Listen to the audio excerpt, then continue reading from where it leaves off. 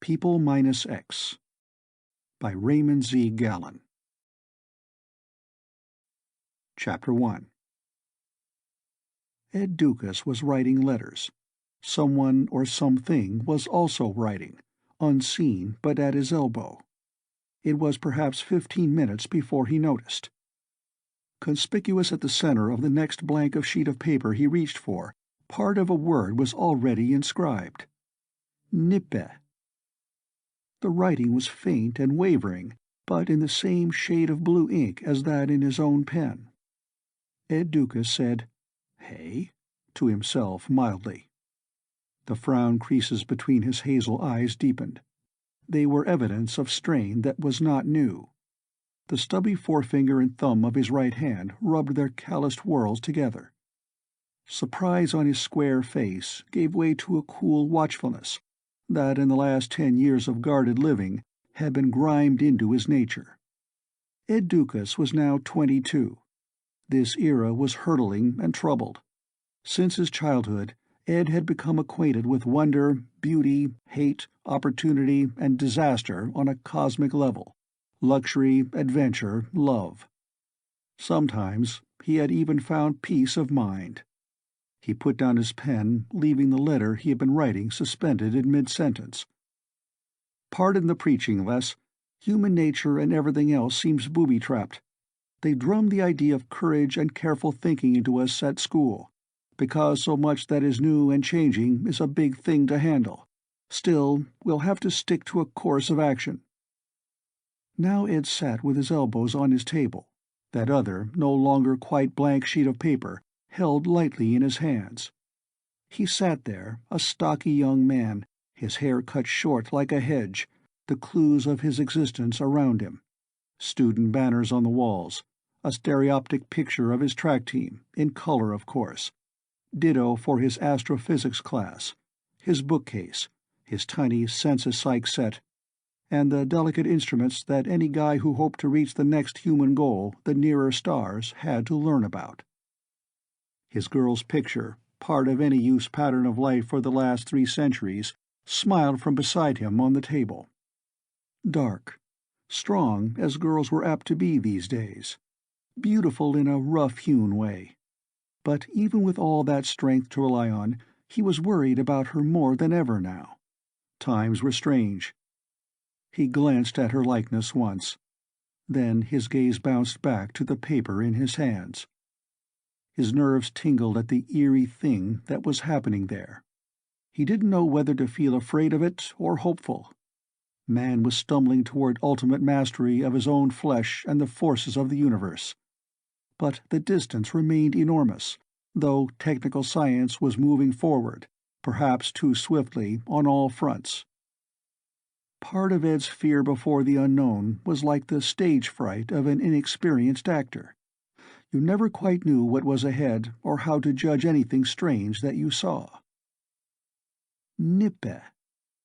At the end of the line which made the E, there was a tiny speck of blue ink. Almost imperceptibly, like the minute hand of a clock, it crept on, curving and looping to form another letter. Nipper, the word was now.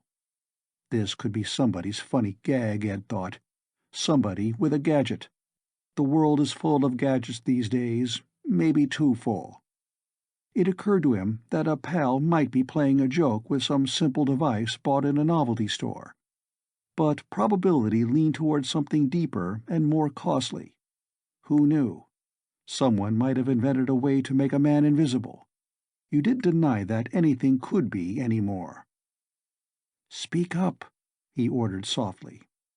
But no answer came, and his wondering gaze found nothing unusual in the room around him. He froze. Nipper. It could be part of a message, an honest attempt to convey vitally important information, or it could be the forerunner of violence aimed in his direction. Through no fault of his own, he had had enemies for 10 years. Tonight they might really act. To die was still possible, in spite of vitaplasm, or the more tedious method that employed natural flesh, or the tiny cylinders hidden away in vaults. Lives were now in danger again. human and almost human.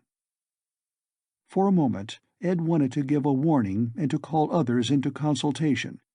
He wanted to shout, "Dad! Mom! Come here!" He didn't do so. Between him and the precise, benign personality that he called Dad, there was a gradually growing barrier.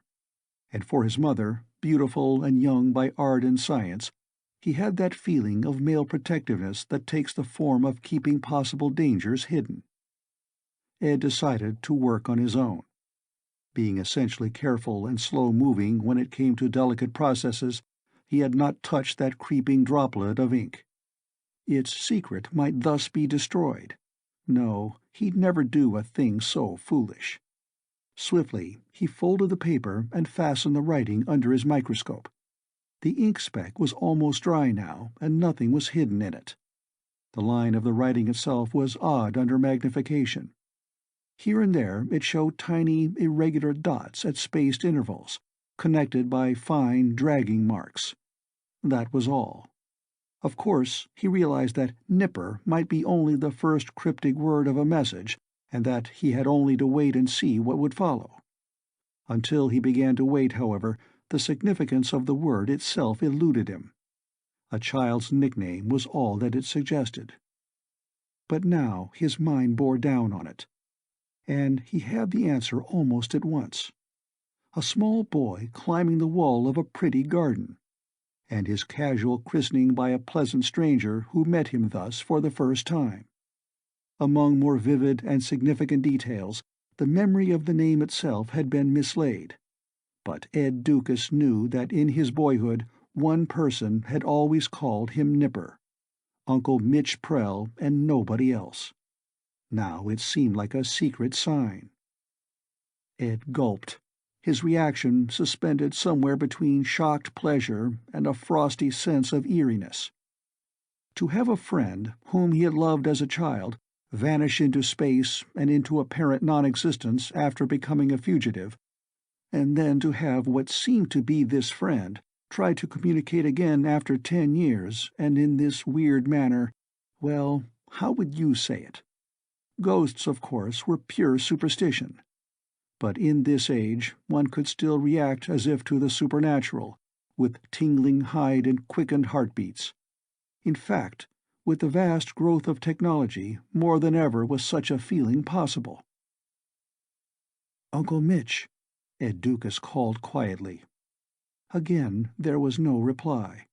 The name on the paper still could be somebody else's trick. Granger's, maybe. There were ways for him to have learned a nickname. Many people might admire Granger as much as others despised him, and it was hard to say what he might do or when.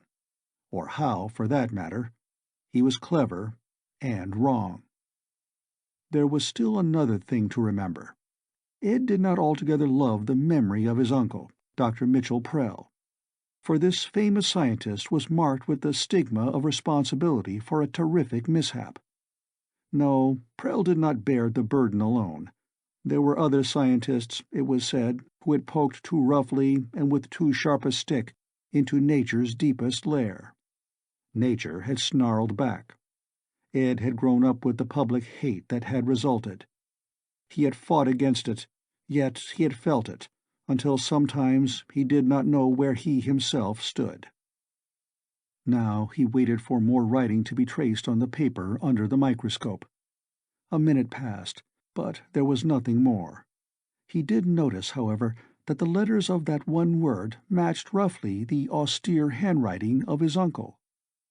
Once he glanced toward the window with some nervousness. Outside, the night was glorious. Never again would nights be hideous as they once had been. He saw lush gardens under silver light. If any devilish thing not known until recent months slithered through the shadows, it kept hidden.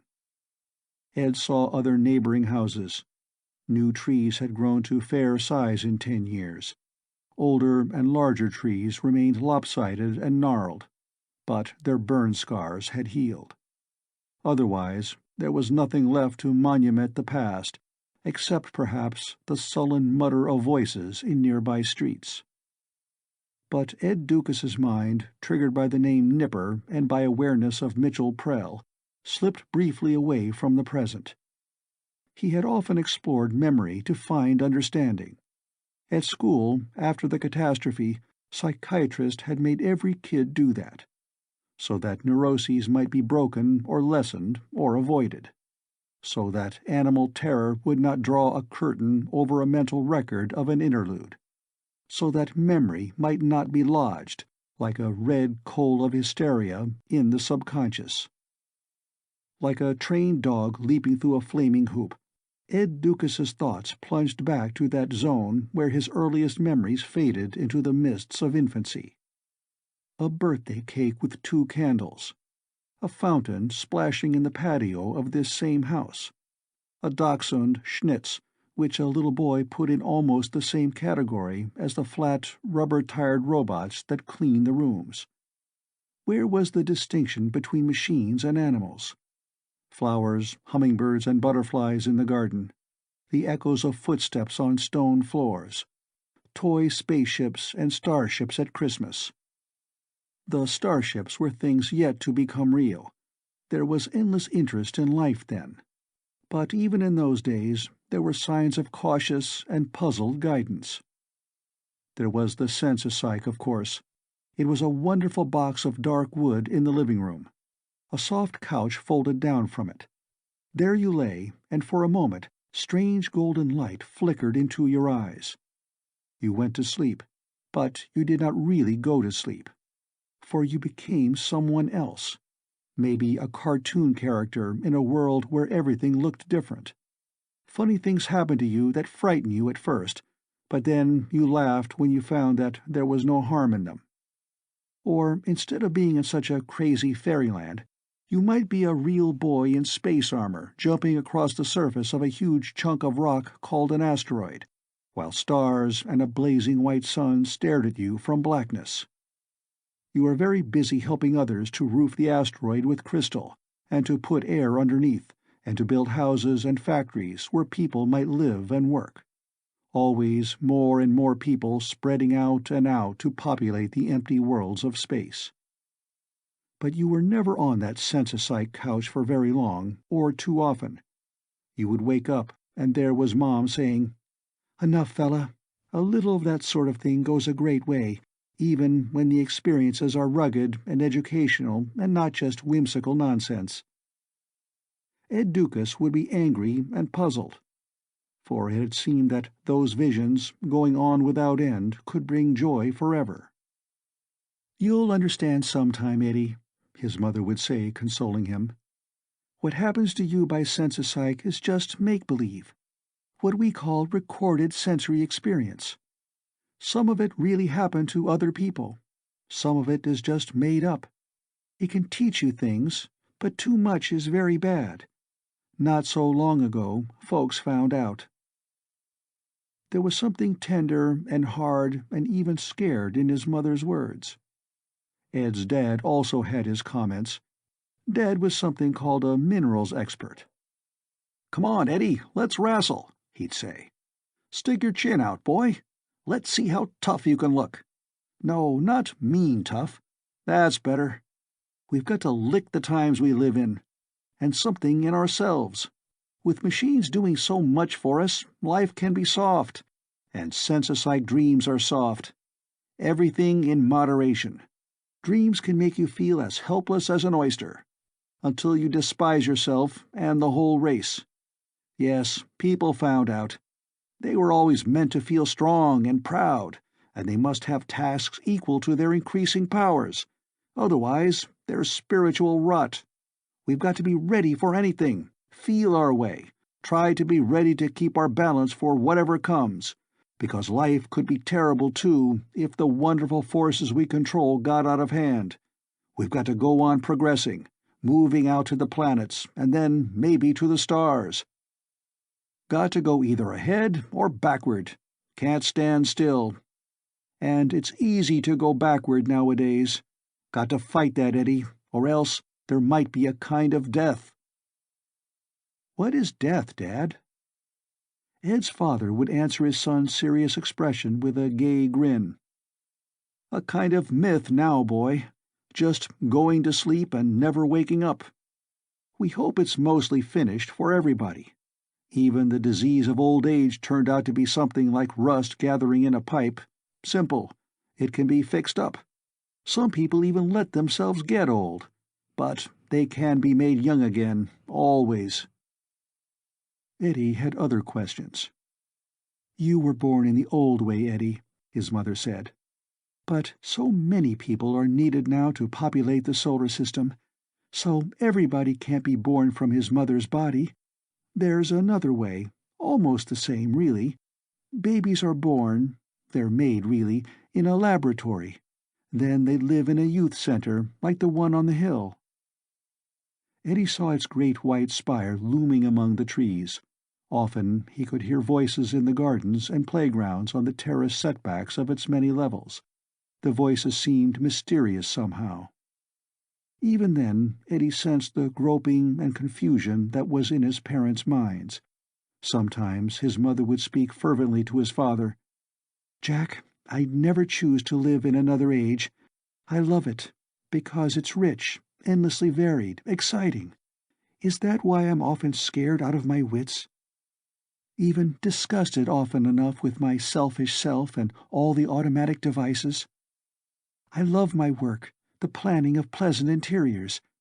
I'm so busy there doesn't even seem to be time for another child.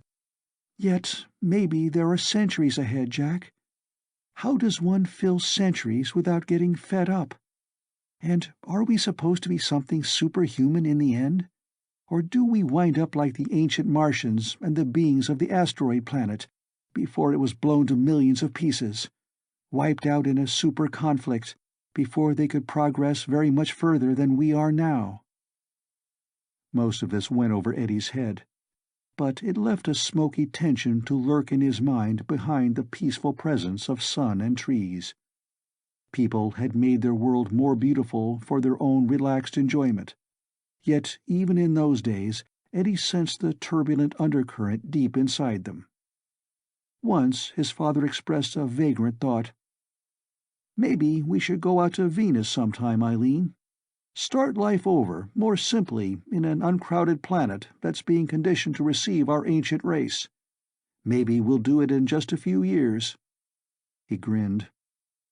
"Yes," Eddie's mother replied, "if being indefinitely young and alive doesn't fool us before then.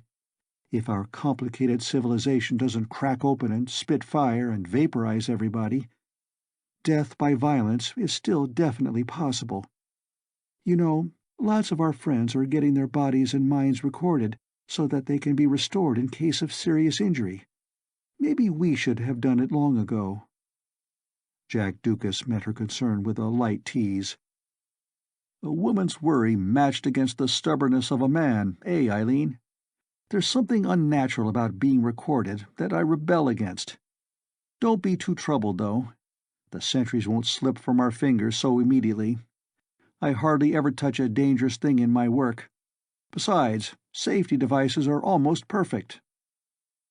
Such serious, troubled thoughts did not dim the optimism and eagerness of young Ed Doukas. His private dreams soared into the thrills of someday. His small hands were impatient to grasp the shadowy shapes of the future, more legendary than the not-distant past with its still-living heroes. Roland, who was largely responsible for the rejuvenation process. Schaefer, who developed the sensopsych, brought on the dream world period of decay, and in the end helped Harwell defeat the trap of emasculating visions by urging mankind back toward a vigorous grip on reality, and the hundreds of others who had taken part. But the first visit of Mitchell Prell, when Ed Doukas was 5, was, to the boy, like acquaintance with a legend. "Hi, Nipper," were the first words his uncle had spoken to Eddie. Dr. Mitchell Prell was his mother's brother.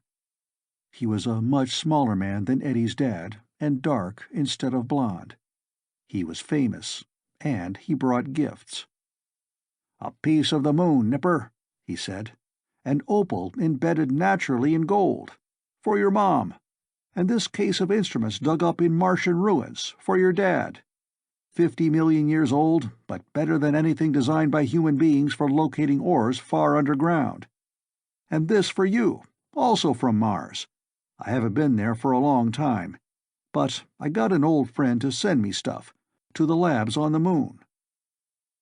Maybe Eddie's gift had once been a toy for the offspring of extinct Martian monsters. It was triangular like a kite, metallic, with a faint lavender sheen. When you whistled a certain way, a jet of air made it rise high in the sky. But it always came back. Atomic power was in it somewhere, for it never ran out of energy. Uncle Mitch never seemed to say much.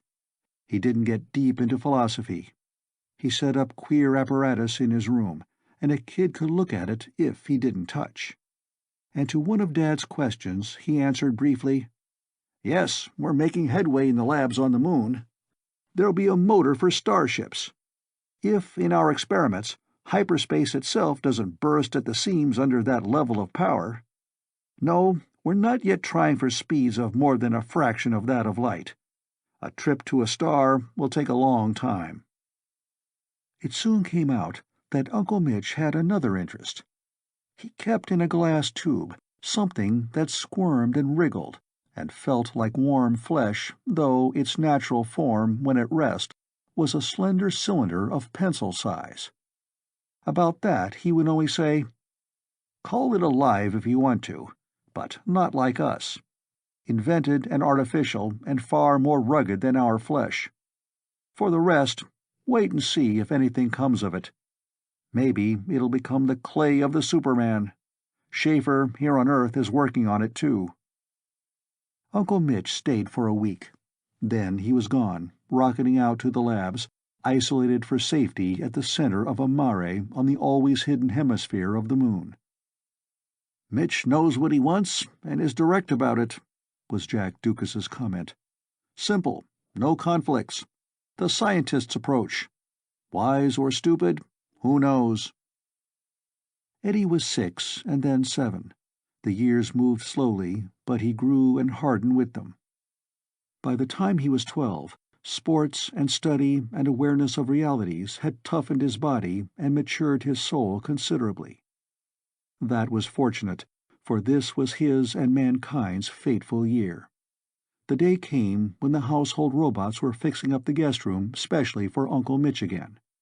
Dad was afield, 100 miles away, to look for a vein of quartz crystal that was to be shipped to the lunar laboratories.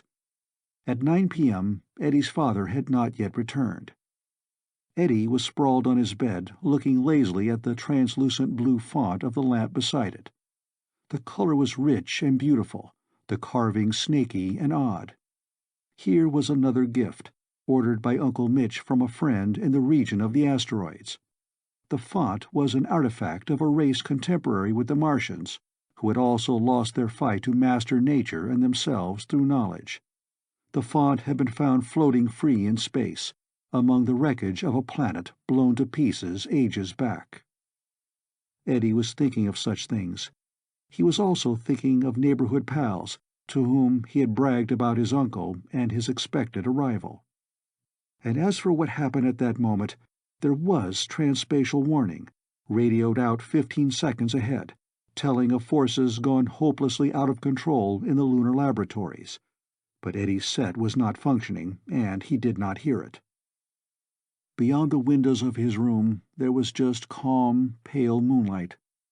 The moon looked little different than it always looked, except for the blue spots of the atmosphere domes of the great mining centers. But then came the intolerable blue-white light. Perhaps, somewhere, exposed instruments measured its intensity. On the roofs of meteorological stations, maybe. Say conservatively that, for the space of a few seconds, it was 500 times as strong as full sunshine. Night was broken off, but there was no day like this. For one fragment of a second, Eddie glanced at the window. Shadows seemed gone utterly. Even dark things like tree trunks reflected so much light that they all but vanished in the shimmering glare. As yet, it was a soundless phenomenon. Eddie shut his eyes and buried his face in his pillow. This reflex action, partly as natural as terror and partly the result of training for emergencies at school, saved his vision. He might have screamed, had he been able to find his voice. Distantly, he heard human sounds that increased the sickness in his stomach. A gentle scene and mood, product of science, had been utterly shattered by forces of the same origin. He did not see the fuzzy blob of incandescence that bloomed in the sky and expanded slowly for many seconds. In fact, no one saw it. Only cameras, fitted with special dark filters, would have been able to do so. For living eyes would have been charred by that splendor. He heard his mother calling his name. Keeping his eyelids tightly closed and an elbow bent over them, he fumbled his way to the hall and to her. They dropped to the floor and huddled there. Outside, voices died away. By then, the devilish glory in the sky was fading a little too at the edges. Only the heart of the great blob still blazed supernally, with its millions of degrees of heat. Around it was a cooling fog of dust and gases that masked the hell within it. The world grew still for a few moments, as it does at the center of a typhoon. Then there was a great, soft roaring. The shock wave of expanded, rarefied gases, speeding at many hundreds of miles per second, striking the upper terrestrial atmosphere and pressing down. Eddie could feel the pressure of it, transmitted by the air, a light but definite punching inward of his flesh from all sides. Then there was a distant sighing of wind, air, superheated and compressed, being forced outward. Next came the resurgence of human sounds, if they were truly that any more. Someone was yelling, "Oh God! Oh God! Oh God!" There was a crackle and smell of fire. Something blew up far off. Then the earthquakes began. With a sharp snap, rock strata far underground broke. Then came a jolt. Ed Doukas and his mother, huddled on the floor, were engulfed in a swaying sensation, smooth and vibrationless. Then the ground quivered softly. After that, there was a pause, as of something hanging precariously for a moment at the jagged lip of a chasm. Suddenly, the pathetic hold seemed to be broken, and the whole world was seized by a tooth-cracking chatter. A pause, then it began again. For a second, Eddie's mother almost lost her control. She tried to rise. "The house," she stammered. "It'll fall on us." Panic and reason fought inside Eddie. "No, Mom," he gasped.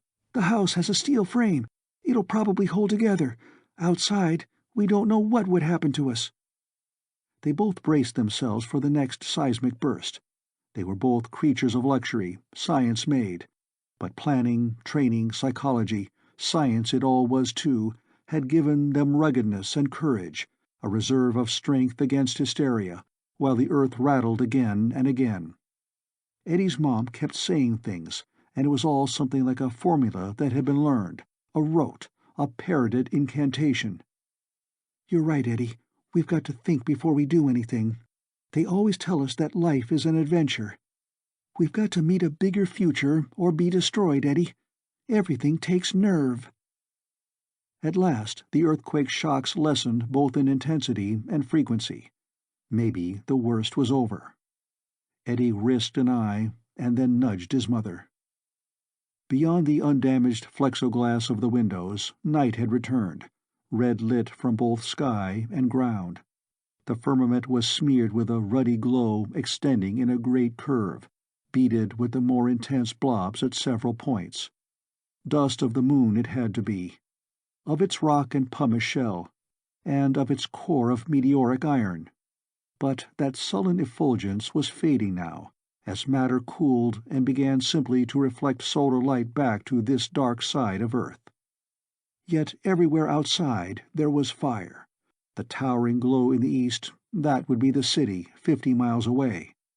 Destruction and confusion there would be unimaginable. Nearer at hand, trees were aflame. Leaves and branches that minutes ago had been cool with greenness now blazed wildly. Mixed with the tumult of voices was the clang of robot fire units. Eddie rushed to the radio and turned it on, as he'd been taught to do in emergencies. You listened, you obeyed directions. "Lunar blow-up," someone was saying. "Follow the usual precautions and measures for radioactive contamination and flesh burns. Rescue and relief units are already in action. Fortunately, most of our buildings are not made of combustible materials." For minutes Eddie was furiously busy, rubbing special salves and lotions into the skin of his entire body. Then, dressed in fresh clothes, he and his mother just stared out of the windows for a while. Outside, metal shapes were at work.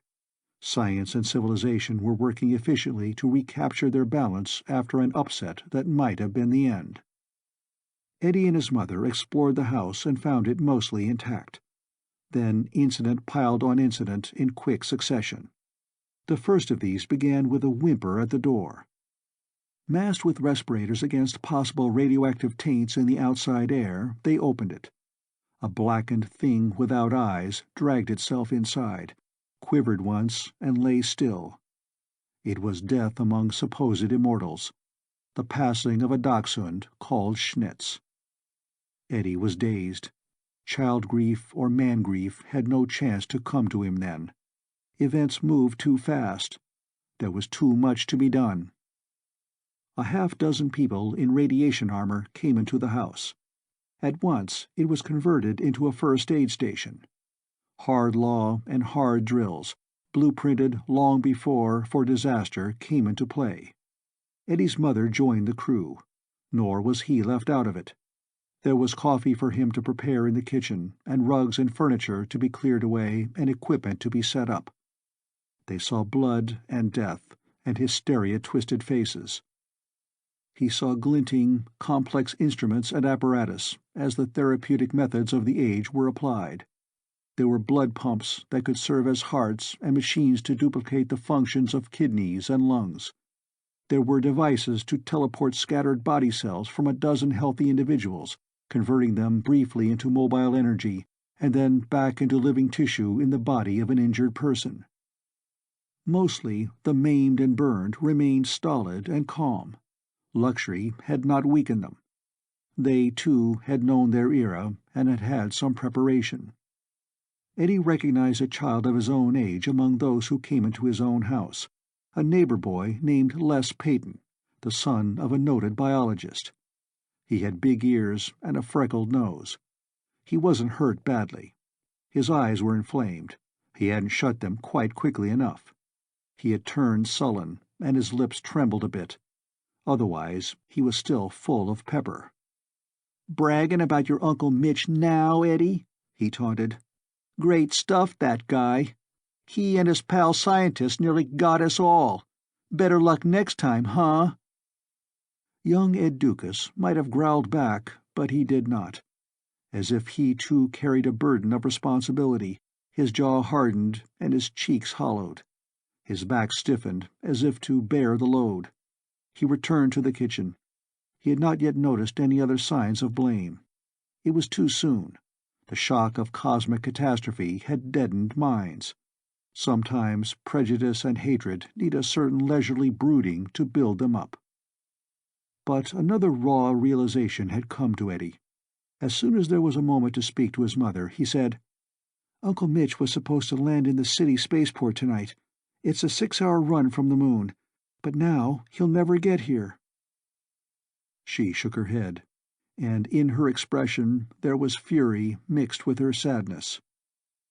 He didn't think about that very long as he helped carry a stretcher. His mind was on Mitchell Prell, grinning, setting up a lab in the room upstairs, even modeling wax with his swift fingers. He had once molded little heads of Mom and Dad. A lump gathered in Eddie's throat for someone who would never be back. Mitchell Prell. Even the name sounded nice. Then slowly another question came into his mind. Where was Dad? He'd gone out to that quartz lode and hadn't come back. Funny, thought Eddie, I hadn't even thought about that. Well, it came from taking Dad for granted. Someone never to worry about. Someone always around, like the hills. Eddie clenched his fist to steady himself. No use worrying yet. Now the torrential rains began. Steam had been boiled out of the ground by heat. Now it was condensing. Helping, maybe, as the radio said, to wash away the poison of the radioactive meteorites and dust that were falling to Earth, wreckage that hours before had been part of the moon. Somewhere out in the moaning storm a bell chimed out 10 o'clock very calmly. It must have been about then that what was left of Jack Doukas was brought home in a truck. Eddie didn't see this happen. He was helping again with the injured. And later, when Les Peyton told him, Mom wouldn't let him go into the locked room where his dad had been taken. He almost told her that he had a right, but he did not want to disturb her further. Eddie was up till 4 a.m. By then, the rescue crew had left the house and a tentative calm had been restored in the world. The injured were in hospitals, rigged in tents and public buildings. But there were far more dead. Anyone caught more than a step from shelter when the catastrophe had occurred was apt to belong to that endless list. Half a planet had been scorched by heat and radiation. While the guard robots rumbled through the rain on their caterpillar treads, Eddie simply passed out from weariness on the floor of the living room. His mother managed to arouse him a little, but not enough to send him to bed. Rather, she folded down the twin couches from the Sensopsych set. She made her husky young son climb up onto one of them and took the other for herself. He slept, and his body was refreshed. And he had dreams. Not dreams in which he was an imaginary cartoon character, nor was he toiling to make dead asteroids habitable, nor was he enjoying an adventure on some imaginary planet among the stars. No, for the present, he had had enough of strain. Instead, he lay in grass by a little lake. The sun was bright. There were boats with colored sails, and blue flamingos flying, and odd, elfin music. The Sensopsych was not an opiate to fill the emptiness of soft lives now. It was rest. It was honest, relieving therapy. Young Ed Doukas didn't see the mud-spattered truck arrive, to be parked some distance from the house. He did not see the figure moving in the dense shadows. It knocked cautiously at the front door, waited for a reasonable time, and then went around to the porch in the rear. There, skillful fingers worked carefully to release the lock. Massive luggage was lifted without sound inside the door. Eddie awoke with a small, hard hand shaking his shoulder. His mother was already awake. The light was on. At first, only with simple unbelief, they beheld a slight, disheveled figure. Uncle Mitch's cheek was scraped. His hands were filthy. His recently neat business suit was torn. An old jaundiness about his eyes fought with worry, regret, and wariness. "Hello, Eileen," he said. "Hi, Nipper." He received no answer. Somehow, even Eddie felt compelled to silence. So his uncle shifted to what was a rarity with him, a kind of historical or philosophical summary.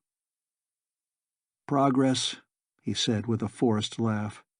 "The world government answering the threat of atomic war years ago.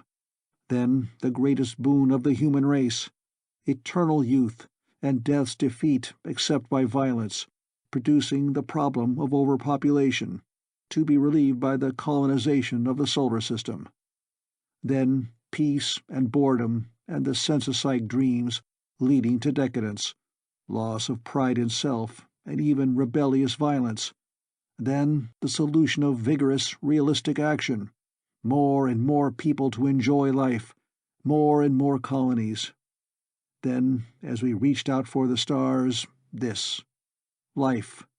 The great adventure that can't be stopped. The rise from barbarism. Is it even well begun?" His words, half appropriate and half in supremely bad taste now, as Mitchell Prell well knew, though he had to say them because of the need to say something, still fell into a void of silence and echoed through the house like a cheap speech.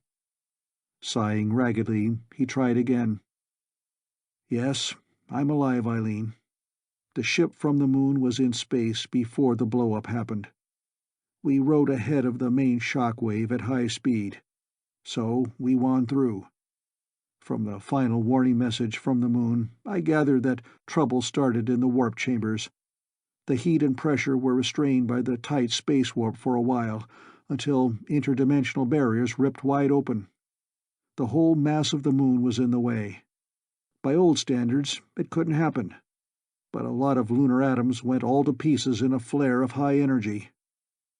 The tough part is that we achieved a workable motor principle for stellar ships weeks ago. The blow-up came from side line testing. Once more, no words answered Mitchell Prell when he stopped talking. He waited, but his sister's eyes remained cold. "All right, Eileen," he went on at last. "You're thinking that I am one of the specialists who is responsible for this. Surely I'm the only survivor among those research men who are on the moon. But remember this, we weren't working on our own. We were hired, under a democratic system, and told what to hunt for. It was the best that could be done, except that the lab should have been put farther away on some lonely asteroid. Logically, then, we are not solely to blame for what has happened. But it doesn't work that way, Eileen. Under grief and hysteria, logic still collapses, even in our time. In a real crisis, there continue to be many people who need scapegoats. A collective mishap, the result of a mass desire for more knowledge, then becomes a personal guilt. So, I'm a fugitive, Eileen." It was a strange, bitter thing for Ed Doukas to watch. His mother and uncle facing each other, not friends, his mother's face a hard mask of coldness. Then, all at once, her icy poise crumbled. "Jack isn't alive anymore," she said. "My husband. That's the fact that I know best. You, with your glib talk, my brother, are one person directly in the chain of events that caused Jack's death. I don't accuse you, Mitch. I just say that I can't look on you now with any pleasure. That's all." Then, sitting there on the Sensicite couch, she began to cry. It was painful for Eddie to watch. He had never seen her do that before. But Mitchell Prell chuckled. He sat beside his sister and put his arm around her. "Are things so bad?" he chided. "Look, Eileen, people used to consider biological life the deepest secret of nature. Because he was at the top of his local life scale, men would not have been flattered to know that the vital force in him wasn't the greatest, the most indecipherable of enigmas. But it's true, Eileen. Year after year, we've learned more about cell function, genes, chromosomes, the natural molding of living things, and the final process in protoplasm, which is the spark itself. Men like Schaefer have been making simple life for years, while they traced out more complex riddles. For a long time, they've been replacing diseased or damaged organs from scattered cells drawn from the bodies of many donors. Now they've gone further and have grown such organs in a culture fluid, from a microscopic bit of tissue. It is already theoretically possible to recreate an entire man, provided there is a pattern. It was for repair purposes, after possible accidents, that everyone was urged to have his body structure recorded, especially that of his brain. All you have to do, Eileen, is have Jack's record turned over to the same laboratories that do rejuvenation. In 2 or 3 years, he'll come back to you just as he was. Soon, there might even be a simpler, better way." Eileen Dukas's laugh was brittle and bitter. "A roll of fine, sensitized wire," she said, "kept in a box no bigger than the first joint of a finger. Supposed to be safe in a vault. The pattern of a human being. Well, Mitch, there just isn't any such box for Jack. Or for Eddie, or me either, for that matter. We just didn't get around to it. Jack was somehow half against it." Again there was a silence. For Eddie, it seemed to have the quiet of forever in it. No whistling of Dad's tunes, no sly winks or play at being tough. Just memory. All bodies that are being picked up are being sent through the recorder, Uncle Mitch offered at last. Refined radar does the trick. The finest variations of even brain structure, the mold of mind, personality, and memory are found and recorded. Wasn't that done for Jack? Eddie's mother nodded. Only, she stammered, the whole top of his head was charred. There wasn't enough of him left. Oh, you and your damned science, Mitch. She was weeping again. Mitchell Prell became either cruel or perhaps he spoke in self-defense. The people that used to neglect things like insurance, he remarked, are still plentiful, aren't they? Oh well, maybe there's still a sort of way. A makeshift. People are bound to think of it. Let it go for now. I've got lots to worry about, sister of mine. Your own skin, for instance? She challenged him. Why did you come here at all, Mitch? The scapegoat seekers will certainly look for you here first. My own skin, Mitchell Prell agreed. Maybe yours, since you are a relative of mine, responsible for my sins. That is an ancient defect of logic among certain types of people still in existence, I'm afraid, if the provocation becomes great enough. The skins of the three of us, my most prized treasures. He smiled slightly then, and his blue eyes were gentle. Don't worry too much, though, he went on. I'll be gone sooner than most people will even think of looking for me. I'll keep out of sight, not even leaving the house, except after dark. I have some things to deliver to Schaefer. Then I've got to get away, because life goes on in spite of everything. I'm still curious about nature, the stars, and some other things. I remain eager for some vast freedom, Eileen, for you and your son and the rest of the cussed race, whose errant qualities and usually good intentions I share. I see no good in becoming the offering of expiation for an accident that came out of a general human urge to learn that can't and won't be downed. Something like a truce came then. Eddie Doukas could feel it. Family loyalty was in it, and a little of understanding and contrition. "All right, Mitch," was all that Eddie's mother said. She kissed his uncle's cheek. Eddie knew that it was a woman's gesture of armistice. Fires had died down. Dawn was beginning to show in the patio. The rain had stopped long ago. For no reason, Eddie's eye sought out a pool of muddy water in a crack in the flagging. The water was clay-colored, as it might have been after any shower. A robin, which had somehow escaped death, was scolding angrily. Breakfast was eaten listlessly. There were radio reports and orders. Able persons must report to their municipal centers. That's for you, Eddie, Mitchell Prell said ruefully. And your mother, while I play hiding rat. Eddie didn't know whether to hate his uncle or not. There was an inner bigness about that slightly built man that matched some obscure drive that was Eddie's own, in spite of his grief. "Watch yourself, sir," he growled stiffly. The day was a day of searching for corpses, of cleanup, of tentative restoration. At least there would be no smells of death. Pruning machines were already busy on charred treetops. The world was being put back into order, like a disturbed ant-hill. Grass and leaves would sprout again.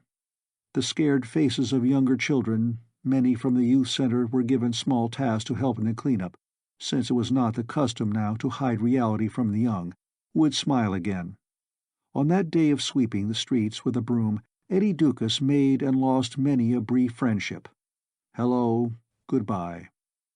Fortunately, the poison of radioactivity had not been transmitted to any great extent from across space by radiation alone. Gases and fragments of the moon that were still falling as meteors bore a taint to the atmosphere, but it was now below the danger level. Overhead, arching the sky like the rings of Saturn turned ragged, was what was left of Luna, rock and dust. For an hour its texture veiled the sun, until, near noon, there was almost twilight, like that of an eclipse. That arch was a permanent monument to a night that would be remembered. There still were hysterical people around. Eddie saw Mrs. Peyton, his friend's mother. She passed in the street, muttering, "Oh, Ronald, you were a beast of a man, but I loved you. Why were you a fool, too? No record. None." It had been a subject of neighborhood gossip that Ronald Peyton, a large, passive lug, had been a very much henpecked husband. His neglect of having a record made of himself might have seemed strange for so noted a biologist. Maybe it was absent-mindedness, professional difference of opinion, or even some backhanded defiance of his wife. There were moments when the wild taint in young blood and the magnificence of disaster gave Eddie and others almost an outing mood. But toil, sweat, and horror soon turned things grim as he worked with the men. His hands were blackened and scratched, but maybe tiredness was balm for delayed shock. Maybe it was thus that he stood at the brief funeral services, for his father too, with less hurt. The great trench was closed over the corpses, and the thing was done. Later, back in the house, he struggled with himself somewhat and said, "I know it wasn't your fault, Uncle Mitch." Eddie had seen stern faces that day, topping trim gray uniforms, regional police. In him was the thought, harboring a fugitive, one who shouldn't be called that, but who is now, because people have taken a beating like never before. Even laws can be changed.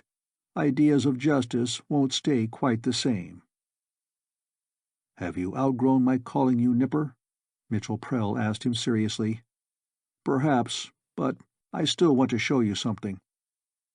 Young Ed Doukas was no sucker for easy come-ons, but his polite wariness soon dissolved when, in the room where Mitchell Prell was holed up, he saw that the man who turned to face him was not his uncle.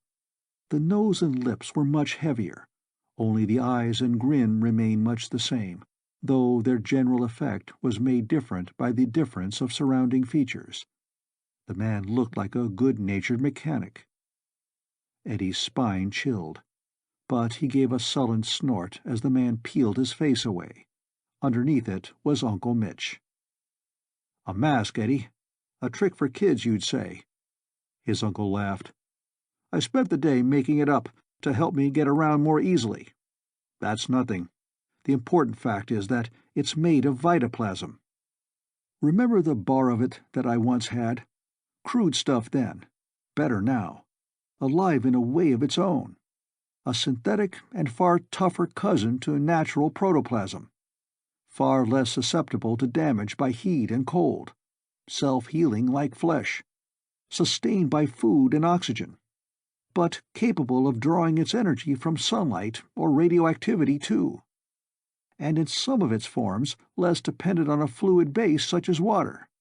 No, it's not consistently the same substance or combination. Like the flesh we know, vitoplasm is in constant change. Here and now it's just an amorphous mass, crudely molded, an unshaped building material. But like starships, it belongs to the future. Here it's undeveloped principle, another phase of our advancing science everywhere.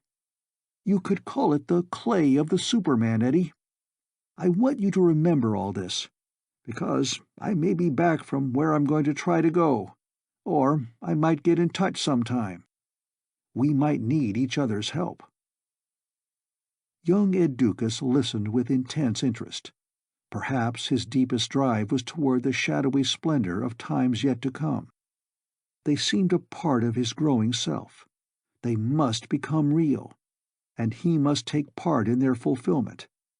Grief or hardship could not stop him. Therein he and Mitchell Prell traveled the same road. "You didn't invent vitoplasm, Uncle Mitch," he stated. "No one could have alone." His sullenly serious gaze lingered on the mask. It was warm to his touch. It even recoiled a little. Mitchell Prell shook his head and chortled. "No, Nipper, you know that research is now far too complex for that. I helped a little.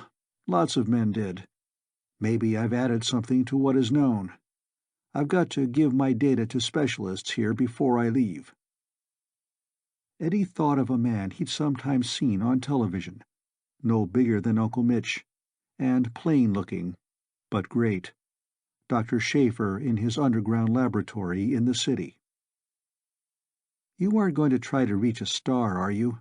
young Ed asked. Uncle Mitch shook his head. "No, I won't wander so far off." He laughed. "But in a way, I'll be going farther, I suppose. Though don't imagine that I mean time or hyperdimensional travel. It's something simpler. But it's to a place where no one can journey exactly as a human being. I can't tell you much more, because I don't want other people to try to dig too much out of you. But I want to look at things from a new angle, and from very close up, you might say. Maybe I'm trying to hide from danger, Eddie. Some. But the bigger reason is that I want to go on learning and exploring. Maybe my being a small man means something, too." Mitchell Prell ended with another light laugh. He put the mask in his pocket and snapped a large suitcase shut.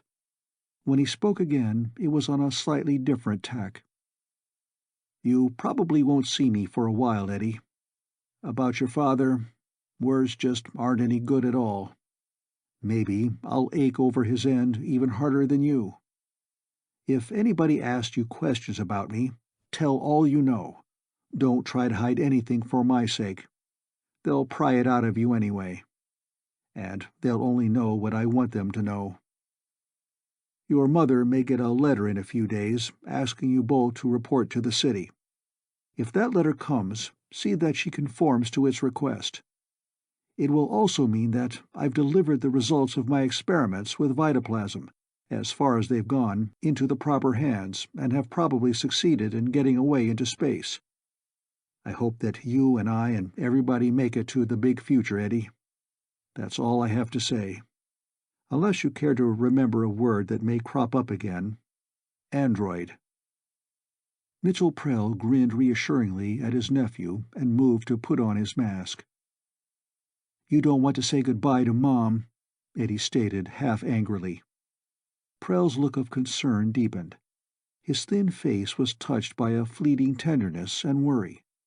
Part of it was surely for his sister. Then, mostly to himself, he muttered, "There's greater magnificence to come, if we can grow past the infancy of man, if new knowledge and old wild impulses don't do us all to death first."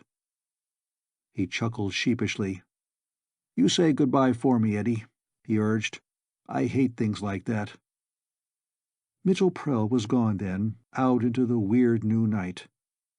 Grimly, already half a man, young Ed Doukas watched him go, bitterness and grief, hatred and love, mixed up inside him. But the common denominator between himself and his uncle was the need for that future of stars and wonder and legendary betterment. "It will happen," he promised within himself. For a second his body was taut with dread. He had already experienced the fury that knowledge made possible, and he could sense the potential of long silence beyond such things, no one left anywhere. He wondered if, because life could go on and on now, it was more precious and death more terrible. 15 minutes after his uncle's departure, a spy beam was put into operation from a mile distance. It covered the rooms of the Doukas house and the grounds around it. The principle of the device was almost ancient, the reflection of electromagnetic waves. On a small screen in a distant room, the plan of a house and its furnishings was outlined in a pale green glow. Shadowy blobs shifted with the movements of its occupants, robot and human. Only 2 people were there now. Eddie Doukas guessed that the spy beam was there, though its irregularly changing wavelength would have made it almost impossible to identify among the waves from many sources used for communication. Early on the 3rd morning after the lunar blow-up, the police came to the house. They were very gentle. There was even a policewoman to ask the questions. Eddie's mother was cool and wary. "Have you information as to the whereabouts of Dr. Mitchell Prell, Mrs. Doukas?" she was asked. "We know that the last moon rocket landed with him aboard." Before she could lie, Eddie blurted, "He was here all that day. He's gone now. He didn't make his destination very clear." Eileen Dukas's eyes widened with panic and surprise. She had expected Eddie to be more discreet. "You have no right to question my son," she stated coldly. "Mrs. Doukas," she was informed, "when there is an investigation of the deaths of 200 million people, we have more than the right to question anybody." Young Ed was scared, but he felt some of the hero impulse, or of the desire to follow faithfully the instructions of his idol, Uncle Mitch. "If you cite my memory, what little I know will come clearer than if I just told it," he challenged. This was done forthwith, out in the police car parked in the street. When the helmet of the apparatus was removed from Eddie's head, the police had certain comments of Mitchell Prell's to study. Possibly they could puzzle out some of their hidden meaning, but this couldn't have satisfied them very much. The next day the letter Prell had mentioned arrived. At least it could be assumed that it was the one. Uncle Mitch had managed to make one step of his purpose anyway. Under the heading of Vital Section, Schaefer Laboratories, it said, "Mrs. Doukas, will you kindly report at your earliest convenience to the above section? This is of greatest importance. Please bring your son. Sincerely, Dr. M. Bart." Ed was both cold with tension and hot with eagerness. The following day, he and his mother were in the battered city. Fire had scarred it. A boiling tidal wave had washed over portions of it. But the great building over the many subterranean levels of the Schaefer labs had stood firm. Quakes had not broken it down. An elevator took them below, to that steel and lead and concrete shielded place which might have resisted for a while even a novel outburst of the sun. They were requested to lie down on something like census-site couches. A voice, maybe Dr. Bart's, spoke to them from a swift-gathering dream. "Think about Jack Doukas, your husband, your father, things he said, his manner of speech, his expressions, gestures, temperament, likes and dislikes, hobbies, jokes, skills, the people that he knew, their faces and mannerisms. As many of them as possible will be contacted and psyched like this too. Think of his memories told to you. Think of everything.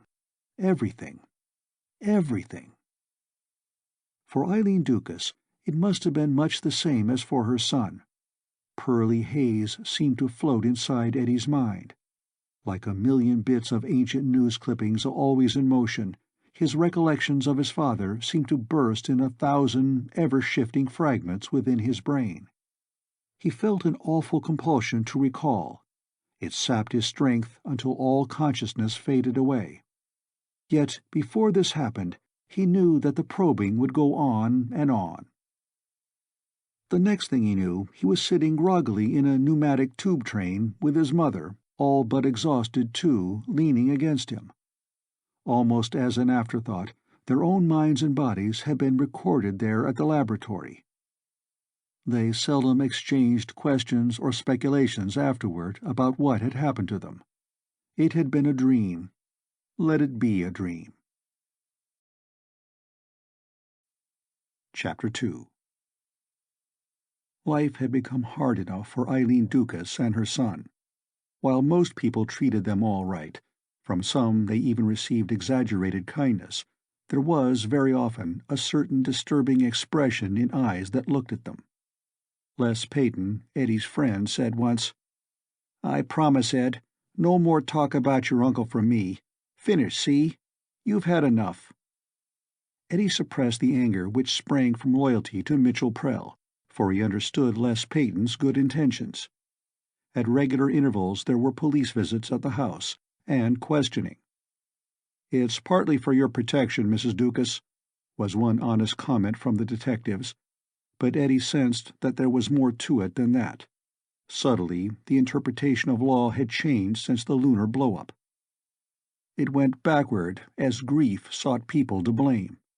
Catastrophe had been too big for reason or fairness, and the scapegoat himself was not around to be mobbed.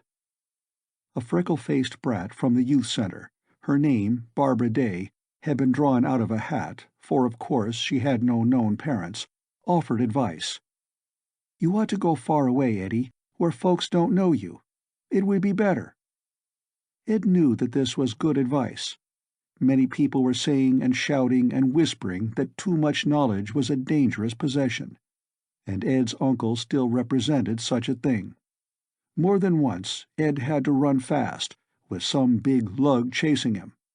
Black eyes he collected with great frequency, and delivered some too. Still, he ached inside. It was as if Uncle Mitch were part of him. The world began to look normal and green again, but the undercurrents of memory were still there, and Ed Doukas began to answer hate with hate, though he didn't like to. There was a crowd of young toughs with rocks to throw in front of the house one night. "This is the place," Eddie heard one of them say. "Both my parents are gone, and the bums that live here were in on the reason." Ed had seen the boy around before, Ash Parker. Now the rocks flew for a while, and Ed and his mother crouched behind locked doors. There might have been a lynching, except that Les Peyton found a neighbor with a tear gas vial, and some other neighbors with sharp tongues and courage. It was the final straw, however. "Will we have to leave, Eddie?" his mother asked. "It's best," he growled, "but I'll be back." Next day the house was being boarded up. Packing began even before the colonial travel permits were prepared. It was goodbye to Les Peyton and Barbara Day and the newly ringed planet Earth, with its billions of inhabitants and its great shops that still worked to give the whole solar system to mankind, and maybe a segment of the larger universe as well. The pattern of the future seemed set, and specialists still didn't think that there was any real reason to make a change. In fact, they denied that any change was possible. Nobody would give up the threshold of immortality once it was gained, nor would they relinquish other triumphs that would bring idleness and decay if they were not used to accomplish bigger and bigger tasks. So even the fearful ones were caught in the rushing current of the times. Ed Doukas was soon on a crowded liner. Because she might need him, he kept close to his mother. Around them were other colonists, young graduates from technical schools, newlyweds, and people who were physically young too, though they were fresh from the rejuvenation vats. They were the aged, awed by another lifetime before them. The liner blasted off. A week later it landed on an asteroid of middling size. The Doukases were assigned to one of a group of trim cottages that were not even all alike. Under the great glass roof, which kept in the synthetic air, the new gardens and fruit trees were already growing, and in coiled tubes of clear plastic filled with water circulated green algae from which almost any kind of basic food could be made. To Eddie it was a satisfying dip into space that he had so much anticipated. Amid great heaps of steel and plastic and house parts and atomic machines to maintain a normal temperature so far from the sun, life went on. Eddie's mother worked in the office of a shop for robot machines. He worked too, when and where he could, when he was not at school. There was a little more of peace, for a while anyway. There was the usual psychological treatment to subdue possible devils of the lunar catastrophe which might remain in his mind. There were sports and an artificial lake to swim in with his companions. However, Ed Doukas was wary of making deep friendships. He was then a sullen, overly matured youth of 13, earnest about everything he did, for he knew that the years ahead were grimly earnest.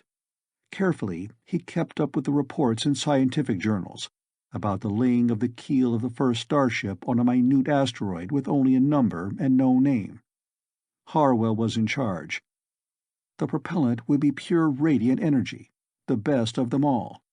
energy so concentrated that it would be truly massive and hurled at the speed of light, which was not remarkable, since it would be light, far more intense per unit area than the novel explosion of a star. This was by no means the only major advance that had been accomplished and was reported. Technological progress was steady in all fields, across the board, making a solid front. Others of its facets also had a special appeal to Ed Doukas. Biological science, in its newest interpretations, he knew to be the most important of these. Now it was no longer just simple rejuvenation, restoring rusty organs. It was a thing that could start from a single cell in warm, sticky fluids, giving rebirth to something that had already been. And it had a further development, bringing the same results but more swiftly and easily and with different, far more rugged flesh. It was frightening and fascinating. Knowing was like feeling the shadow of a demon or an angel. Ed Doukas and his mother spent 4 years on their asteroid. Then one day a letter fluttered in her hand, and she seemed not to know whether to look happy or terrified. She did not show her son the letter. "We've had enough of being here," she stated. "We're going home." So they went back across the millions of miles. They cleaned up the house, on which obscene insults had been scribbled in chalk. On 2 successive days, Eddie was jumped by gangs. He fought free and escaped. But on the 3rd evening he was cornered. This time Ash Parker was the ringleader. Eddie battled like a bobcat, but 8 opponents were too many. He was flat on his back, and they were kicking him. His own blood was in his mouth. What might happen when he blacked out was anybody's guess. Once, before medical knowledge had advanced to where it was, it would have been murder for sure. Somebody intervened. A big guy in a gray business suit, who had come striding along the block with an eager attention. He didn't say anything at first. He just collared the toughs 2 at a time in swift succession and thrust them away. Eddie staggered up and faced his benefactor, intent on giving him sincere thanks. "Mister, I—" "Hello, Eddie," the man said, chuckling. "I see you turned out hardy. 17 you'd be now." Young Ed Doukas heard the voice and looked at the face. He stiffened. Then he made a statement in a flat tone that sounded very formal and unemotional, which it was not. "Sir, you're my father." The man nodded. "Just off the assembly line, pal. The same guy, because you and your mother and some other people remembered what I was like. There was no record of me or of my mind. So, okay, they made one, fella. From the memories of me left in other minds. Thanks, Eddie." "Thanks?" Ed Doukas said in a choked voice. Bloody and dirty, he stepped forward. Father and son clung to each other. It was a moment of great triumph. Ed's mind pictured filaments, as fragile at first as pink spiderweb, but already outlining a human shape, held suspended in a kind of jelly, growing there, forming according to a record. Now even the record could be synthesized. It seemed like real freedom from death at last. Ash Parker had not fled. Now he spoke, sounding awed. "Geez, Mr. Doukas, I didn't believe it. Maybe my folks can come back too." "Your parents will come back," Jack Doukas affirmed. "I am the first memory man to be resurrected. Among those killed who had had their bodies and minds recorded, as was recommended, about 100,000 are alive again, as I think you know. Millions more are in process. One way or another, by record or by the memories of others, in flesh of the old kind or the new, almost everyone will return." Ed felt his father's hand.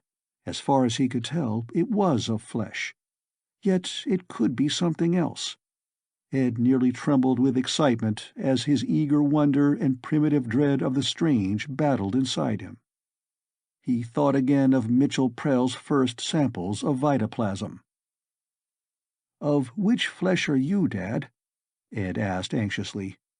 His father studied him there in the twilight of the day, while the silvery ring of lunar wreckage brightened in the sky. "The old kind, Eddie," he answered. "I'm glad," Ed said, feeling greatly relieved, a reaction which he knew was odd for one who loved the thought of coming miracles. Jack Doukas sighed, as if he had escaped a terrible fate. "So am I glad, pal," he said. "I guess I was favored by family connections." Here he paused, but his wink met Uncle Mitch. "However," he continued, "the old flesh takes so much longer. That's why in many cases it won't be used. There must be thousands of androids already among us, living like everybody else. Since personal concerns are involved, statistics are kept rather confidential. These synthetic people have organs the same as we have, and you can't recognize them just by looking. Only they're 30% heavier, stronger, and they don't tire. There was a thought once that robots would make human beings obsolete and replace them. Sorry, Eddie. Why be gruesome at a time like this? Let's patch you up and then find your mother."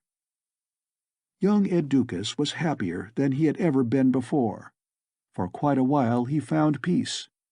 Maybe that was true of most of humanity now, for the past 3 or 4 years at least.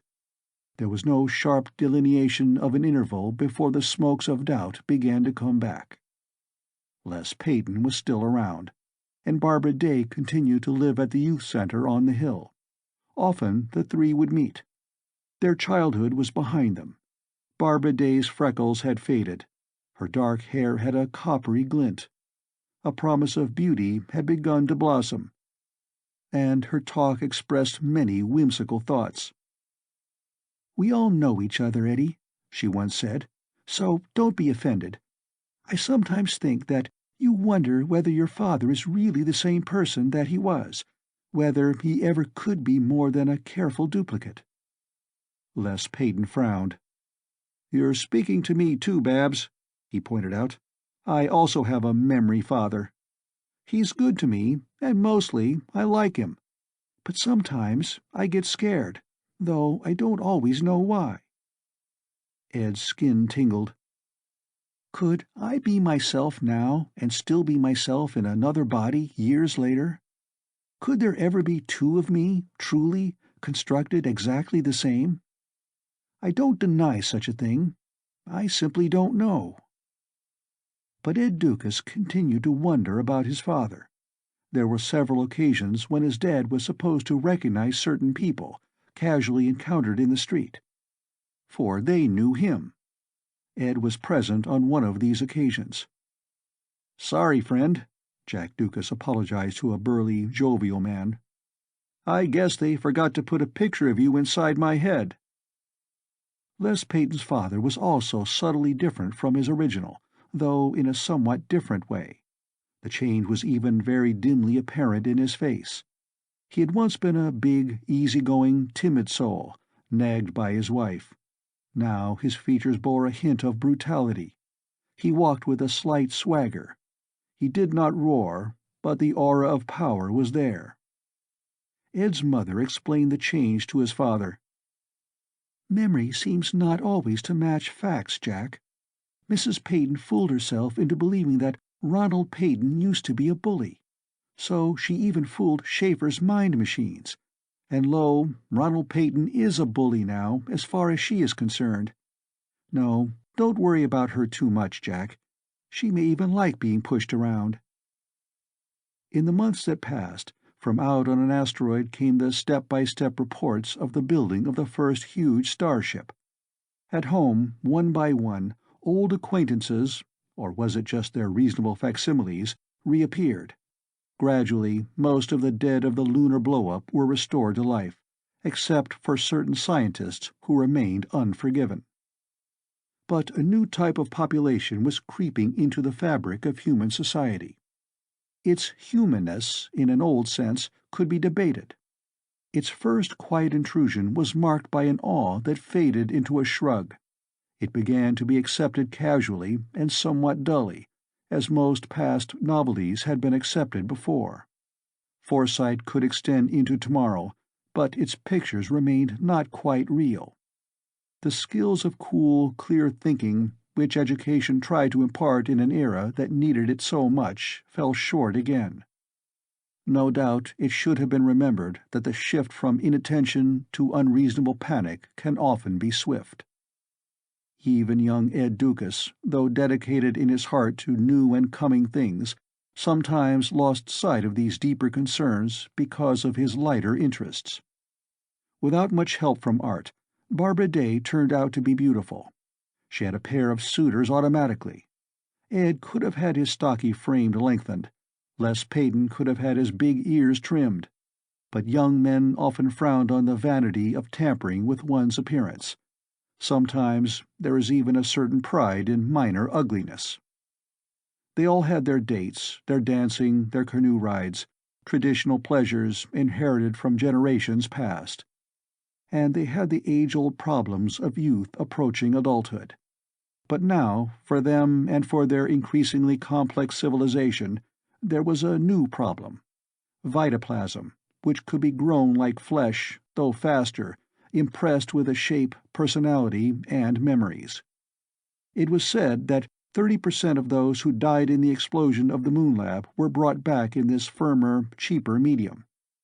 But its use did not stop here. For one thing, there were certain adventurous persons, alive and healthy, who changed the character of their bodies willfully. One fact some might forget: there were other dead from years before, but remembered and still loved, parents, grandparents. Besides, there were historical characters: Washington, Lincoln, Edison, Cleopatra.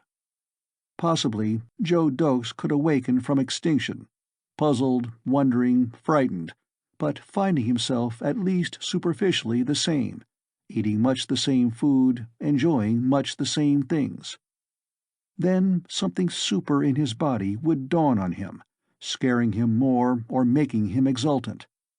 But it all seemed good at first glance, so a joyful world forgot its times of suspicion, even against the warnings of specialists, and released the new processes to almost any operator who could construct the needed equipment. The solar system was big. The universe, optimistically promised, seemed endless. There was plenty of room. And the task of bringing back just those who had perished with the moon was enormous and slow. So in cellars and out-of-the-way places, countless biological technicians tried their skill. They could not have made the grade at all if they were stupid, and the results, generally, were good. The various Julius Caesars and Michelangelos really came into being as novelties, sideshow pieces. All were reasonable likenesses physically. From existing minds, such traits and skills as each was supposed to possess could be copied more or less accurately. But none of the pseudo-great amounted to very much. They enjoyed a brief popularity. Then, assuming the costumes and customs of a changed world, they sank into nonentity among the populace. Like most of those of the new flesh, they kept this secret as if by intuitive prudence.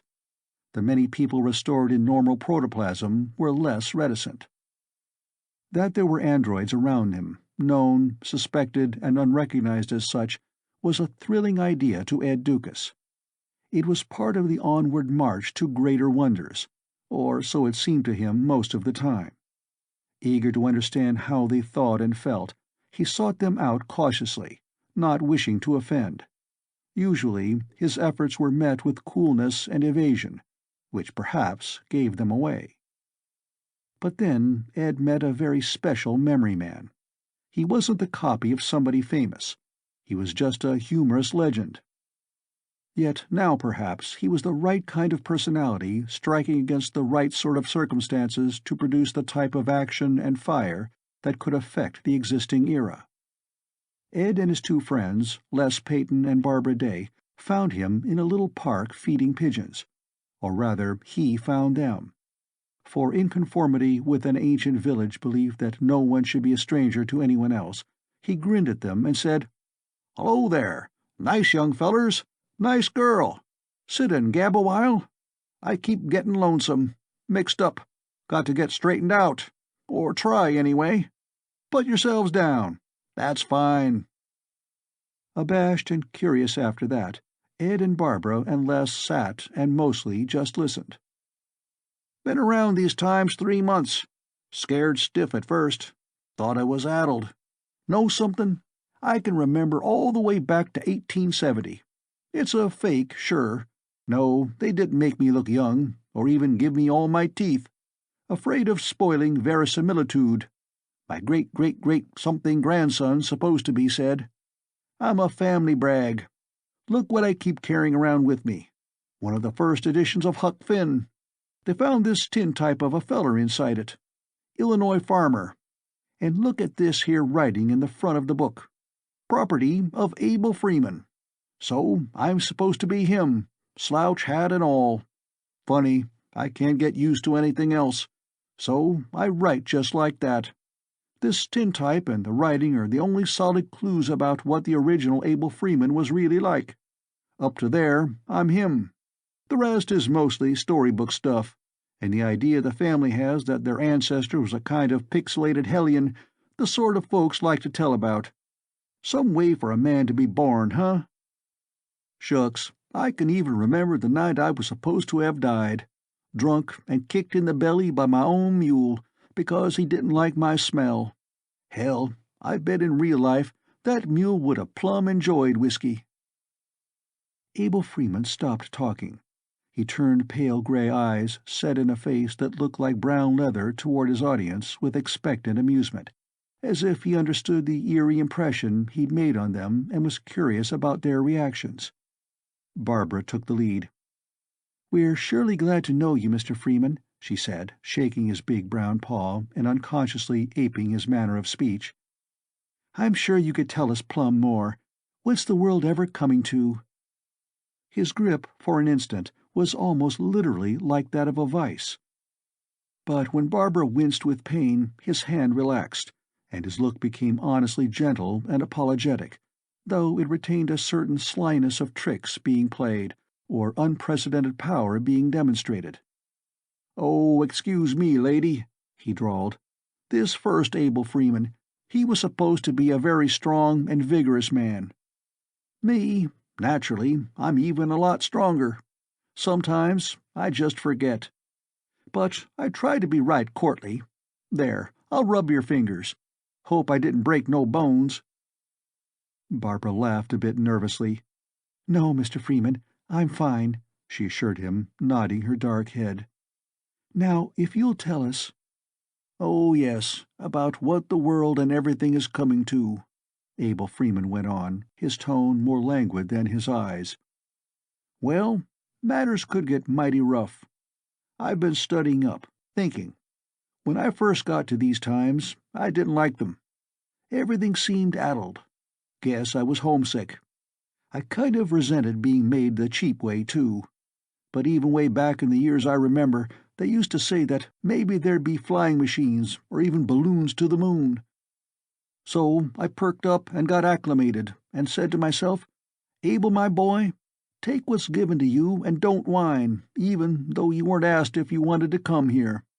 And with all that can be done now, why not bring your old woman and her chewing tobacco? And your 4 ornery sons. Nat was the worst. And Nancy, your daughter, who was an unholy terror. Of course, this family that you recollect so good probably don't match historical facts so much, being just romanticized, mostly made-up memories put into your head. But they're plumb real to you. Guess when they synthesized you, they should have left those recollections out.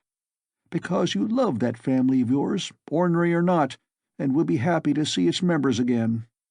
And I said to myself, besides, Abel, being made the cheap way has got plenty of advantages. You're strong as a dozen regular men, and you won't need rejuvenation, because you'll never get any older.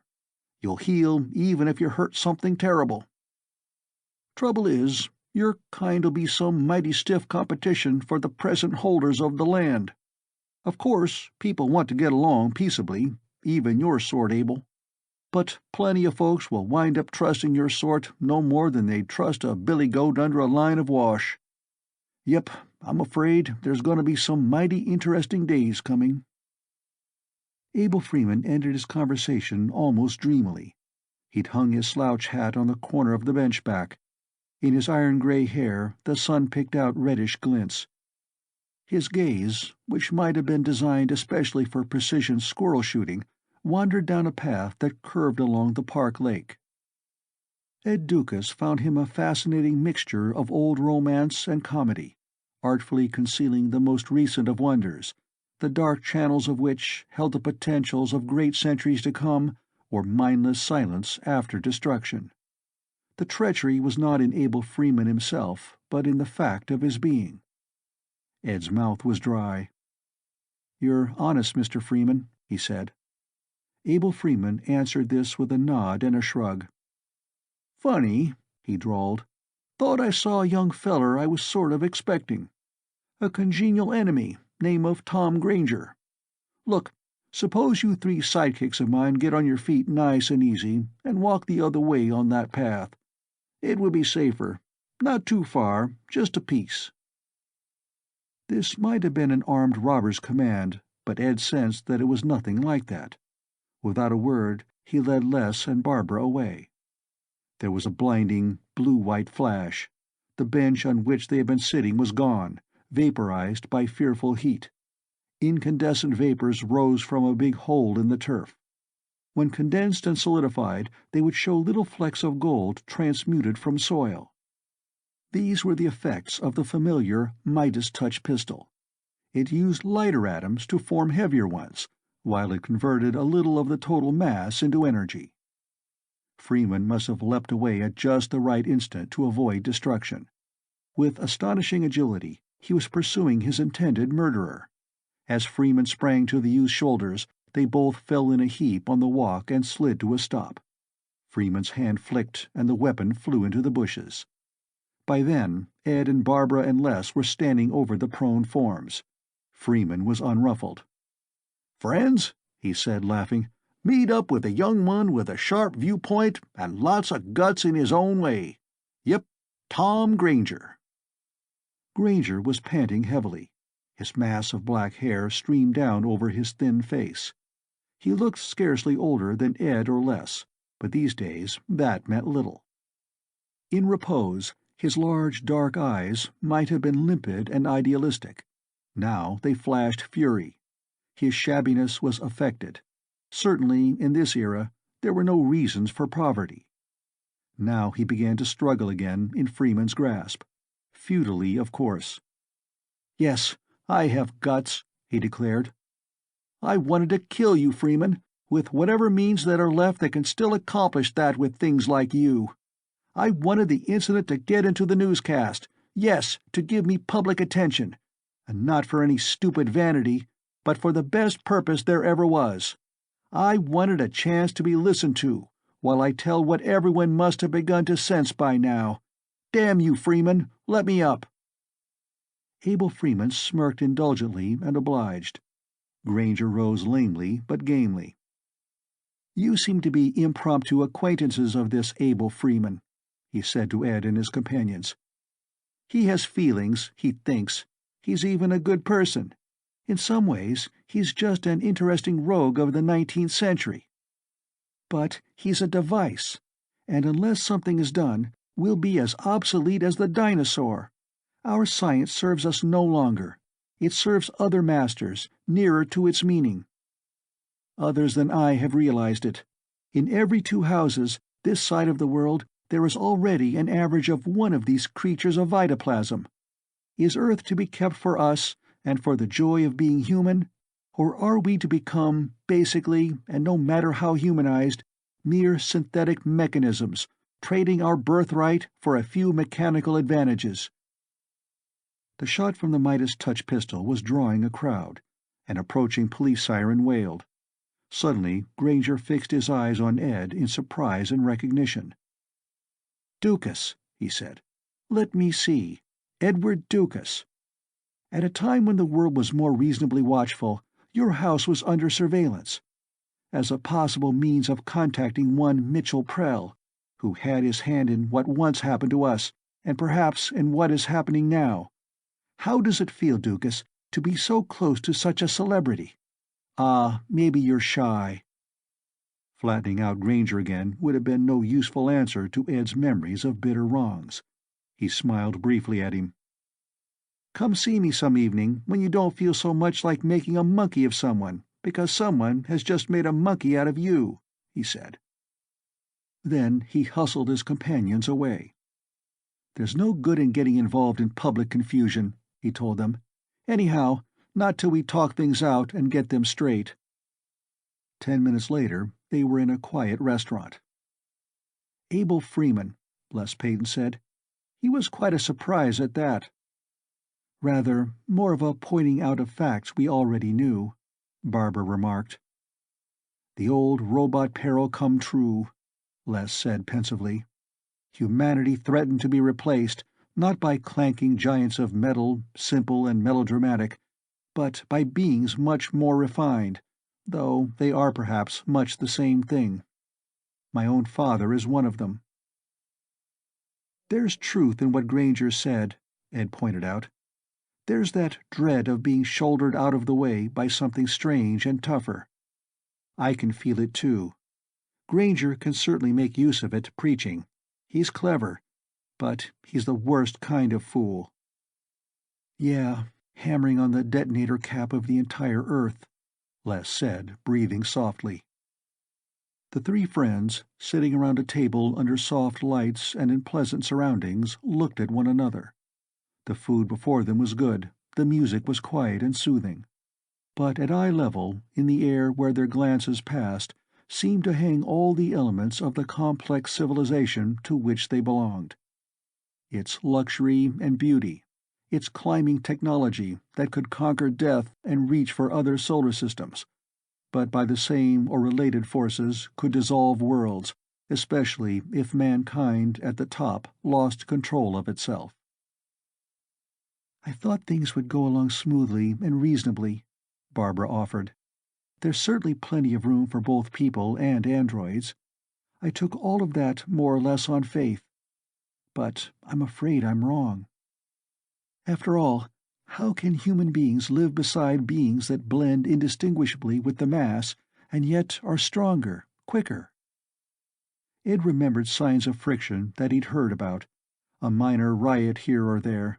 He remembered public statements by specialists like Schaefer admitting that some confusion was on the way, but declaring that in the end everything should be better for everyone.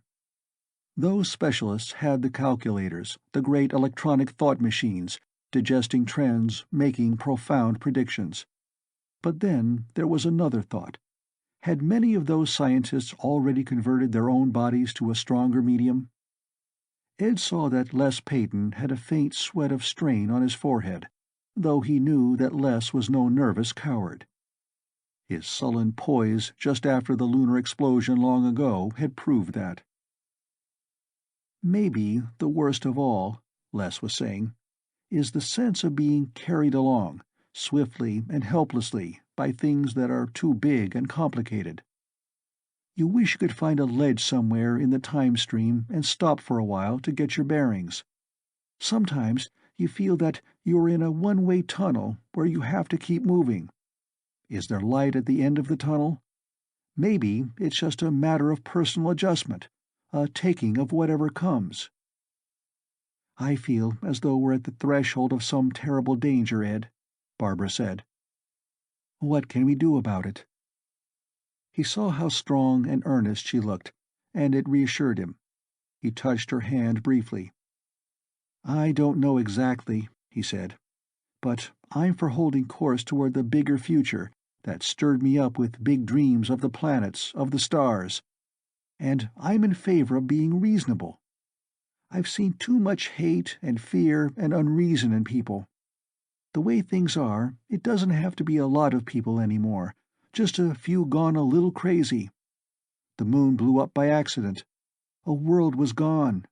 But what happened by accident can certainly happen by design or with the aid of fury. So everywhere we go, we can talk against fury and panic, and for reason. To our friends and in the streets, everywhere we can and to everyone. Small as that effort is, it might help." Solemnly, the three friends shook hands and agreed to work out the details of a plan. Chapter 3. That same night, at his home in the suburbs, Ed Doukas read an article that had especially attracted his attention. Could vitoplasm be grown into forms unknown before? Could it be shaped from a plan, a blueprint, like the metal and plastic forming a machine? Heart here, lungs there, nervous system arranged so, scaly armor, long creeping body, or wings that fluttered through the air. The author saw no reason why this could not happen. Monstrous things. Ed Doukas chuckled at the melodramatic idea, but he suspected that it was far from impossible. Young Doukas also had a caller that night. "You said I should come to see you," Tom Granger told him when they were alone in Ed's room. Ed was on guard at once. His visitor's mood seemed to have changed since the afternoon. "Sorry if I seemed out of line today," Granger said. "My motives are good, and I didn't want to insult you." "Thanks," Ed responded shortly. "But you didn't come here just to tell me that. How does it happen that you're not in jail?" Abel Freeman discreetly pressed no charges. I wish he had. But, like you, he just disappeared. There was only that hole in the ground, made by the Midas touch pistol, a feeble thing to admit for a publicity showdown. So I kept still, and the police couldn't hold me. Fact is, most of them seem sympathetic to what I stand for, the venerable human privilege of walking on one's own green planet as a natural animal, loving one's wife and children in the ancient, simple manner. Granger was a good orator. Mysteriously, Ed was faintly moved. Perhaps the gentle argument was too plain and clear. But Ed remained wary of the traps of language and feeling, and of perhaps impractical dreams. His anger sharpened. Then, knowing the possibly deadly quality of anger in these times and wishing to counteract that everywhere, he yearned desperately to be a master psychologist, always calm and smiling and supremely persuasive. But he could not be like that. He was too human and limited, maybe too primitive. "You still haven't told me why you came here, Granger," he said coldly.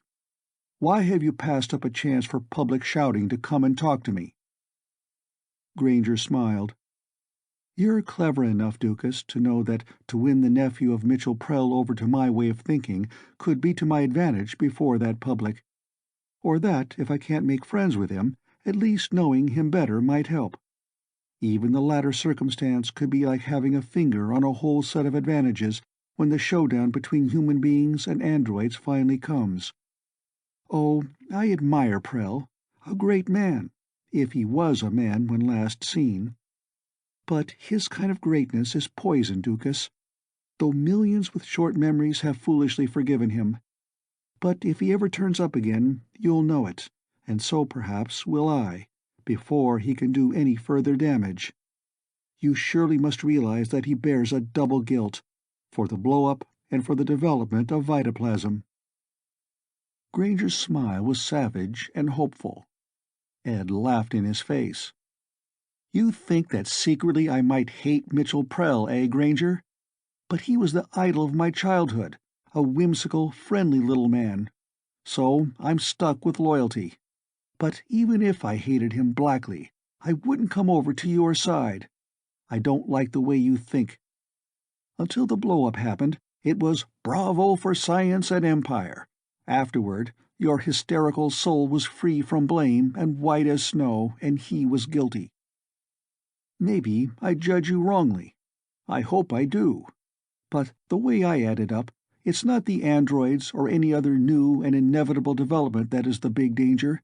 It's people like you, though maybe you don't realize it. Loudmouths who stir up confusion, animosity, hatred. Maybe I ought to kill you. Then there'd be one less spark in the powder barrel." "Why don't you?" Granger mocked. "There'd still be others, and I'd be brought back." Ed nodded. "The benefits of our civilization," he said. How would you like to be an android? Does the idea scare you? You know, Granger, some people say that, regardless of how you return to the living, you're not the same person you were, but only a superficially exact duplicate. You know I'd always choose to be human, Doukas, Granger muttered, looking almost terrified. Sure, Granger, Ed taunted. You're not afraid of death. The knowledge that science can restore you gives you courage. You can take the benefits of scientific advancement, can't you? But assuming its responsibilities is another thing. I'm not dodging responsibility. I'm grabbing it, Doukas. I'm striking out for sane control. I've done things already. While I worked in the vaults, where personal recordings are kept, certain of those little cylinders disappeared. They won't be found again. Some men don't deserve that much protection against mishap, among them your uncle. I'm proud of this, and I boast of it. No, don't accuse me. Even an official complaint would be challenged by many people and then buried in a heap of red tape. I can be a dirty fighter, Doukas, and I'll bite and kill and kick and holler my lungs out to keep this planet from going to the machines. The wild look in Granger's face was the thing that prompted Ed to action. The admission of the theft only emphasized the ghoulish determination that was there. The only hope seemed in smashing that ego out of existence, for a while at least. Ed chuckled. So, you take even the essence of people's selves, he said. Granger's gaze didn't waver. If every last thing I hold dear, and which I believe most real human beings hold dear in like manner, were in danger, I'd do anything. So would I, Ed said grimly. Then he struck and struck and struck again. Blood spurted from Granger's smashed lips and nose as he crashed to the floor, struggled to his feet, and fell again. There was movement at the door of the room. From behind, Ed was gripped by a strength greater than his own. "Stop it, Ed," he was commanded quietly. It was his father. Through bloodied lips, Granger was explaining hurriedly. "Your son and I disagree. He lost his temper. All I ask is that the good parts of science, medical and so forth, be kept and the rest banned, and that life becomes simple, a thing of fields and flowers and wholesome physical work, and not a mechanized bedlam full of constant danger and tension." Granger sounded very earnest, Ed thought. Maybe he was earnest. Maybe he was a good actor. "Ban this, ban that," Ed shouted. "No one ever lived happily under the kind of artificial bans you mean, Granger. And what will you do with the billions of people who disagree with your pretty vision? Some of them will hate what you advocate as much as you hate existing circumstances. And if modern weapons are once used—" "Quiet, Ed," his father said softly. "You've assaulted your guest, one who, as far as I can see, has the most reasonable of views. A beautiful picture. I agree with it myself, entirely." "Look, Dad," Ed began, "this Granger here is trying to solve today's and tomorrow's problems with yesterday's poor answers." Ed stopped. He had an odd thought. His synthetic father had been created largely from his and his mother's memories, at a terrible time of grief, when his mother's reactions had turned against the groping toward the stars. Before that, Dad had been somewhat averse to mechanization, but now he was distinctly more so, as if that grief and aversion had marked him. Jack Doukas was now medicating Granger's face with antiseptics while Granger preached, as if from some deep font of a new wisdom. "You see, Mr. Doukas, again, as in the past, danger is creeping up on us without receiving serious attention. Beings that are really robots are already controlling part of their own production.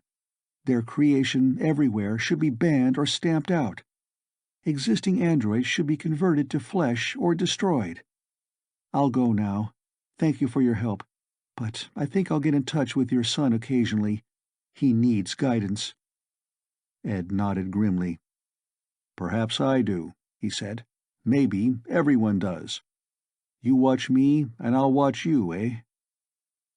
During the succeeding months, Ed did his best to spread his doctrine of calm and reason, working against the agitation which he knew was already well under way.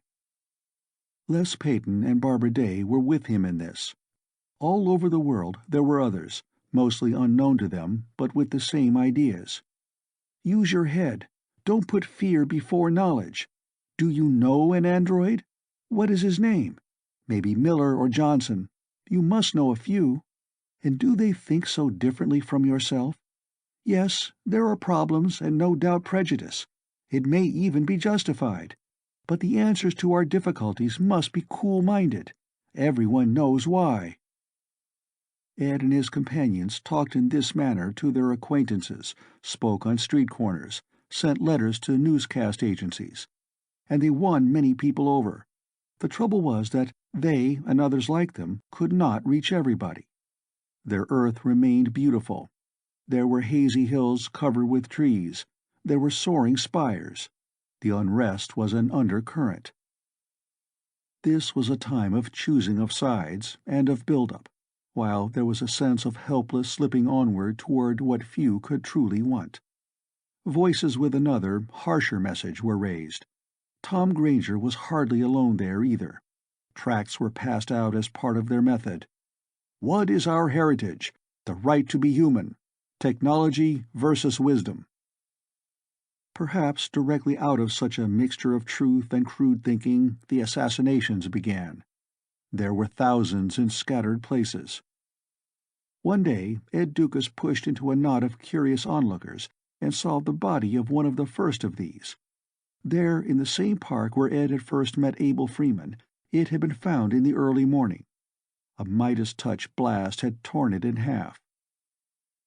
"It's Howard Besser, a machinist who lives in the same building with me," a man in the crowd offered. "He died once in the lunar explosion. Now it happened again. That's no joke, even though he can be brought back." He saw the victim's torn flesh. It looked like flesh, but broken bones had little metallic glints in them. Could you avoid remembering that, mated to like, these beings of vitoplasm could even reproduce their kind to help increase their number? Had persons like Tom Granger planned even this dramatization of a difference? Bits of this flesh still squirmed, hours after violence. Granger had made progress.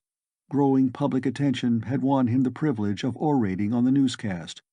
It was he who had first talked about vampires and androids, together and to a worldwide audience. He also accomplished an important part in winning the legal suppression of labs creating human forms in vitoplasm. "It was desecration," he declared in his speech. "It is a tragedy that we could not clamp down the lid sooner.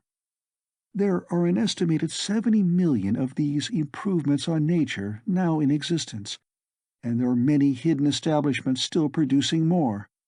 Can we ever destroy them all? It is criminal to lock a human soul in such substance, if, of course, the soul truly remains human, as it was meant to be." Granger's voice was always gentle, yet to his listeners it suggested dark, lonesome places where there is danger, which was true. For now other killings had started. Familiar human blood was spilled. On a pavement Ed saw a grim legend smeared in red beside a corpse. "Who will inherit the universe? Retribution. One good turn deserves another." Scattered throughout the Americas, Europe, and the westernized Orient were millions more of such murders. The result was a trading of grim goods, with the far hardier android winning in the tally. And that winning was a threat. It could seem a promise to man of the end of this era, so here was another to spur hysteria, always mounting higher.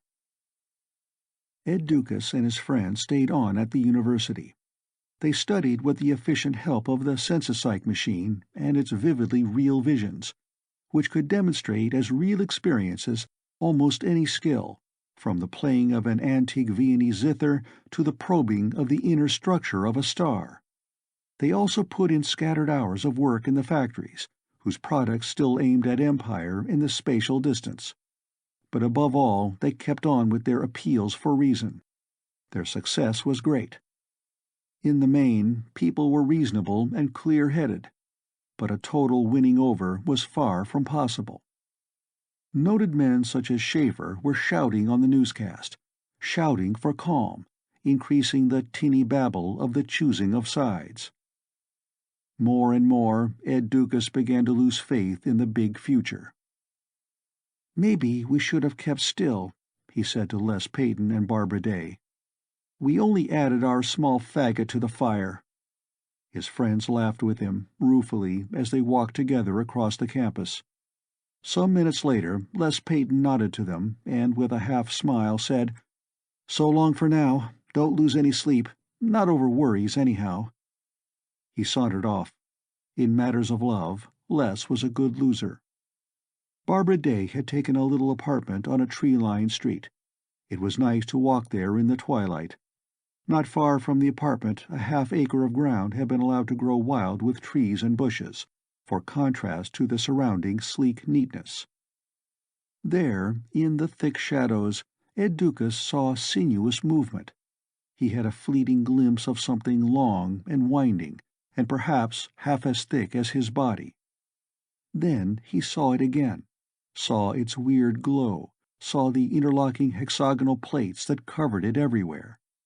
But it did not suggest a gigantic snake at all. For one thing, its mode of locomotion was different. A rippling movement of thousands of little prongs on its undersides seemed to be involved in its principle. It hurried quietly now for cover. Rhododendron bushes parted. It disappeared behind a great oak. Barbara and Ed rushed forward. The grass bore no marks. Prudently, they did not venture into the dark undergrowth. Ed's skin prickled all over and felt too small for him. "This is it," he said in a flat tone. "What, Ed?" "Life plotted on the engineer's drawing board. Vitaplasm. The days when nature designed all animals are over, I'm afraid." "What would it be for, Ed?" "How would I really know? Want to guess?" "To create more terror, maybe," Barbara said. "What else? To go around at night, to stir people up with a horror that they've never known before. They'll realize it's vitaplasm, the stuff of the androids, too. They'll link hatreds. Maybe it's another trick, a propaganda stunt to force the fight to the finish. A stunt invented by somebody like Granger."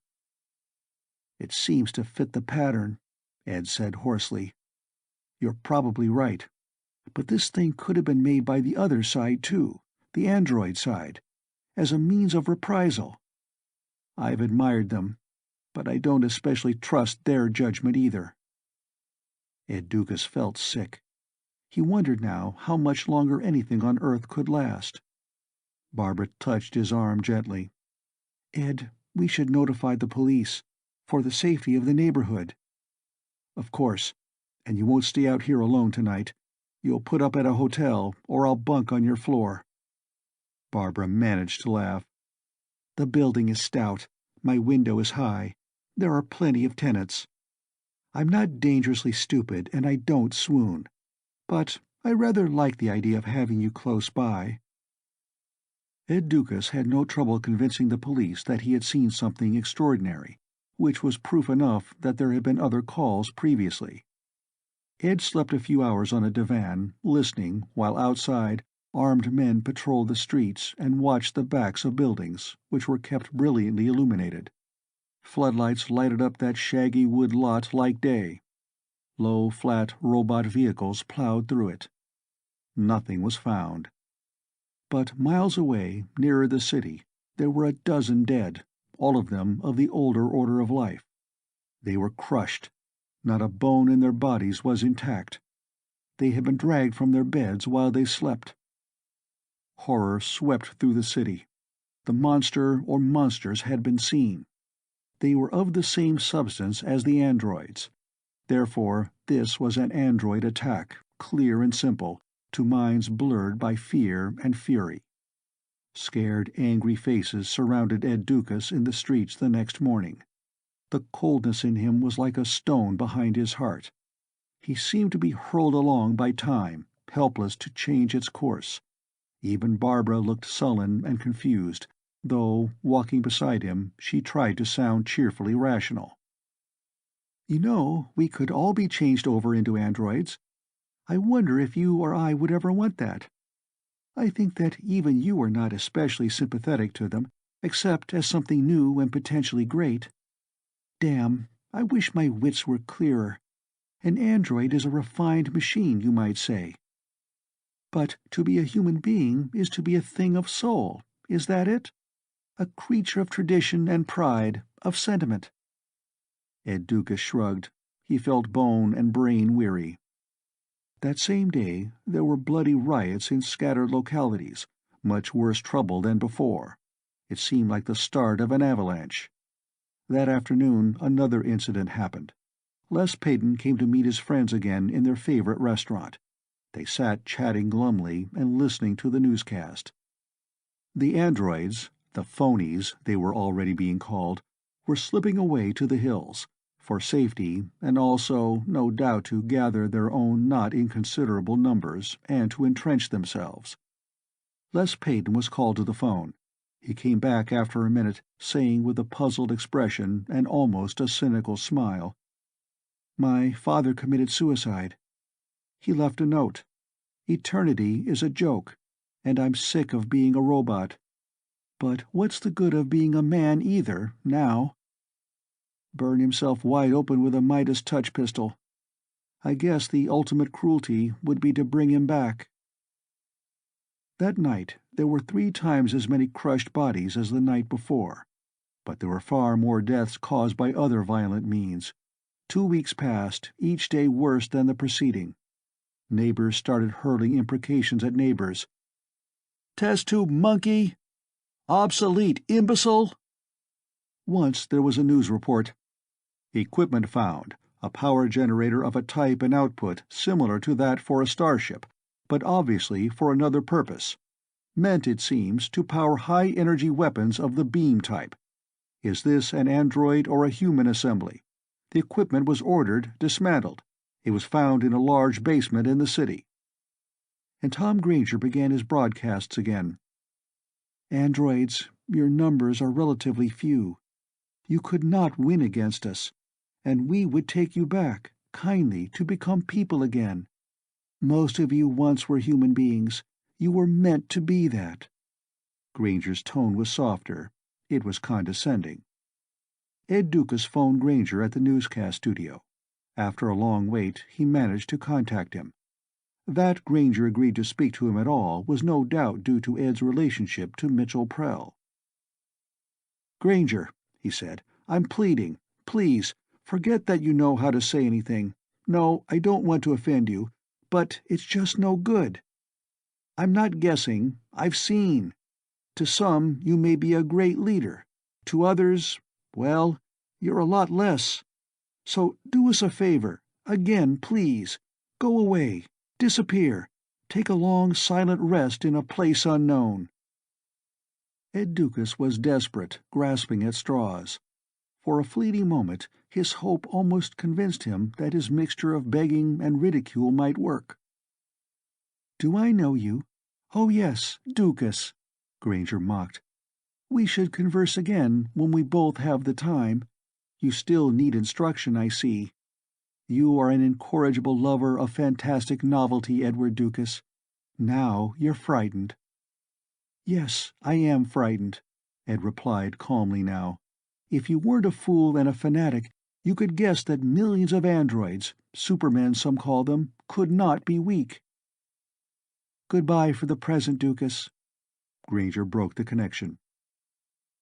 Ed rubbed his face with his hands.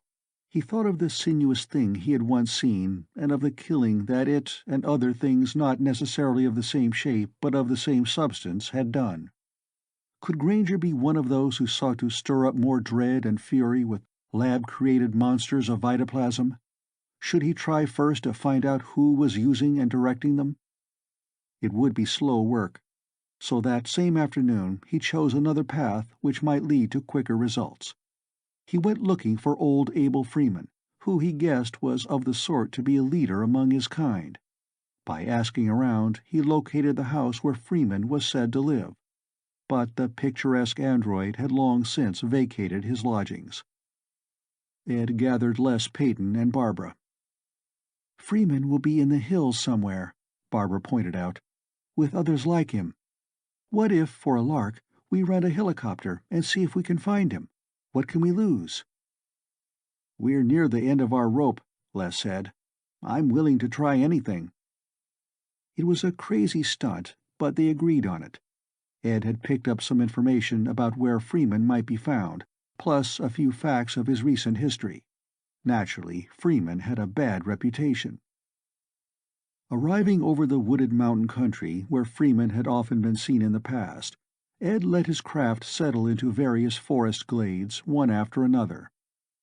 At first they saw no one, although certainly many androids had now retreated into this wilderness.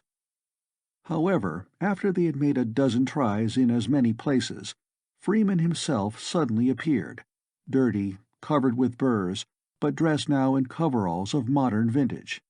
A Midas-touch pistol was in his belt. "Hello," he greeted. "Yes, I know you three young ones. Are you lost?" "We're here for neighborly conversation," Ed began. "That's mighty nice," Freeman mocked with a twinkle in his hard blue eyes. "Could be you're here just to snoop. Could be me and the boys should do you in." "Could be we are here to snoop. To learn a little better what's going on, that is," Ed replied. "And we're also here in the hope of finding somebody with good sense and wits and influence enough to keep this planet from becoming another asteroid belt." Abel Freeman's glance held a certain sparkle of admiration when he glanced at Ed. Then it turned grim. "You couldn't mean me," he said. "Figured on going around, minding my own business, without being crowded. Got crowded plenty, though, closer to the city. Getting crowded here, too. Had to smash up quite a few people. Don't figure on taking it for good. Lucky we were made cheap. Couldn't stand it otherwise. Hiding in the brush, eating sticks, hardly ever sleeping. Lucky we can't catch pneumonia. We could stand conditions far worse than this, but it gets awful tiresome. Seen Granger lately?" "You can smell him almost everywhere," Ed answered bitterly. There was a loud explosion 100 yards to the left. A Midas-touch blast. Ed felt the shock pressure of it and held his breath until the radiation-tainted vapors cooled and blew away.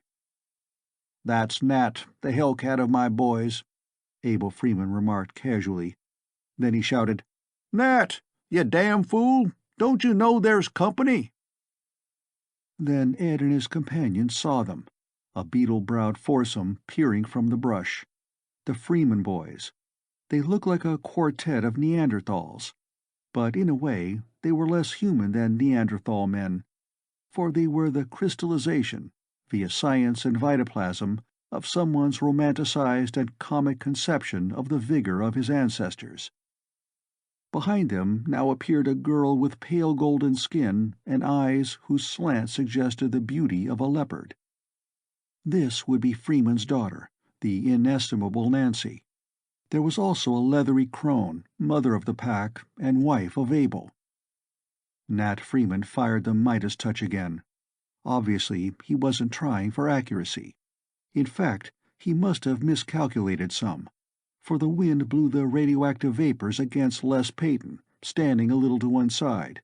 He screamed once, writhing in their hot clutch, and collapsed. Abel Freeman, the android renegade, rushed unharmed through those vapors. Only his clothes charred. "Nat, you stop playing," he ordered. "And as for you three young ones, you haven't got the sense you talk about. Coming here? You're enemies, and you're weak as daisies. No, I don't figure I'd ever want to be your kind, even without the raw deal I got. Lots better to be a devil in the woods until we can come out, if there's anything left to come out of, or to. Now get out of here fast, before my family gets annoyed." Abel Freeman lifted Les Peyton's hideously burned body into the helicopter and then held the door open for Ed and Barbara. "You better take care of this fellow right away," Freeman said. "Now, get on your way." Ed guided the craft toward the city, where Les would certainly spend several weeks in a lab tank before his injured flesh was back to normal. Les kept muttering in semi-delirium, "Damned robots. Freeman, too. And damned ordinary people.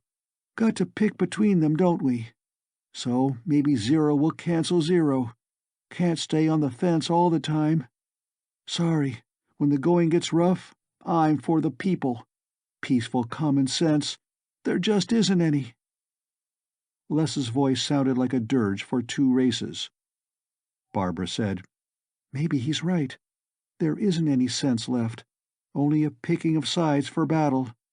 Our efforts went to waste." She sounded remote, almost unfriendly. Ed suddenly felt that he was losing her, too. Chapter 4. That was a bad evening for Ed Doukas. He left Barbara at her house, which was now guarded, but he did not get home easily. For that was the evening trouble became general. John Jones of old-time flesh and blood and George Smith of vitoplasm forgot all their politeness and let their smoldering thoughts come to the surface. "So, now you brew up monsters like yourselves to attack us. I wouldn't be like you if it was the last way to be alive." "Oh no, brother. Those creatures must be yours. What makes you so good? Born with your own hide, eh? The elite, with jelly for insides and a mean nature." Talk swiftly led to flying fists, but who could hurt an android with a human fist?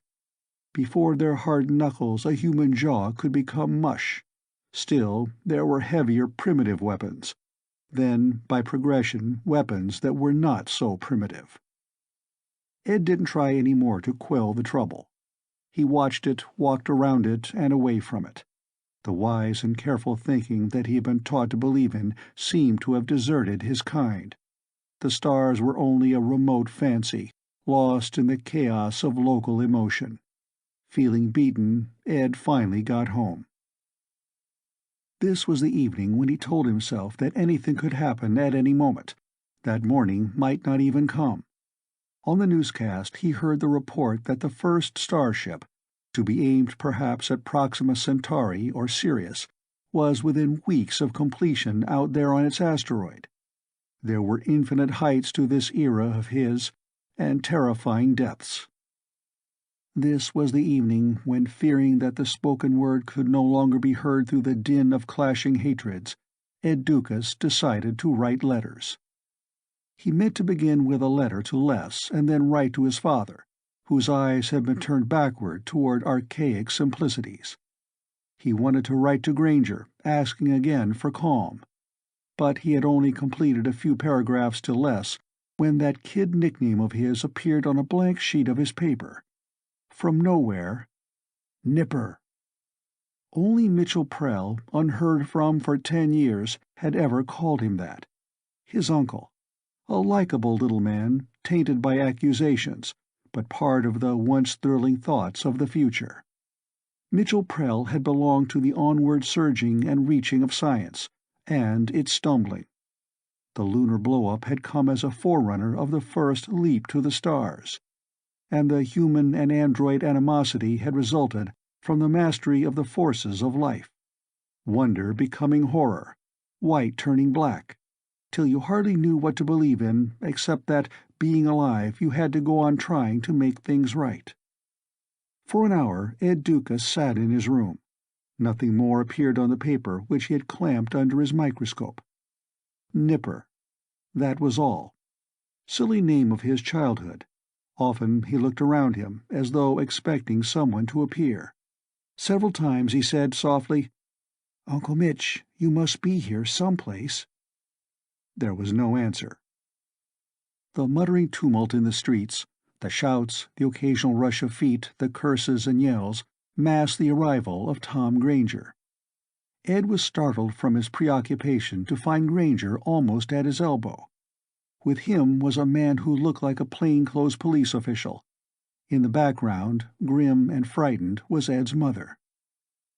"Eddie," she said, "if you know anything, tell. Mitch just isn't worth any more trouble to us." "Tell what?" Ed demanded, rising. "About where Mitchell Prell is," Granger told him. "You said things which hinted that he might be around." Ed's throat tightened.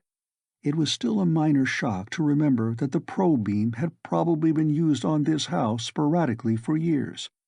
The refined radar of the probe beam could, if minutely focused, make fair pictures of distant things inside walls. But Ed didn't think that it could make the small print on a sheet of letter paper readable. But there were instruments that could pick up faint sounds from miles away, a voice for instance, and amplify them to audibility. Ed was still sure that, over distance, his mind itself remained inviolable. Ed felt cornered by the brute forces that always take over whenever reason is broken down by fear. Once his uncle had been a scapegoat to blame for disaster. Then poor memories and triumphant years had half forgiven him. But now, during trouble, he was guilty again. And according to savage concepts of justice, so were his relatives. The confusion of half blaming his uncle left Ed and was replaced by stubborn loyalty. He summoned all his self-control and grinned carefully. He wondered if the fright in Granger's large eyes reflected realization at last of the angry hands, gone completely untrustworthy, that now touched the controls of modern science. Was he getting intelligent so late? Or was he afraid of something simpler? Ed forced a laugh. "You picked up my muttering, Granger," he accused. "I wonder what you mutter about these days. Grant me the same privilege of nervousness under strain, which you could do a lot to relieve, everywhere, as I've been begging you to see. No, I don't know where Mitchell Prell is, though I wish I did." The plainclothesman had moved over to the table. Now he peered into the microscope. Soon he motioned to Granger to do likewise. He felt the roots of his hair puckering. "What does Nipper signify to you, Doukas?" Granger asked at last, levelly. "Suppose it's my pet name for you, Granger," Ed answered.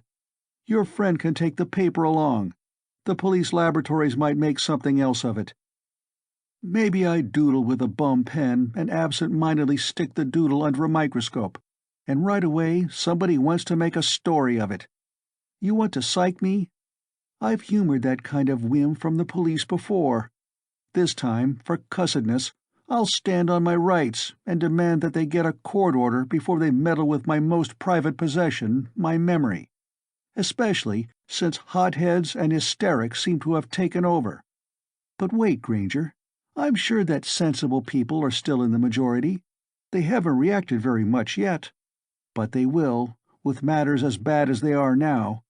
Maybe they haven't any answers to our problems, except calm and the hope of working something out. But that's a lot. We were schooled to cautious thinking, Granger, and that means something, even though you and plenty of others can lose their wits.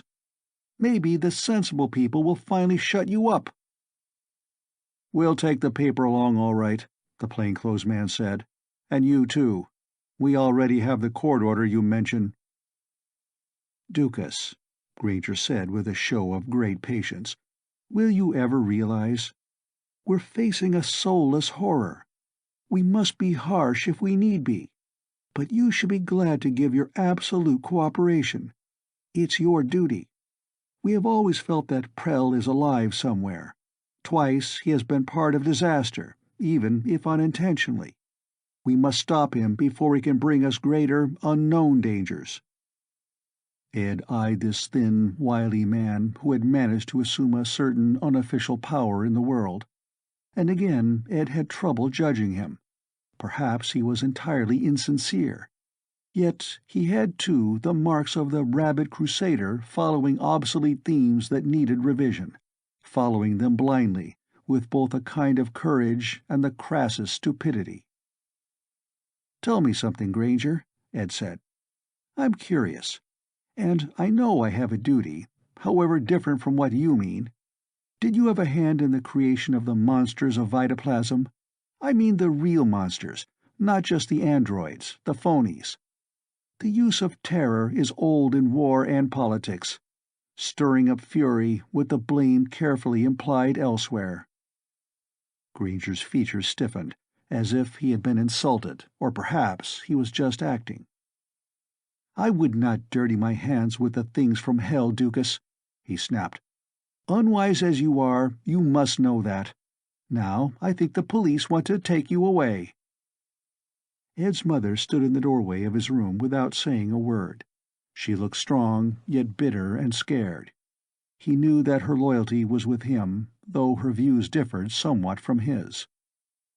His father must have been out of the house when Granger and the other men arrived, Ed thought.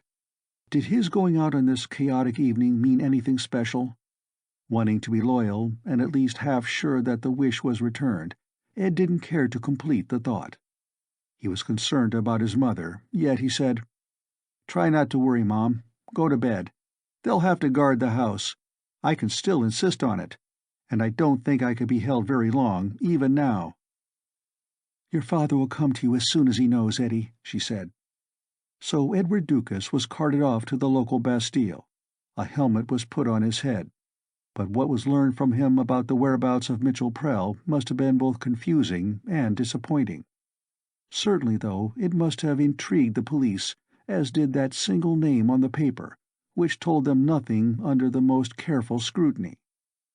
Bronson, the portly local police chief, introduced Ed to a man named Carter Loman, a bullishly handsome character with a mouth like a trap, a smile to match, and a gimlet scrutiny. A big wheel of some sort, Ed assumed. Was there something familiar about him? "You'll have to spend the night here, Doukas," Loman rumbled. Ed put out the light in his cell, but as he crept into his cot, he held a bit of paper from his coat pocket in one hand. He left his fountain pen open on top of his clothes. For maybe an hour he lay quietly in the dark, listening to the scattered noises of the troubled night. Then he slept. He awoke as dawn grayed the east and glanced at once at the paper in his hand, which he had kept outside the blanket. Ed's heart leapt. A message had been written. Perhaps it had taken all night to toil it out at a creeping pace. "Nipper. Argue police. You go Port Smitty. Mars at once." The final E of once was already written, except that a line of it was still being extended. A little dot of wet ink was still laboring across the paper. Ed had no microscope or pocket lens, but he risked turning on the light. He peered hard. He was not at all sure that he saw anything special. But embedded in the dark liquid, he thought for an instant that he beheld a suggestion of form, impossible or entirely fantastic. Then the tiny minuscule of ink quivered and the hint was gone. Ed whispered, so low that he himself could not hear, "Uncle Mitch, I know that you're around, in some form. I wish I understood what you're up to." Ed tore the message from the sheet of paper, chewed it to a pulp, and spat it on the floor. At least he was destroying concrete evidence that might provoke greater attention than his psyched memories. Of course they would psych him again. That was why they had held him, hoping that he would learn more. But he had learned very little. The psyching was done. Chief Bronson and Carter Loman knew all that he knew. Now Ed offered his proposition. "Suppose I got to Mars, as Mitchell Prell suggests. I seem to be the only man to contact him. You are aware that I myself haven't more than a wild glimmer of where the trail leads, but you know that I'm badly worried about what a human and android conflict can mean, and that I want to break the danger somehow. If you want to find Prell, track me by the best means that you know." Chief Bronson nodded musingly. Very good," Carter Loman grunted. "Of course, you would prefer to act alone, Doukas, because you are fond of Prell. You offer to combine forces with us only because it is the only way that you can do what you want to do at all. All right, we agree." "Tickets and passport will be arranged for immediately," Bronson said. "And now there is someone here to see you." It was Ed's father, angry with him, but more angry with the restraint under which his son had been put. "Damn it, Eddie, I tried to get to you last night, and they sent me away," he stormed. "And what have you been up to? What's this nonsense about a message from Prell? Damn, has everything gone completely crazy? I was for this man Granger and his return to rustic simplicities, but he's gone wild too. Isn't there any way to handle what's happening? Phonies and things from a witch's cauldron, but grown to elephant size. And more of them all the time. Where does it stop?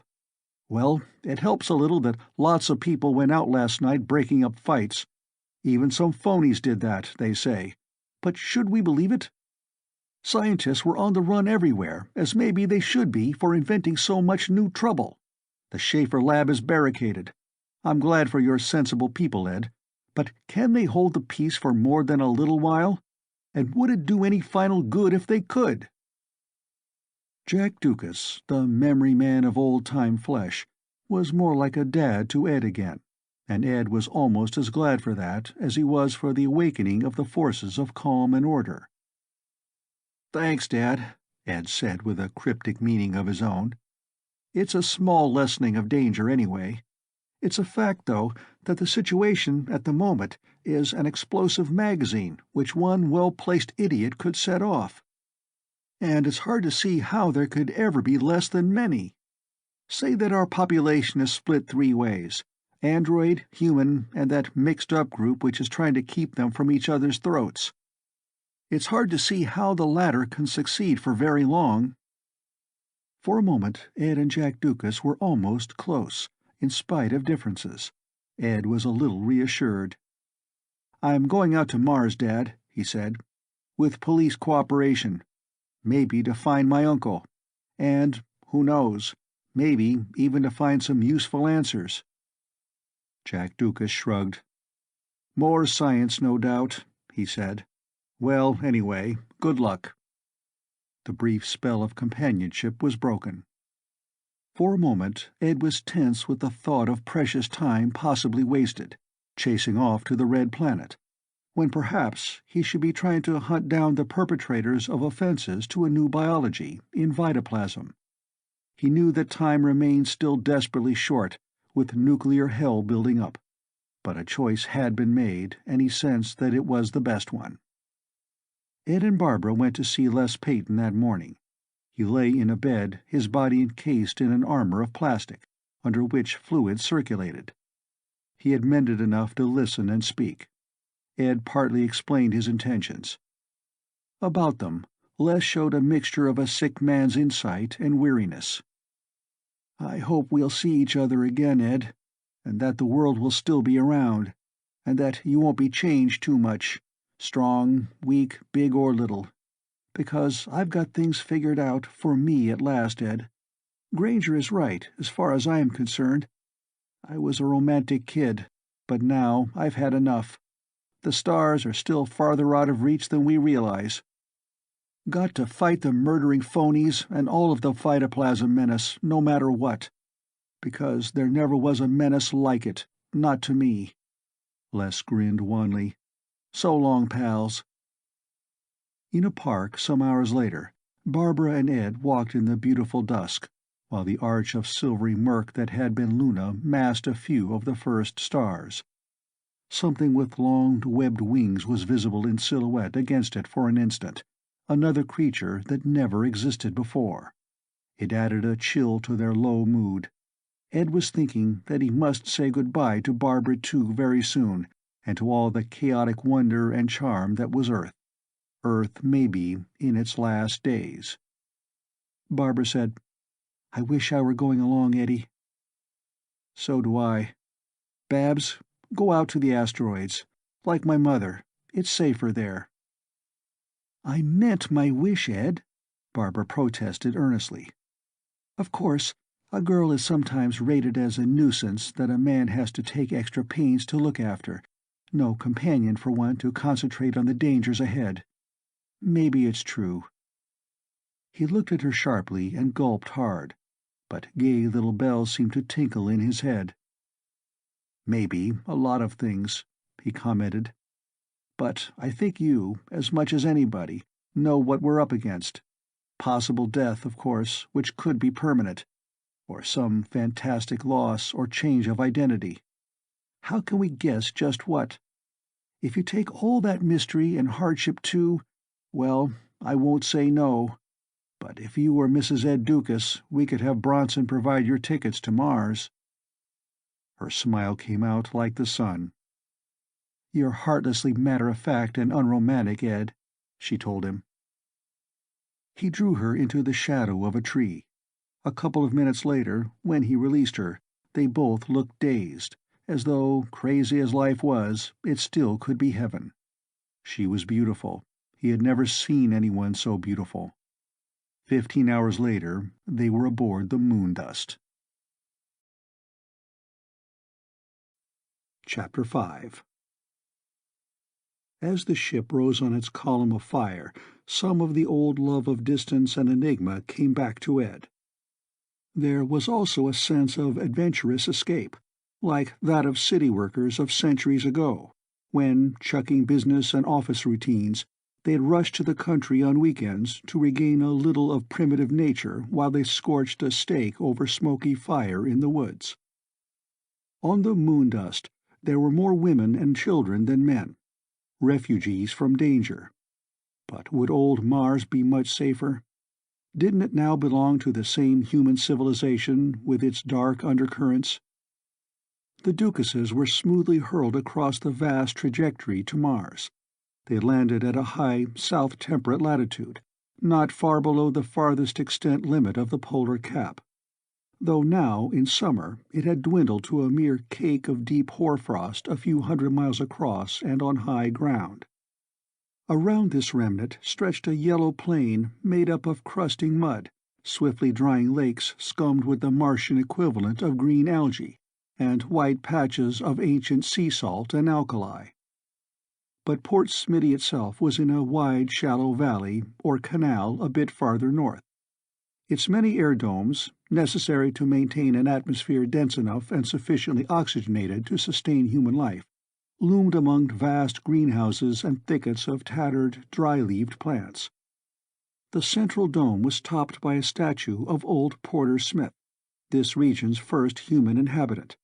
He was still alive, but long gone from the Mars he had loved, for he had associated himself with the building of starships. Port Smitty already boasted a population of 500,000, and there were other cities of almost equal size. On Mars, many of the first rejuvenated had settled, and many colonists of every sort had come there since. On the rusty bluff overlooking the city, there were the remains of a far older metropolis, towers, domes, and strange nameless structures for which anything manlike could have no use. 50 million years ago, the Martians, like the people of the asteroid planet, had been wiped out in a war. Ed Doukas and his bride rode by tube train from the flame-blasted spaceport to the city. Their hotel room overlooked a courtyard lush with earthly palms and flowers. Birds twittered and flitted from branch to poppy bloom. From somewhere in the hotel came dance music. Their room was supposed to be energy-shielded, but Ed remained cautious. He merely left his pen point bared in his coat pocket, with the envelope of an old letter. He had already told Barbara all he knew about Uncle Mitch's message and had added some wild guesses. So now she gave her husband a smile of understanding as he hung his coat carefully on a chair. Then she came into his arms. Later that evening, dancing, they covered their wariness carefully. They might be under observation in any of 100 different ways, by probe beams, hidden cameras, or by individuals, android or human, whom they did not know. In spite of old loyalty, Ed Doukas was not entirely at ease with the thought of contacting Mitchell Prell. Yet he wished to avoid being trailed, so that he could act alone and separate from the dictatorial and often panic-stricken opinions of others. On Mars there had been considerable violence, too, though there had been no gliding, sinuous things that brought nocturnal terror. But here, too, there was a mingling of android and human being, with no visible marks to distinguish one from the other, though to many the difference was as great as that between man and werewolf. Barbara seemed to grow sleepy in Ed's arms as they danced. Ed yawned slightly, so they drifted from the room and back to their own quarters. Ed pulled the old envelope from the pocket of the coat on the chair. As he had hoped, a message was traced waveringly on it. Go Port Karnak, then ESE into desert. Both Ed and his wife knew that Martian desert surpassed all earthly conceptions of desolation. They looked at each other. The challenge was still in Barbara's eyes. The fact that she could carry a pack was a matter that had been settled long ago. Now Ed risked speaking, in the lowest of audible whispers. "So, instead of going to bed, as people in our position should, we start traveling, fast." He felt the safety pouch under his belt. Personal recordings were in it, tiny cylinders, a pair for each of them. A precaution. In the vaults on Earth, there should still be others, but one could not always be sure of those. Some had disappeared. As memory of what he thought he had seen in a tiny ink drop still clutched rather frighteningly at Ed Doukas' brain. It was a hint of how Mitchell Prell wrote his messages, in an utterly simple and heroic way, but with fantastic, dream-shot implications. Could it be part of android flexibility? Well, probably his fancy had tricked him, because things couldn't be that odd. Still. Often Ed had felt bitter over the confusions created by the advance of science, but now enigmas led him on as thrillingly as ever. There had to be wonders ahead, for thinking of Mitchell Prell without thinking of new science was impossible. "Let's go, Babs," he whispered. Casually, like ordinary guests checking out, they put 2 light valises into the conveyor and dropped to the main floor by elevator. The rest of their stuff they left behind. They paid their bill and took an autocab to the central tube station. In the washrooms they changed from leisure clothes to the rough gear used in Martian wilderness. Lightweight vacuum armor and oxygen helmets equipped with air purifiers and small radios, all fitted over light trousers and shirts. The remaining contents of their discarded valises they transferred to rucksacks. In the station they mingled with farmers, miners, and homesteaders. Couples such as themselves were common on Mars. They were going out to make their fortunes. They bought their tickets to Port Karnak. Ed and Barbara looked around them. A half-dozen men among the waiting passengers wore no oxygen helmets. True, this underground depot was pressurized, but the outer thinness and oxygen poverty of the Martian air had to be prepared for. The absence of helmets, then, almost had to be the mark of the android. To keep its vital processes going, the versatile vigor of vitoplasm merely disintegrated a tiny bit of its atomic substance to make up for the shortage of chemical energy.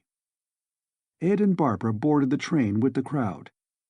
Much of this underground system of transportation had merely been converted to human beings' use from that which had remained from the ancient culture of Mars.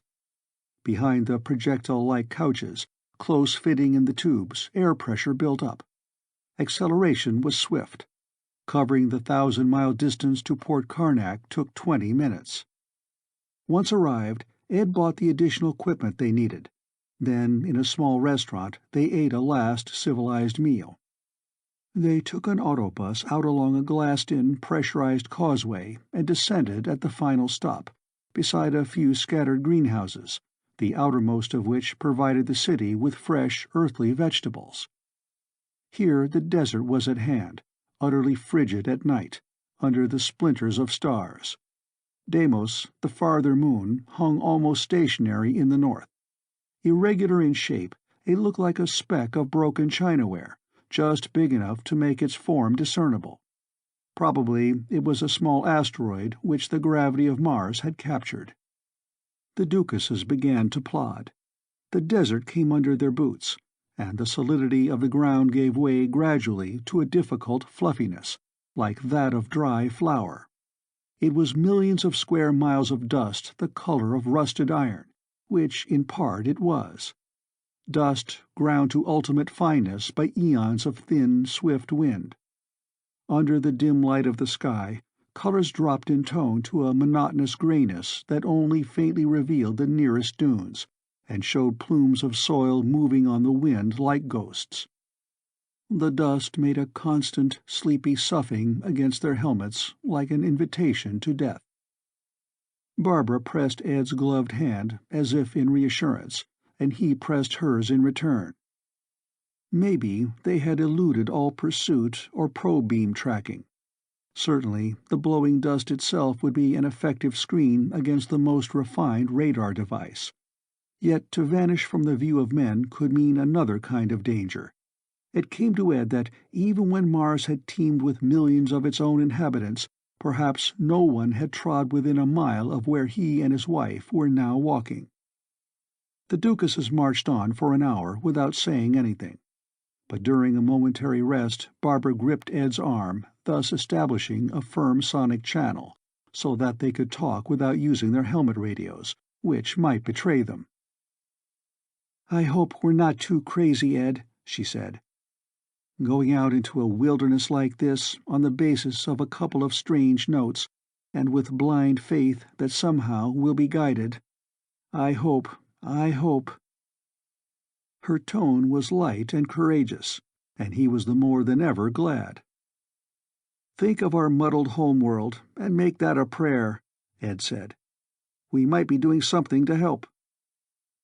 So they kept up their march through the night and into the weirdly beautiful dawn. The desert was rusty dun. The sky was deep, hard blue.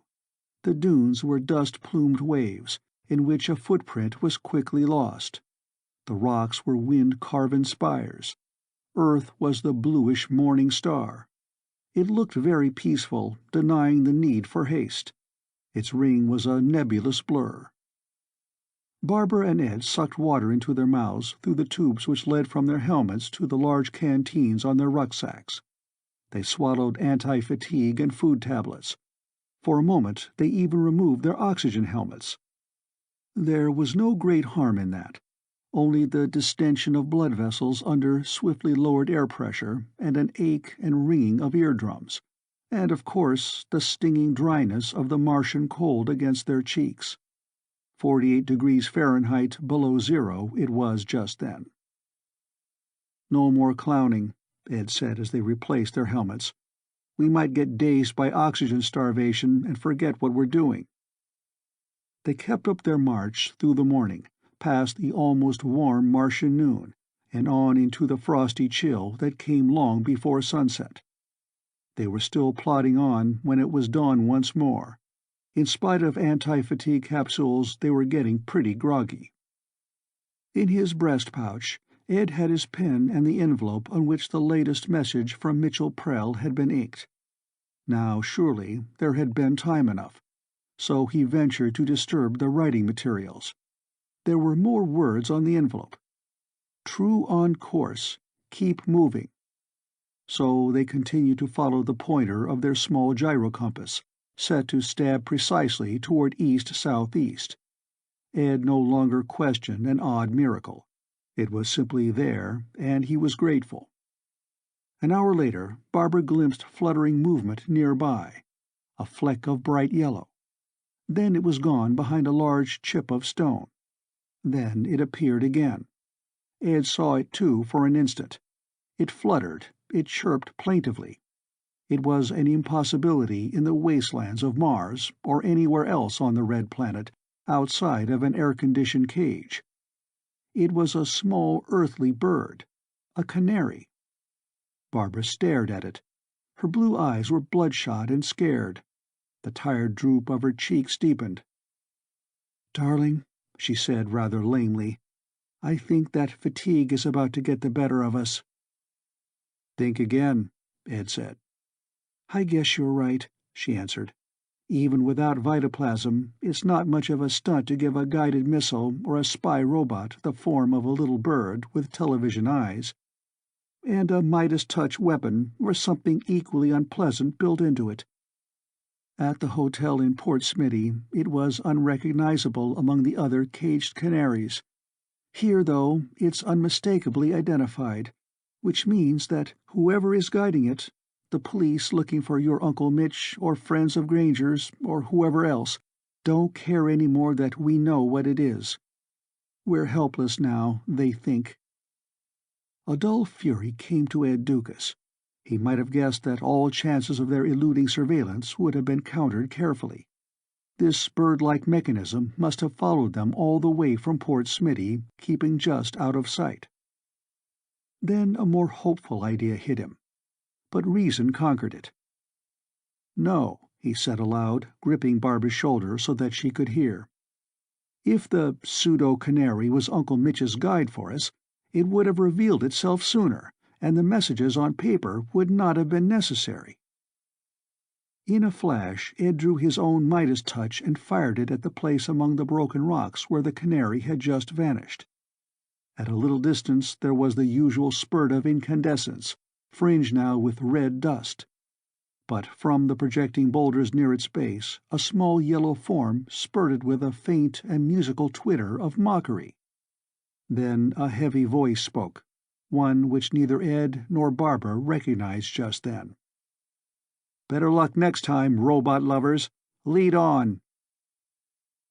Thereafter the false canary was careful not to show itself, and Ed was left with his frustrated anger and with other uncertain thoughts. What if the written messages had not come from Mitchell Prell at all, but from someone else with an unknown purpose? Or what if they were from Uncle Mitch, but had been prepared long ago and left to be presented to him, Ed Doukas, by means of some mechanical agent? What if— well, many things. Using his tiny portable radar unit to locate the bird drew only a blank. Perhaps the little mechanism with a radio speaker for a voice was effectively shielded against such detection, even at short range. To attempt evasive action would be a waste of time and waning energy. There was nothing to do but go on, see what developed, and trust to luck. There was the certainty that real pursuit would come, but what shape it would take remained unknown. As Ed and Barbara plodded on through the day, their minds became fuzzy with weariness. Once, in a kind of retreat from present harsh facts, Ed's thoughts touched a vivid daydream that he'd had before, of a planet of some star. He looked down at imaginary dry ground under imaginary feet, and saw that each pebble under the strange, brilliant sunshine had a little hole in it, and something shaped like a cross, with 4 rough, brownish-gray arms that could bend in any direction, scrabbled away flat against the soil, its equipment glinting. The thickets all around were stranger than those of Mars. Yes, it was just a daydream, originating from within himself, like an old, half-buried hope of some distant exploration. He wondered if it could ever still have any fulfillment, or if that even mattered any more. Perhaps, for all he knew, his wife and he were now headed for an even stranger region. Ed shook his head to clear it. He did not want to disturb the envelope in his pouch too often. To expose the ink to the dried-out Martian air while the writing was in progress at hour-hand speed might spoil a vital message. But at last he chanced it. It seemed that the writer was not much troubled by the presence of the bird thing or what it might mean.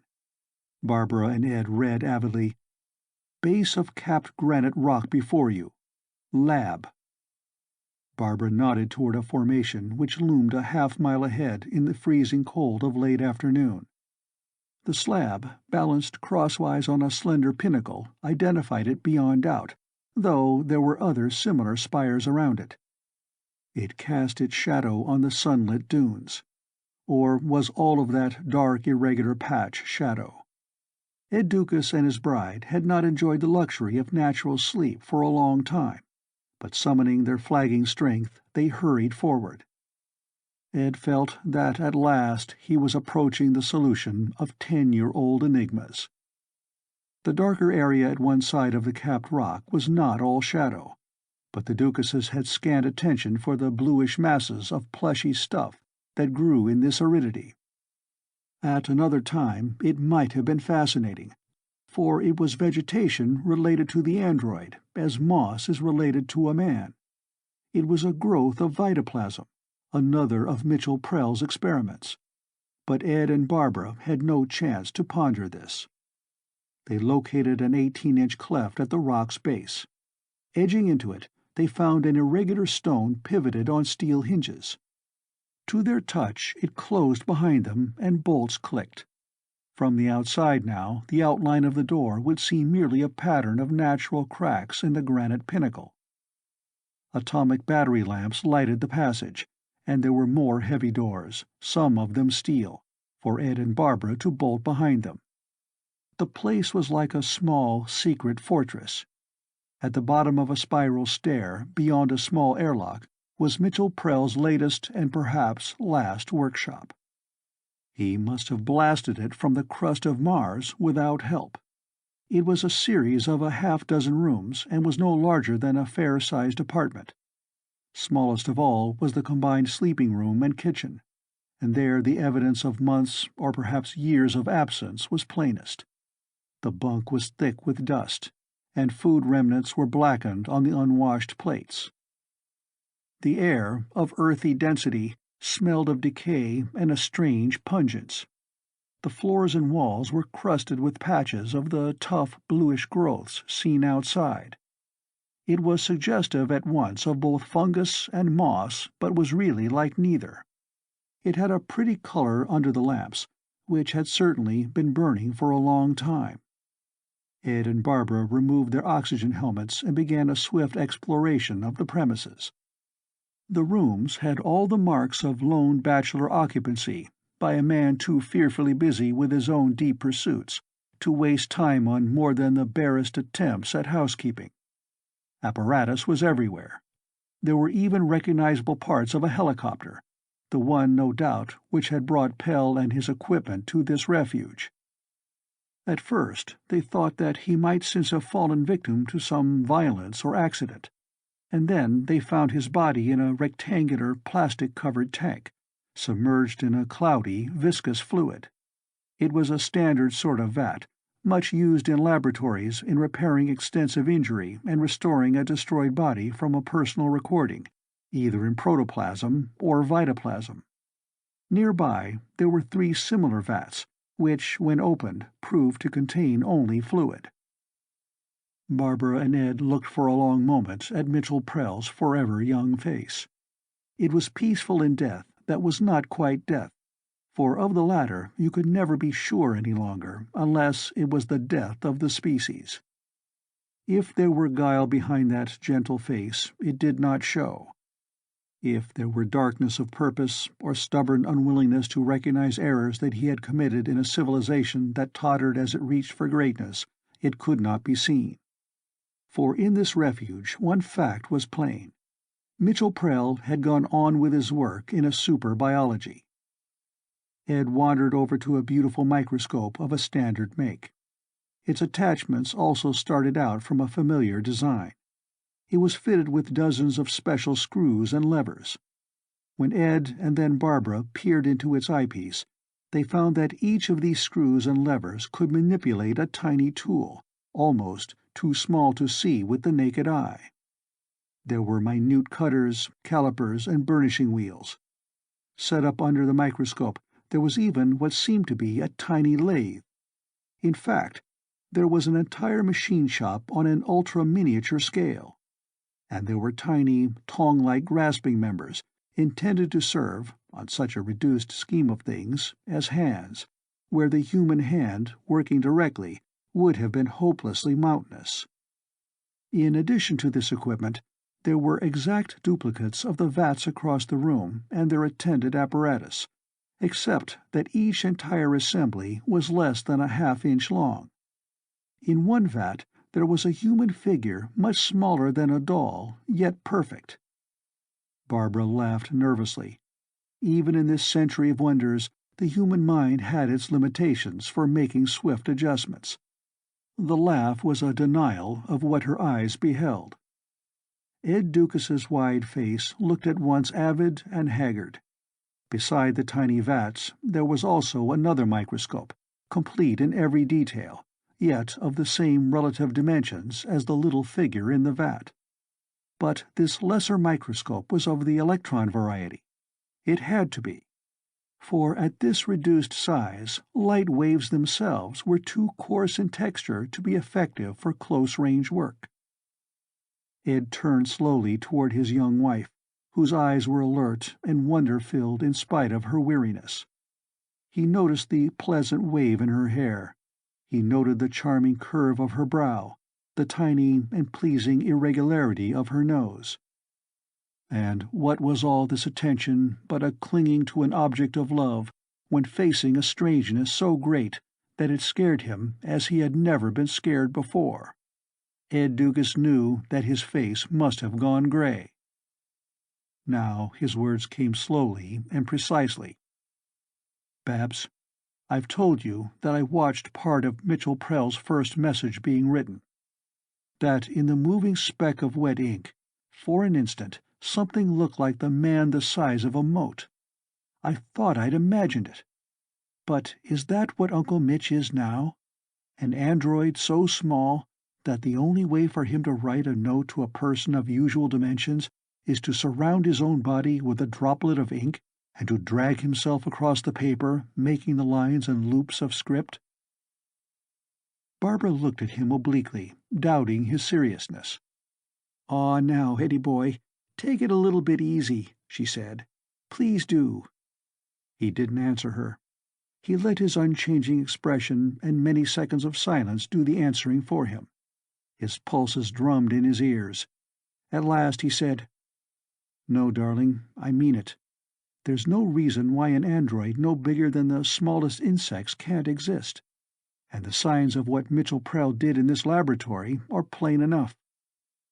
Working at first with the larger microscope and the miniature tools and machinery under it, he duplicated a now common kind of biological apparatus in half-inch size. In its tank he caused to grow the simulacrum of himself that you can see. Aside from the difference in dimensions, that much has been both possible and fairly common practice for years. Its brain, having been stamped with all phases of his memory and personality, it became him when it awoke. His own body he left inert and preserved in the large vat. But he was not finished. He had made just one step toward the degree of smallness that he wanted to reach. So he started over from scratch, constructing first another microscope and then relatively minute machinery and tools, fine beyond our sight. Under that tiny electron microscope, I'll bet there's another, smaller machine shop, and a smaller tank from which a mote-sized Mitchell Prell emerged. It must all have been quite a job. It's not hard to see where those 10 years went." Barbara was silent for a long time. Finally she said, "It sounds reasonable, superficially, but still, is it possible? Consider a brain. It can come in many sizes, from an ant's to a human being's. But all are made of molecules of the same dimensions. And it has been pretty well determined that a brain must be always about as big as a human being's to be truly intelligent. Trying to cram such intelligence into a smaller lump of gray matter, composed of the familiar molecules, would be like trying to weave fine cloth out of rope. How can you get around that, Ed?" "Maybe I can guess," he said. "With smaller units. How about the electron, Babs? Far smaller than the molecule, certainly, and it's been the soul of the best calculators, thought machines, for a couple of centuries. There isn't any doubt that a brain of microscopic size could function by far finer electronic patterning. No, it probably wouldn't work in natural protoplasm. But we already know the flexibility of vitoplasm, easy to redesign, capable of drawing its energy even from a nuclear source. Well, you figure it out. What have we here but other android advantages? I think my uncle once told me that he meant to go where no one could go exactly as a human being." "All right, Eddie," she conceded. "I guess I'm persuaded. Proud girl, me. I've got a smart boyfriend. And your uncle, he skips blithely from the bigness of the interstellar regions in his thoughts to the smallness of dust. And he seems actually to have done the latter in person. Is that what we're supposed to accept as truth? If so, he must have been with you all the time, or at least for quite a while. On Earth even. And he must have come out to Mars with us. He was right in your pocket, writing with paper and pen. To write, he must have gunked himself up good with the ink inside the pen point. Ugh, what a thought. And maybe he's still in your pocket right now. He, or a tremendously shrunken equivalent of him. Does all this stack up right in your eyes, Ed? A pallor had crept through Barbara's tan. Pretty much so, Ed replied heavily. So, what do we do now, Ed? Try to follow your uncle's path, down? Ed's flesh tingled. To follow Mitchell Prell down, a course more weirdly remote than traveling to the stars. He did not answer Barbara. He unzipped his pocket. He could not tell whether a minute android emerged or not. There were no further messages on the envelope. But from a sound cone in a shadowy corner of this workshop, there suddenly came tones that a decade had not rubbed from his memory. "Nipper, hello! Or is it always Ed now? So we've come to Mars together, and you with Barbara. Well, maybe that is an agreeable complication. Now we can talk. Here I have the right amplifying apparatus. I need help, and you always seem the best, and enough like me. I know your doubts about science, and I don't blame you. But I'm still the same, wanting to learn everything that I can, feeling that everything should work out right." The stillness closed in again. Ed and Barbara looked at each other. Technology was full of tricks, the possibility of 1,000 illusions. Could he even trust a voice, made so like Mitchell Prell's used to be? And could he trust the mind behind it, even if it truly was his uncle's? "Work out right?" Ed growled mockingly. "That sounds almost pious. If you are who you say you were on Earth and have seen everything. You know then how right things have been. I was around when the moon blew, remember? And no scared hotheads caused that. But there are plenty of them now, and from here on Mars, I've expected to see Earth momentarily puff up into a little nova."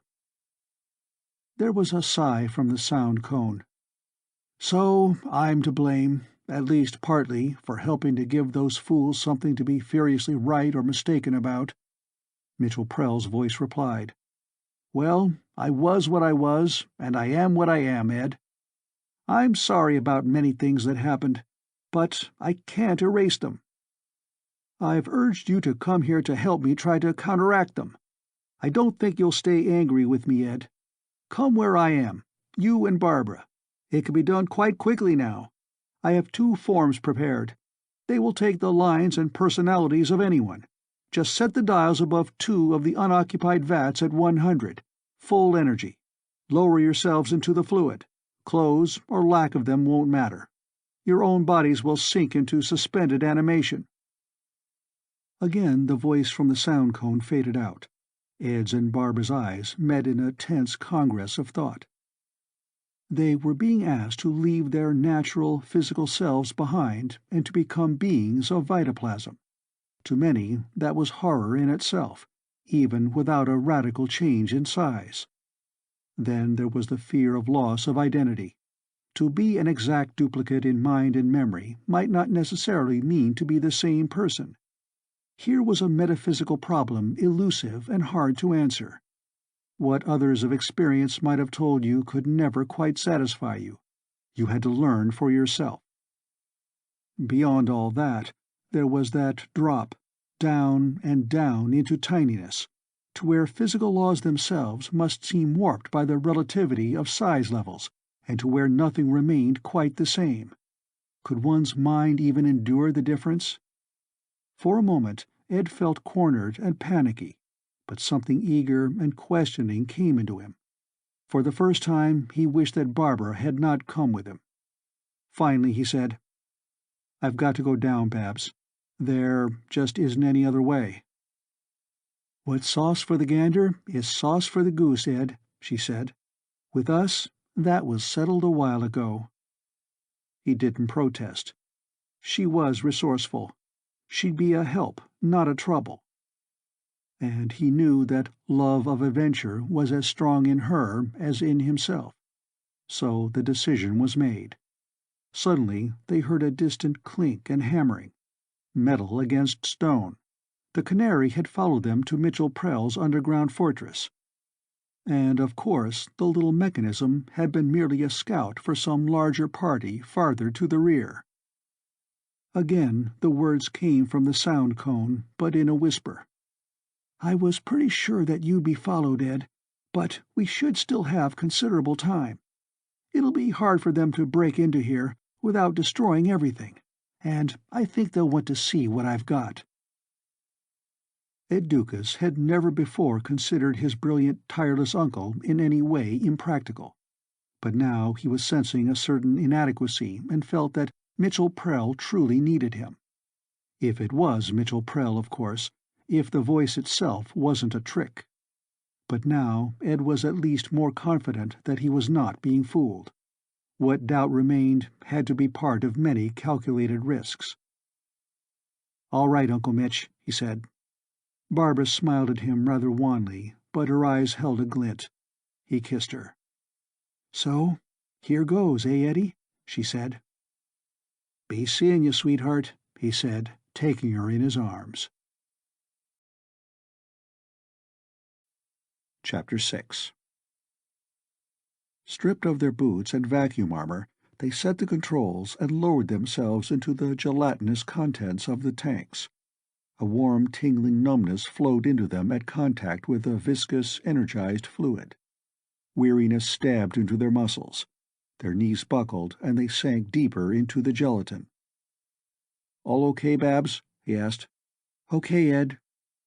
Then their faces went under that surface. Their minds numbed and were blotted out. They no longer needed to breathe. The journey downward into a smaller, or in a sense a vaster region, was made without their awareness, in a single step. There was no need to pause at middle size, represented by the tiny but easily visible doll-like figure in the minute tank. Mitchell Prell's labors in 2 size levels need not be done again, for that work was finished. The direct path was prepared. There was a flow of impulses, like that of the old-time transmission of photographs over wires. Gelatins already roughly of human form responded, swirled and moved tediously, and took sharper shape in a still smaller vat. And it was the same with the brains meant to harbor mind, memory, and personality. They also were repeated in a finer medium, and by a different principle than their originals, but nonetheless repeated. So in slightly more than an hour, the essences of 2 human beings were recreated in the dimensions of motes of dust. Awareness returned gradually to Ed. At first it was like a blur of dreams, out of which came realization of a successful transformation, and of where he must be. Panic followed, but briefly. He was struggling violently in a thick, gluey substance. His entire body, even his face, was embedded in it. He was certain that he would smother, yet the impulse to breathe was subdued. Fighting the sticky stuff, he knew that he possessed great strength, relatively. Some of this was the android power in him. Perhaps more of it was the increased relative toughness of everything in lesser size. An ant was relatively stronger than a man, a phenomenon of smaller dimensions. And here even a gelatinous fluid seemed like heavy glue, its molecular chains long and tough. Water itself, not lying flat, but beating into dewdrops, would have seemed almost as sticky. Ed Doukas, or his tiny likeness, got clear of the vat and its contents, though much of the bladder still clung to him. On all fours he dragged it with him, leaving a trail of it in his wake on a rough, glassy surface.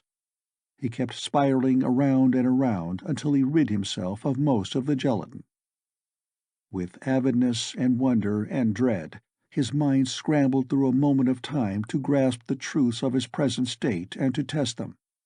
Even the act of existing in the body he now inhabited was indescribably different.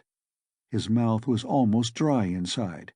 He still could draw air into his nostrils, but breathing became unnecessary before some source of energy that was probably nuclear. His hands and his nude body still looked slender and brown to him, and he retained memories of people he knew, sights he had seen, and of things he had learned. Here he seemed to remain himself. Those memories were clear enough, but were they already losing a little importance? Were they too gigantic to be concerned about in this place? That thought again was panic at work, a sense of separation from all that he held familiar. For the ato lamp towering over him seemed as remote as the sun. The form of the less-than-miniature electron microscope seemed a metal-sheen tower, and in his mind there was even the certainty that his present form must be of wholly different design inside to meet different conditions. He knew that he could feel the thump of a heavier heart, circulating relatively more viscous fluids. And something about his vision had changed. Close by, everything was slightly blurred, as if he were far-sighted. Farther off, objects became hazed, as by countless drifting, speeding dots that weren't opaque, but that seemed, each of them, to be surrounded by refractive rings that distorted the view of what lay beyond them. And because there were so many tiny centers of distortion constantly in motion, vision at this middle distance never quite cleared but remained a shimmer. Were those translucent specks perhaps the auras of air molecules themselves? At a greater distance, clarity came again. For there the haze which was not haze at all, but which consisted merely of seeing too much detail, in too coarse a grain, as under too much magnification, was lost. Light and dark and familiar rich colors, and he saw the whole room around him almost as he used to see it, except for its limitless vastness. For a little while Ed wondered further about his new eyes. They were responsive to familiar wavelengths of light. Those wavelengths were not too coarse, at least when reflected from farther objects. For nearer things he was not at all sure that he could see even as well as he could by ordinary light. Was his vision, in this segment, perhaps electronic then? Did he see, close at hand, fringed hints of strange, beautiful hues? Were these electronic colors? Or were there infinitely finer natural wavelengths, far above the known spectrum, which two massive instruments had been unable to detect? This question was dropped quickly, because there was too much more. Now he looked again, very briefly, out into the depths of air, full of drifting debris, jagged stones that glinted, showing a crystalline structure, twisted massive like the roots of trees, though they had the sheen of floss. All of it was dust of one kind or another. Ed could even hear the clink and rattle as bits of it collided. Everywhere were the murmurings of sound, which made a constant elfin ringing never heard in the world he knew. Gingerly now he crept across the rough glass surface back toward the vat from which he had emerged and its companion. Barbara was his first concern. There she was in the second vat, embedded in a bead of gelatin. Already she was trying to fight free. He reached both arms into the stuff and tugged at her shoulders to help her. He lifted her out easily and helped her scrape away the adhering gelatin, while he worried about how she might react to a tremendous change. To counteract the shock of it, he kept up a running flow of talk, in a voice that even seemed a little as it used to be. "We made it, Babs, down to rock bottom, you might say. I don't think that any conscious human shape could be made much smaller, or any machine for that matter. Remember some old stories? Little men lost in weed jungles, fighting spiders and things? Strange, unheard-of adventure in those days. Maybe we can even try it sometime, except that a spider, or even an aphid, wouldn't notice us. We're too small." A little pink nymph with a rather determined jaw, she seemed only half to listen as she stared around with large eyes. Later, like two savages, they were clothing themselves crudely in scraps of lint torn from what looked like a sleeping pallet. A fiber was knotted across it in a way that reminded Ed of the safety straps by which passengers of planes and spaceships attach themselves to their seats during takeoffs and landings. Here Prell, the tiny android, must take his rare moments of rest.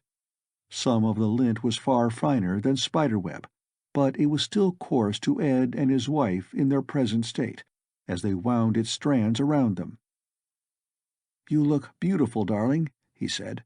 "You're just as you were." Barbara smiled slightly. "Even here I'm vain enough to respond to compliments, Eddie," she answered. "Where's Prell?" Her voice was a thin thread in the keening murmur of sounds. And it was worried. Ed and Barbara both craved the reassuring presence of someone of experience here, where everything was changed, where minute gusts of air seemed bent on hurling you upward, so that you would float helplessly like a mote. You stood up gingerly, meaning to try walking a step. But that mode of locomotion seemed not only unsafe here, but impractical. You could be swept away, and in the vastness all around, how could one mote find another again? Too much of what you were used to was lost already. Even the habit of walking no longer functioned properly. The air was a buoyant, resisting substance, a prickling presence of individually palpable molecular impacts, and there was little traction for one's feet. Perhaps, then, here you swam in the air. Ed spoke at last. "My uncle can't be far away. He'll come to us. It's been only a moment." Barbara clung to him, afraid. "Eddie, am I me any more? Can I even find old ways of talking and old subjects to talk about, here? Everything seems too different. Damn, I never could accept the idea of there being two of anyone.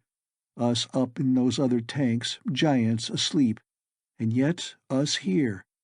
Maybe we're different already, shaped by other surroundings. And remember how little we are and how helpless.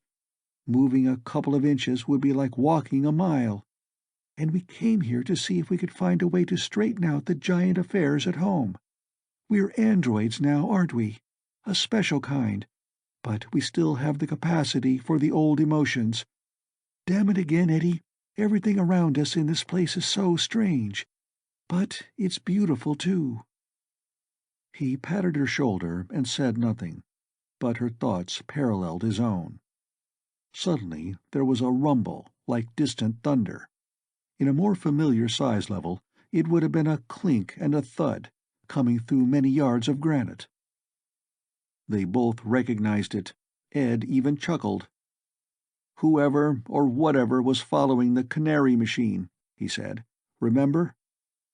Just then Mitchell Prell's simulacrum appeared, a comic, bearded figure wrapped in a few strands of lint that suggested woven twigs. He swam out of the depths of atmosphere, the fall guy of an era that had stumbled over its own achievements. And in several of those very achievements he had taken refuge. He alighted near Ed and Barbara and wrung their hands cordially. Then words spilled out of him excitedly. "Ed, Barbara, we've got to hurry. But first we should put our minds straight about one another. I know that back home you were on the side of responsibility and good sense. Well, so am I. There haven't been many new quirks added to my viewpoint since you first knew me, Eddie. I want knowledge to blossom into all that it can give us. I think you do too. Now tell me how you feel." Mitchell Prell could still inspire Ed Doukas. Even here, at this opposite, smaller end of the cosmos, he imagined again his splendid towers of the future. "There were moments when I felt pretty bitter," he said in a not-too-friendly fashion. "But in the main, I'm with what you just said. All the way. I put my life on it as a pledge." Barbara nodded solemnly. "Thanks," Prell answered, the breath that he'd drawn for speech sighing out of him. "I'm more grateful than I can tell. You two may think that we're too tiny, that our size makes us powerless. I don't believe that's true. I was on Earth as I am, you know. I went there and back, undetected, on space liners. But while on Earth, I missed many opportunities to act against danger. Maybe I've been here too long, down close to the basic components of matter, studying them. And I went to Earth poorly equipped in both materials and experience. Well, I think you can see how it was. Let it go for now. Visitors are at our door. I suppose we've got to try to meet them in the manner that they deserve." "Call the shots," Ed said impatiently. Mitchell Prell smiled rather wistfully. "The main part is done," he replied. "I set the small remote controls of the large vats for revival of the bodies in them, our larger selves. That was why I was delayed in getting to you here. They are colossi. They cannot hide, and they must be defended." "I'm sorry, they are better able to defend themselves than we are to defend them. At least, they will have a better chance alive than inert. Revival takes a little time, but in a moment you will see." Ed did not quite know what to think about this action on his uncle's part, whether to agree to it or to suspect that it was somehow a mistake. Circumstances were too strange here, and he was too inexperienced. And the whole situation itself was fraught with confusion for him. Two selves, both named Edward Doukas. It was not a new circumstance in the ideas of the times. You knew that it could be, yet it remained a muddle of identities hard to straighten out. Barbara clung to him again, her feelings doubtless similar to his own. "It's happening," she whispered. And it was. From their perch on the scored, glassy surface, under a miniature electron microscope, they looked out past the minute tanks and the attendant cables, crystals, and apparatus that had given them special being, and across the shimmering void of air they saw those other vats, glassy too, and tall as mountains. It seemed then that the mountains opened, unfolded, grew taller, disgorged atlases that stepped dripping over a cliff wall. There was no connection of mind now. These three giants were other people, for the link had been broken in the past. There was no blending of consciousness. Now there were vibrations almost too heavy in this miniature region to be called sounds. They were more like earthquake shocks. But Ed realized that they were just the noises of normal human movement, the giants, Ed, Barbara, and Mitch putting on their boots, the grind of their footsteps. Meanwhile they conversed, it seemed, but their voices were only a quiver, a rattle, with a hint of worried inquiry. The giant Mitchell Prell seemed to make suggestions. The lesser Prell must still have understood what was being said, for now he gripped a roughly made microphone and talked into it. His words were amplified to a seismic timbre as they emerged from the sound cone on the far wall, but to Ed and Barbara they were still directly audible from the speaker's own lips. "You've come down to me successfully. Now we must see what will happen. Ed, if it is only the police at our gates, perhaps it would be best simply to present yourselves as citizens. You and Barbara have rights, and you fulfilled your pledge to them. They can't harm you. Beyond this, I must apologize to you both. You have made a difficult journey to what must seem to you a frustrating blank wall, without experiencing anything very new. That is a defect of being duplicated. And there is no time now to blend into your minds the memories of the descent into smallness. I'm sorry. Mitchell Sandhurst Prell, yes, you, my overgrown former identity. Show them what to do. But for heaven's sake, move this workshop of mine to a slightly less exposed place." Because he was like his old self, the smaller Ed Doukas still thought as his original did. So, after all, there was that much contact. He understood the frustration that had just been mentioned, plus the confusion of not having seen the reality of another size level. This failure could even involve suspicion of his uncle's purposes. But there was loyalty and belief, too. From the basis of parallel minds, the lesser Ed felt all these emotions personally. So he moved quickly, closer to the tiny microphone, bent on giving reassurance. He shouted into it, and of course his words came out sounding somewhat mad. "Ed, it's me. Ed, honestly, and that was a real Mitchell Prell speaking.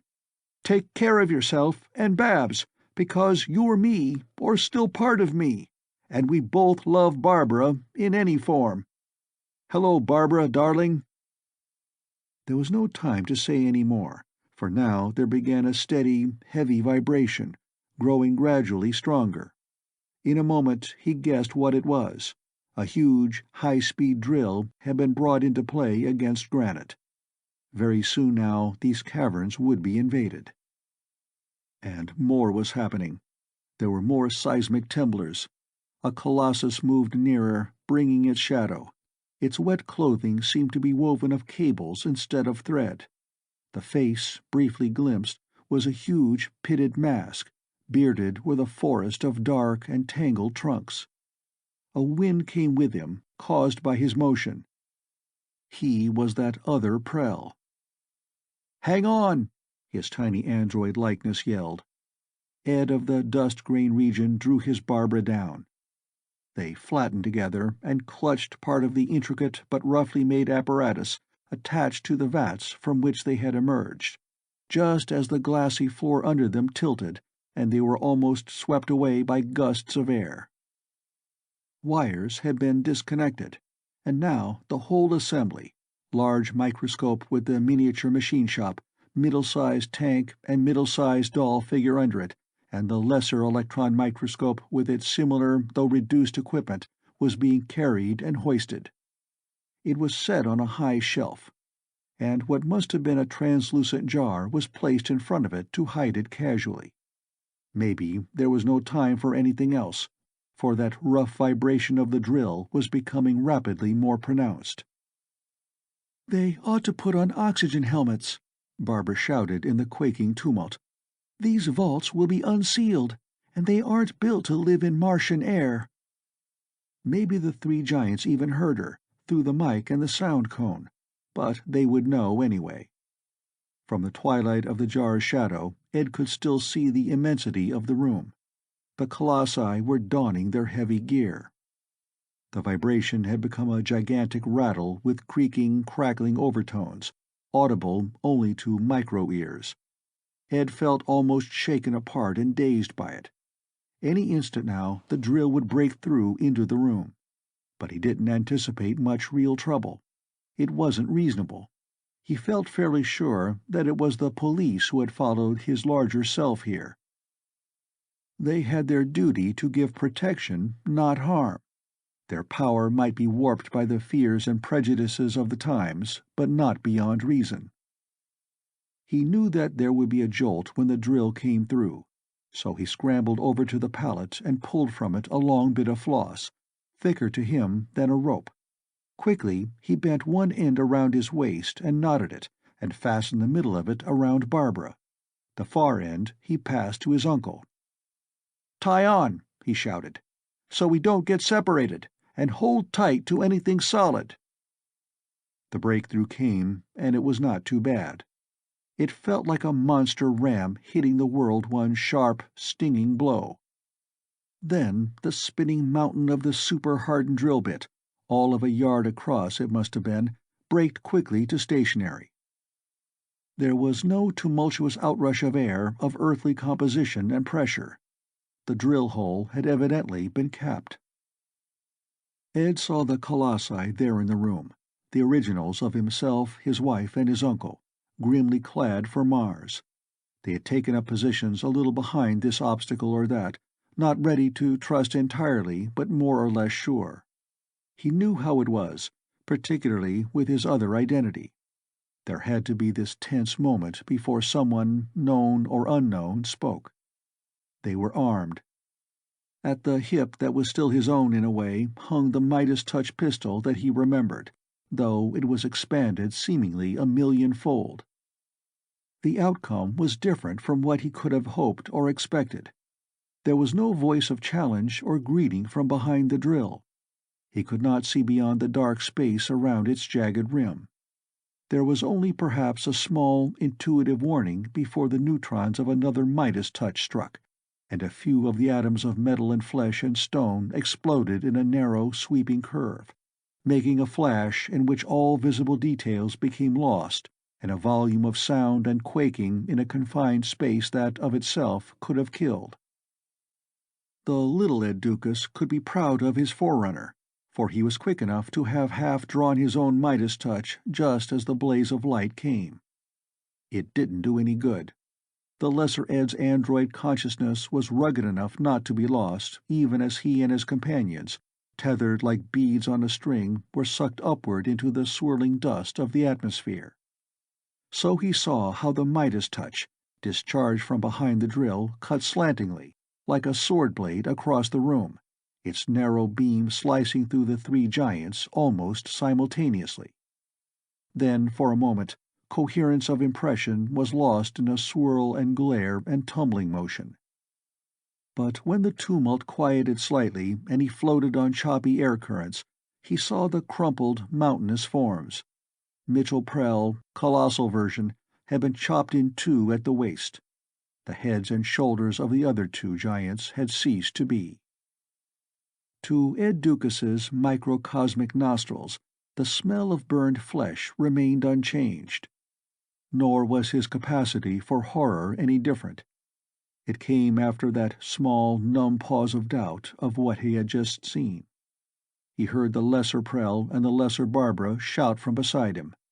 They had not been torn loose from the joining strand, luckily. At first he thought that the attack had come from someone other than those who had trailed him. But then the drill point moved forward. From behind it stepped several men, wearing the trim vacuum armor of interworld security.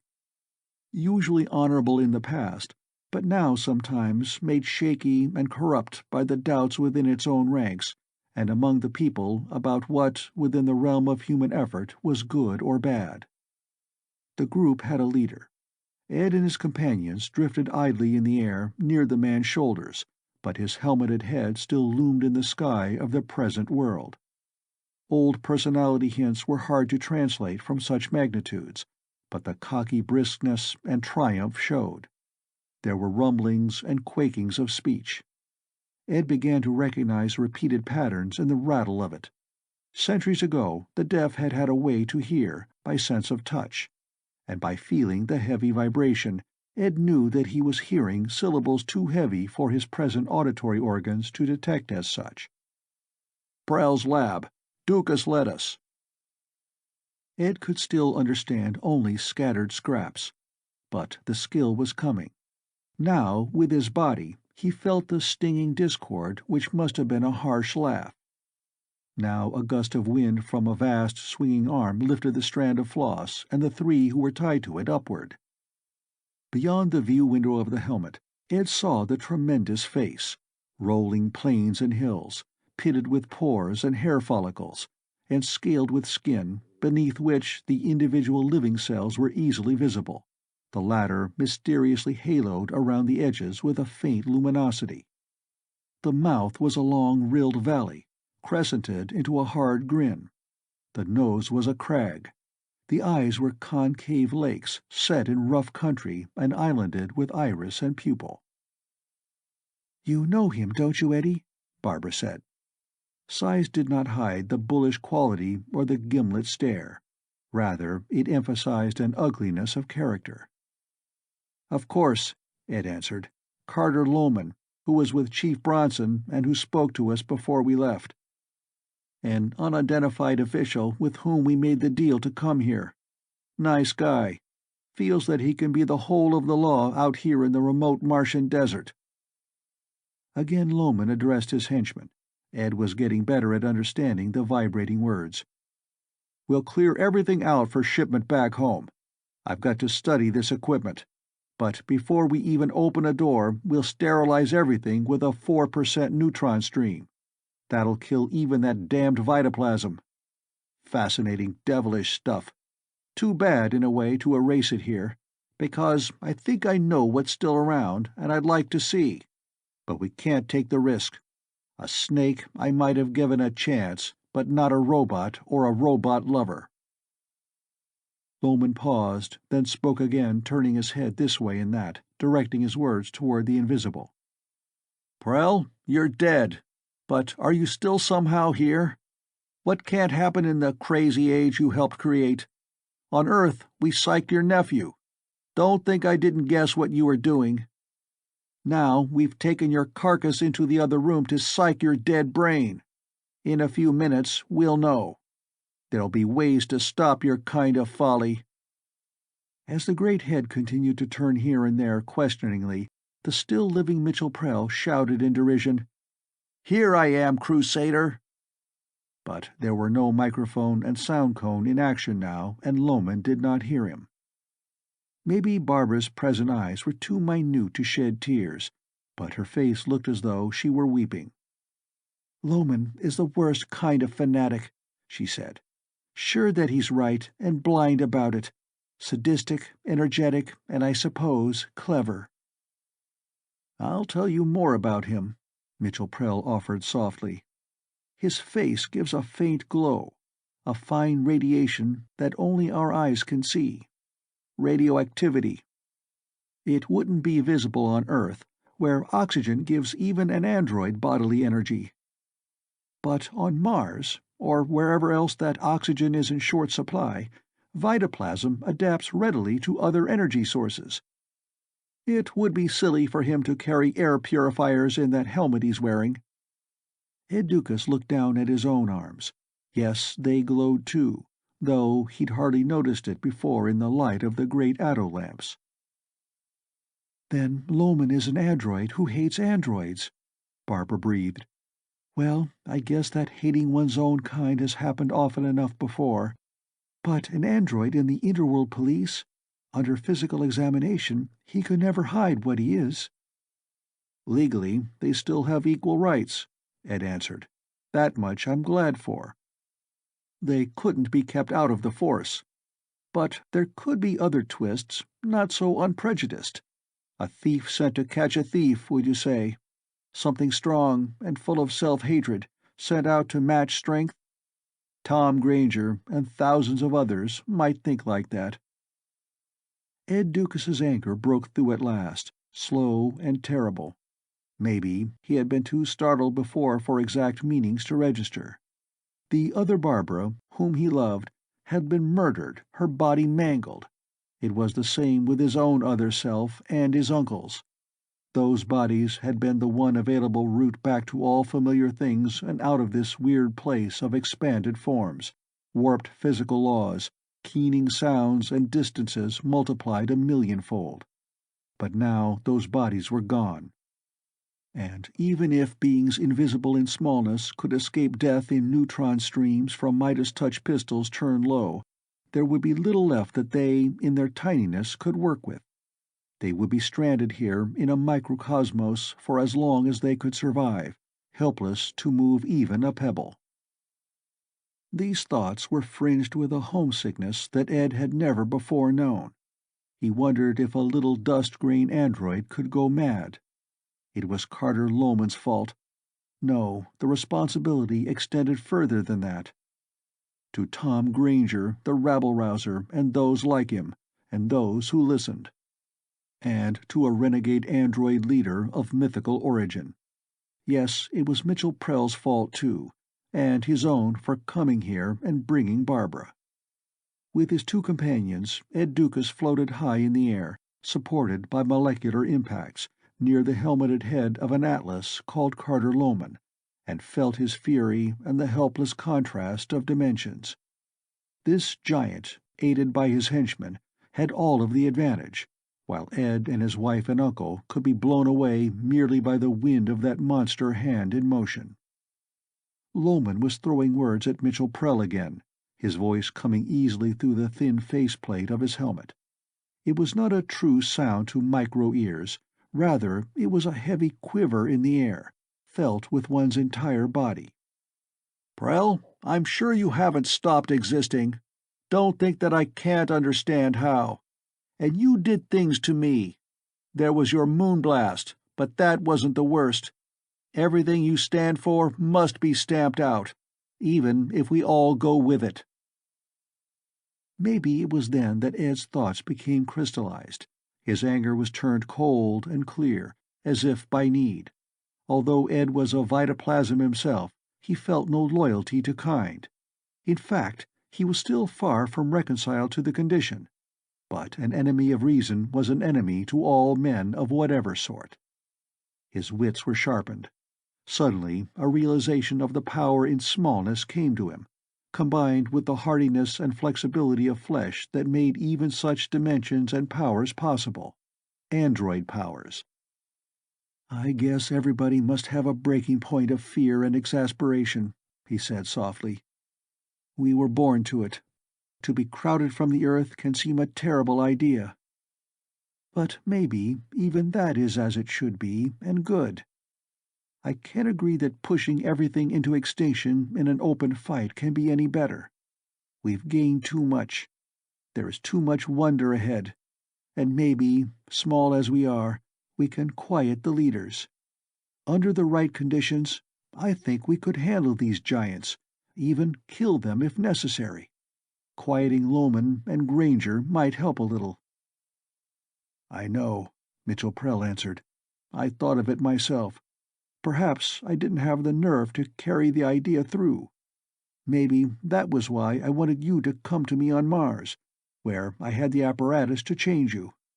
Microbes are smaller than we are, yet they used to kill men." Ed Doukas saw his wife wince, but this couldn't make any difference now. "Ed and Barbara, I'm sorry for all I've gotten you into," Prell added. "Don't be," Ed told him. "Who can regret a chance to try to do some good in what seemed a hopeless conflict? Now, first, let's get out of here, if we still can, or ever could." Ed felt some of the command switching to himself. Strange, because his uncle knew far more about these regions than he did. But Mitchell Prell was made more for study than for physical action, and he was somewhat fuddled by the effects of the miracles he had helped produce. Chapter 7. The Colossi were piling Mitchell Prell's movable equipment into a corner, where Midas touch pistols, turned low, could play neutron streams against it. Then they would no doubt scour walls, floors, and ceilings with the same corpuscular beams. The air itself would heat up considerably. Combustible floating dust would burn to finer dust. Drafts would seem blasting hurricanes. "There's a way out, if we hurry," Mitchell Prell said. "Imitate my movements." And so they swam in the atmosphere. But without other aid, it would have been slow going indeed. But the motion of dust particles revealed the direction of air currents that could be gotten into and used to cover distance. Still, progress back to the shelf and the microscopes and the tiny workshop from which they had been blown but a few minutes before was agonizingly slow. By luck and scanty concealment offered by the jar, this paraphernalia had not yet been discovered or moved by Lohman and his men. Ed and his companions came to rest at last on the rough glass surface where little machines were arranged around the vats and their apparatus. "Tools that we can use," Ed said, "and materials that we can work. We've got to try to take some things along, to make weapons. Could we contrive Midas touch pistols that we could hold?" "Maybe," Prell answered. "I hope so. Take this and that over there. Hurry." Creatures of vitaplasm, with its complex combinations of silicon compounds paralleling the hydrocarbons, and its internal metabolism that could even involve transmutation and subatomic energy release, still could die under sufficiently violent conditions. The three tiny androids scrambled to gather supplies and to equip themselves. Ed was awkward in the new conditions, where even the atmosphere tried to tear him away from any firm foothold. But he loaded himself down. Before they were finished gathering all that they could use, the rattle and flare of Midas touch weapons, turned low so as not to damage Mitchell Prell's various apparatus, but strong enough to destroy any clinging speck of synthetic life that Carter Lohman might suspect the presence of, began behind them. Prell's experimental plant life withered slowly. "Lead on," Ed Doukas shouted. And so, though hurricanes had begun for them, they crept across the glazed surface beneath the barrel of the little electron microscope and dropped into the air at its edge. It was like leaping from a cliff. But it was different, too. For if they had not been so heavily burdened, they might not even have fallen. Being such small objects, they had a greater exposed surface than large objects in proportion to their bulk. This greater surface, like a sail presented to the wind, offered a larger area for speeding molecules to hit. Hence, without the equipment, they would have been as buoyant as dust particles. Still lashed together by their joining strand of floss, the three fugitives drifted slowly down to the rear of the shelf. "An inch more to go," Prowl shouted in grim humor. "A rather long one, I'm afraid." Again they crept. Rough stone of the cupboard-like compartment rose around them, seemingly taller than buildings they had known, and it glowed reddish-violet. Fluorescence, it must be, from the scattered radiations of the Midas-touch weapons. Tediously, the three crawled toward escape, as if through a night of fire and violence. Finally, they reached a minute steel door in the corner of the cupboard, half hidden in the roughness of the stone. They closed the door behind them and refastened its crude bolt. The space around them now was narrower, more in proportion to their own size. And there was a glow here, at least to their final eyesight. Perhaps there was a trace of radioactive ore in the rock causing the glow. The walls were as rough as a cave's. "Just a chink in the stone," Barbara commented. "Yes," Prell replied. "A crevice leading out to the face of the rock formation. Feel the draft of Martian night air? It would smother and freeze you if you were as you were born. But our flesh not only resists cold, it can create plenty of warmth within itself. We will be perfectly comfortable here and safe, I think. Do you want to rest?" "No," Barbara told him. "We don't really need that either, do we? So let's begin what must be done. What are our plans, Ed?" "We'll make a few things if we can," Ed replied. "Then get to a spaceport somehow. I suppose that if we pick the right wind at the right time, it will blow us there. Eh, Uncle Mitch? Then we'll do as you did. Drift into a spaceliner and get a free ride back home to Earth. There, well, we'll see. If we're very, very lucky, we might even get our old selves back." Just then, that recovery seemed to be his greatest, most desperate yearning, with many, many obstacles in its way. Even their personal recordings were in enemy hands now. Small though those cylinders were, they were far too huge for them to move or to think of recapturing. "Where can we start to work?" Ed said to his uncle. "Farther along the cleft," Prell told him. "I've already cached some supplies there, and there's a level space in a side cleft protected from these constant air currents."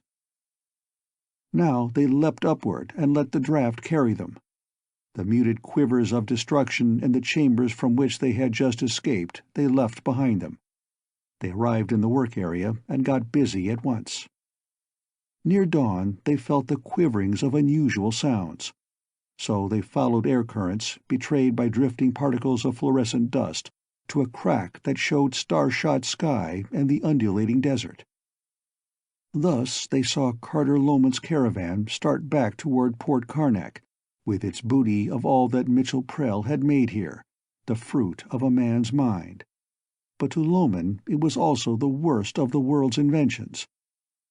Loman was an android, and also, obviously, a central figure, a personage of some importance, or he would not have been sent on this mission. But his mind remained that of a bigot. Just then Ed Doukas found a savage pleasure in shaking one of the smallest fists ever to exist at the three retreating tractor vehicles. "Loman, Granger, and the rest of you," he said, "there'll come a time. You've been fools. You were born too late."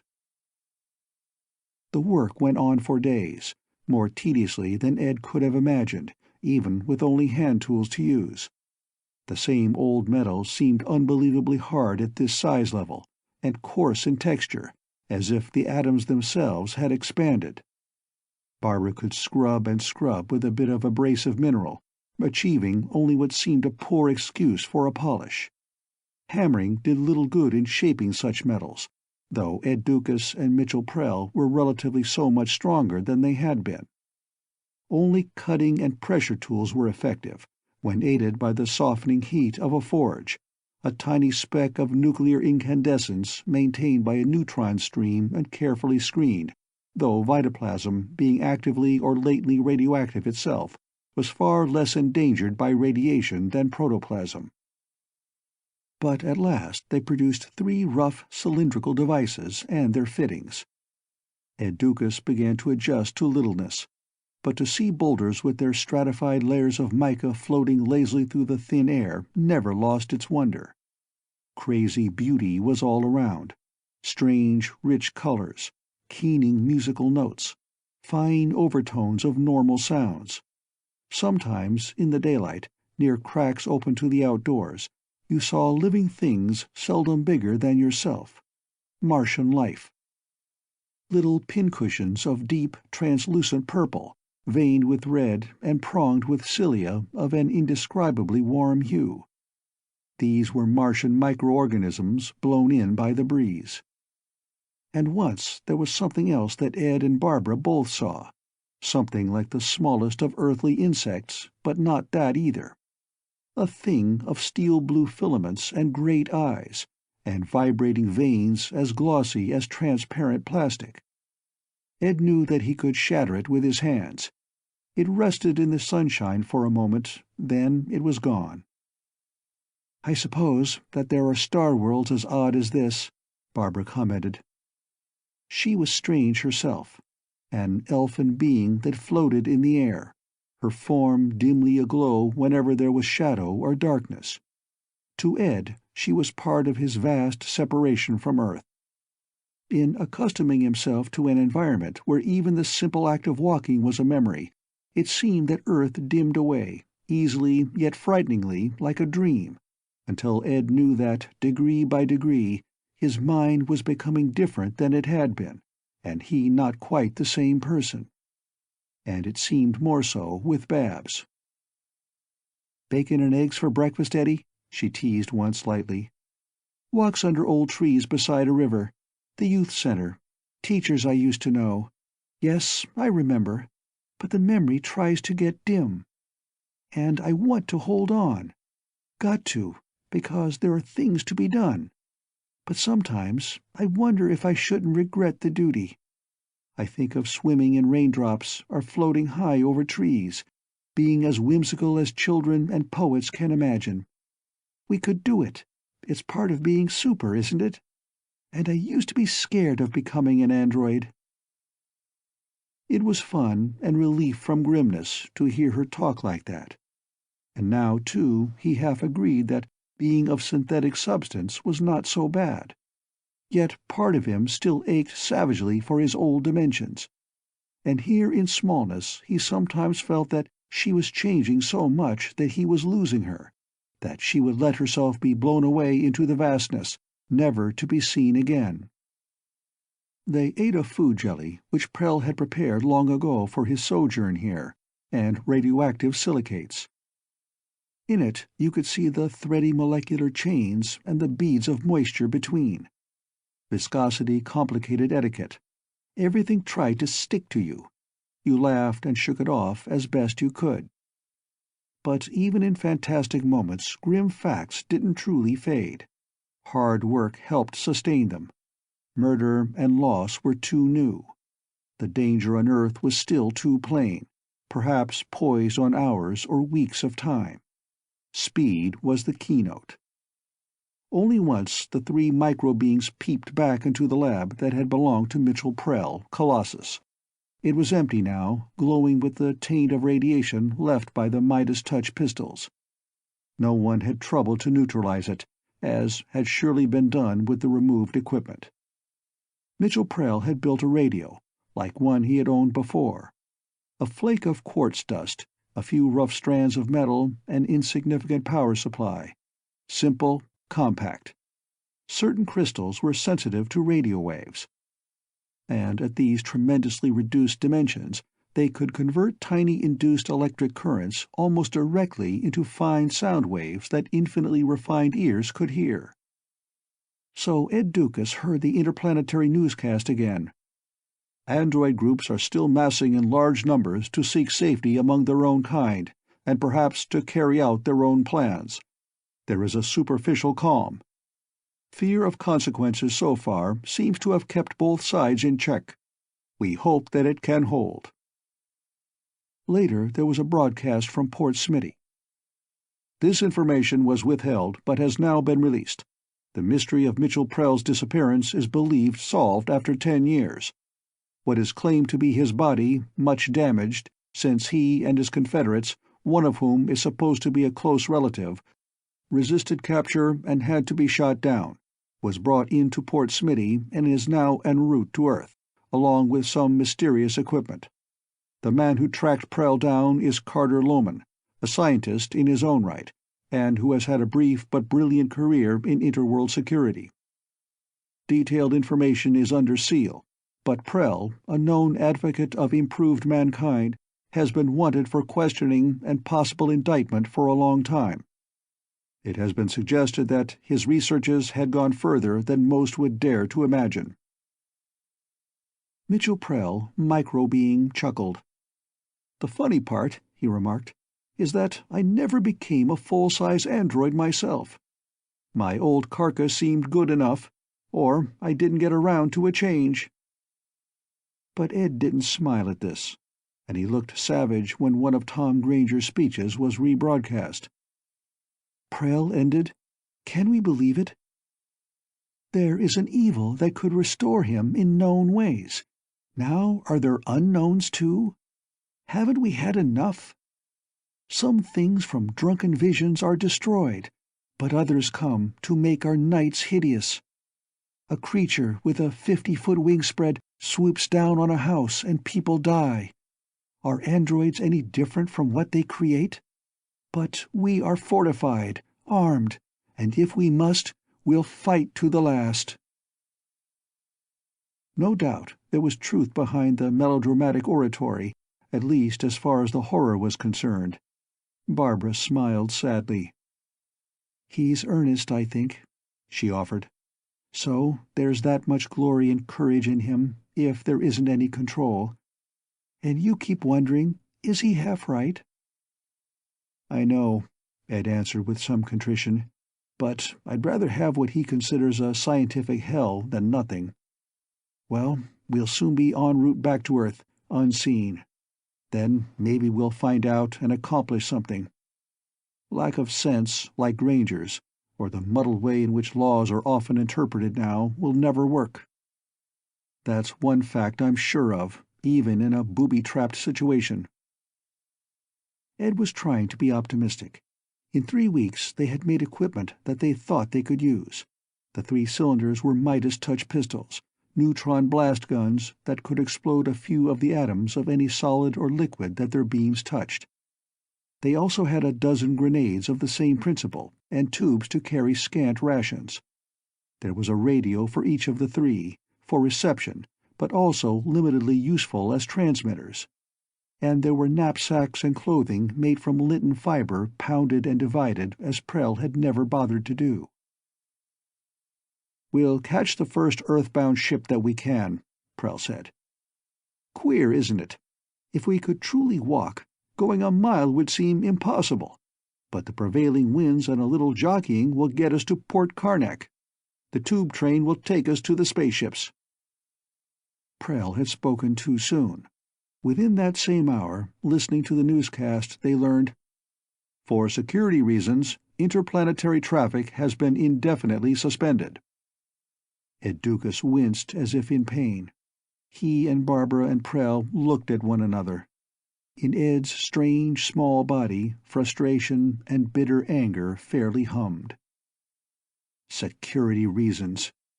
That could be a blanket excuse, minus explanations, for almost anything. Lohman, knowing of something inimical and microscopic, and guessing at an intended journey from Mars, could well have had a hand in the suspension order. He was wary and not sure that he had destroyed his hidden enemies. The three stared down at the equipment they had toiled so hard to produce. But Ed, like many another man before him who had been cornered, couldn't have quit even if he had willed it. Stubborn spunk, fear, need to regain losses, self-preservation, and the awareness of the danger of millions of well-intentioned individuals, both android and human, all took part in the reason. And you could add the ancient and primal lust for revenge. Ed crouched with the others on the rough floor of their chink in the rock. "Wait," he said at last. "Haven't small objects crossed space naturally, at least in hypothesis? Yes, spores, living dust, their vital function suspended.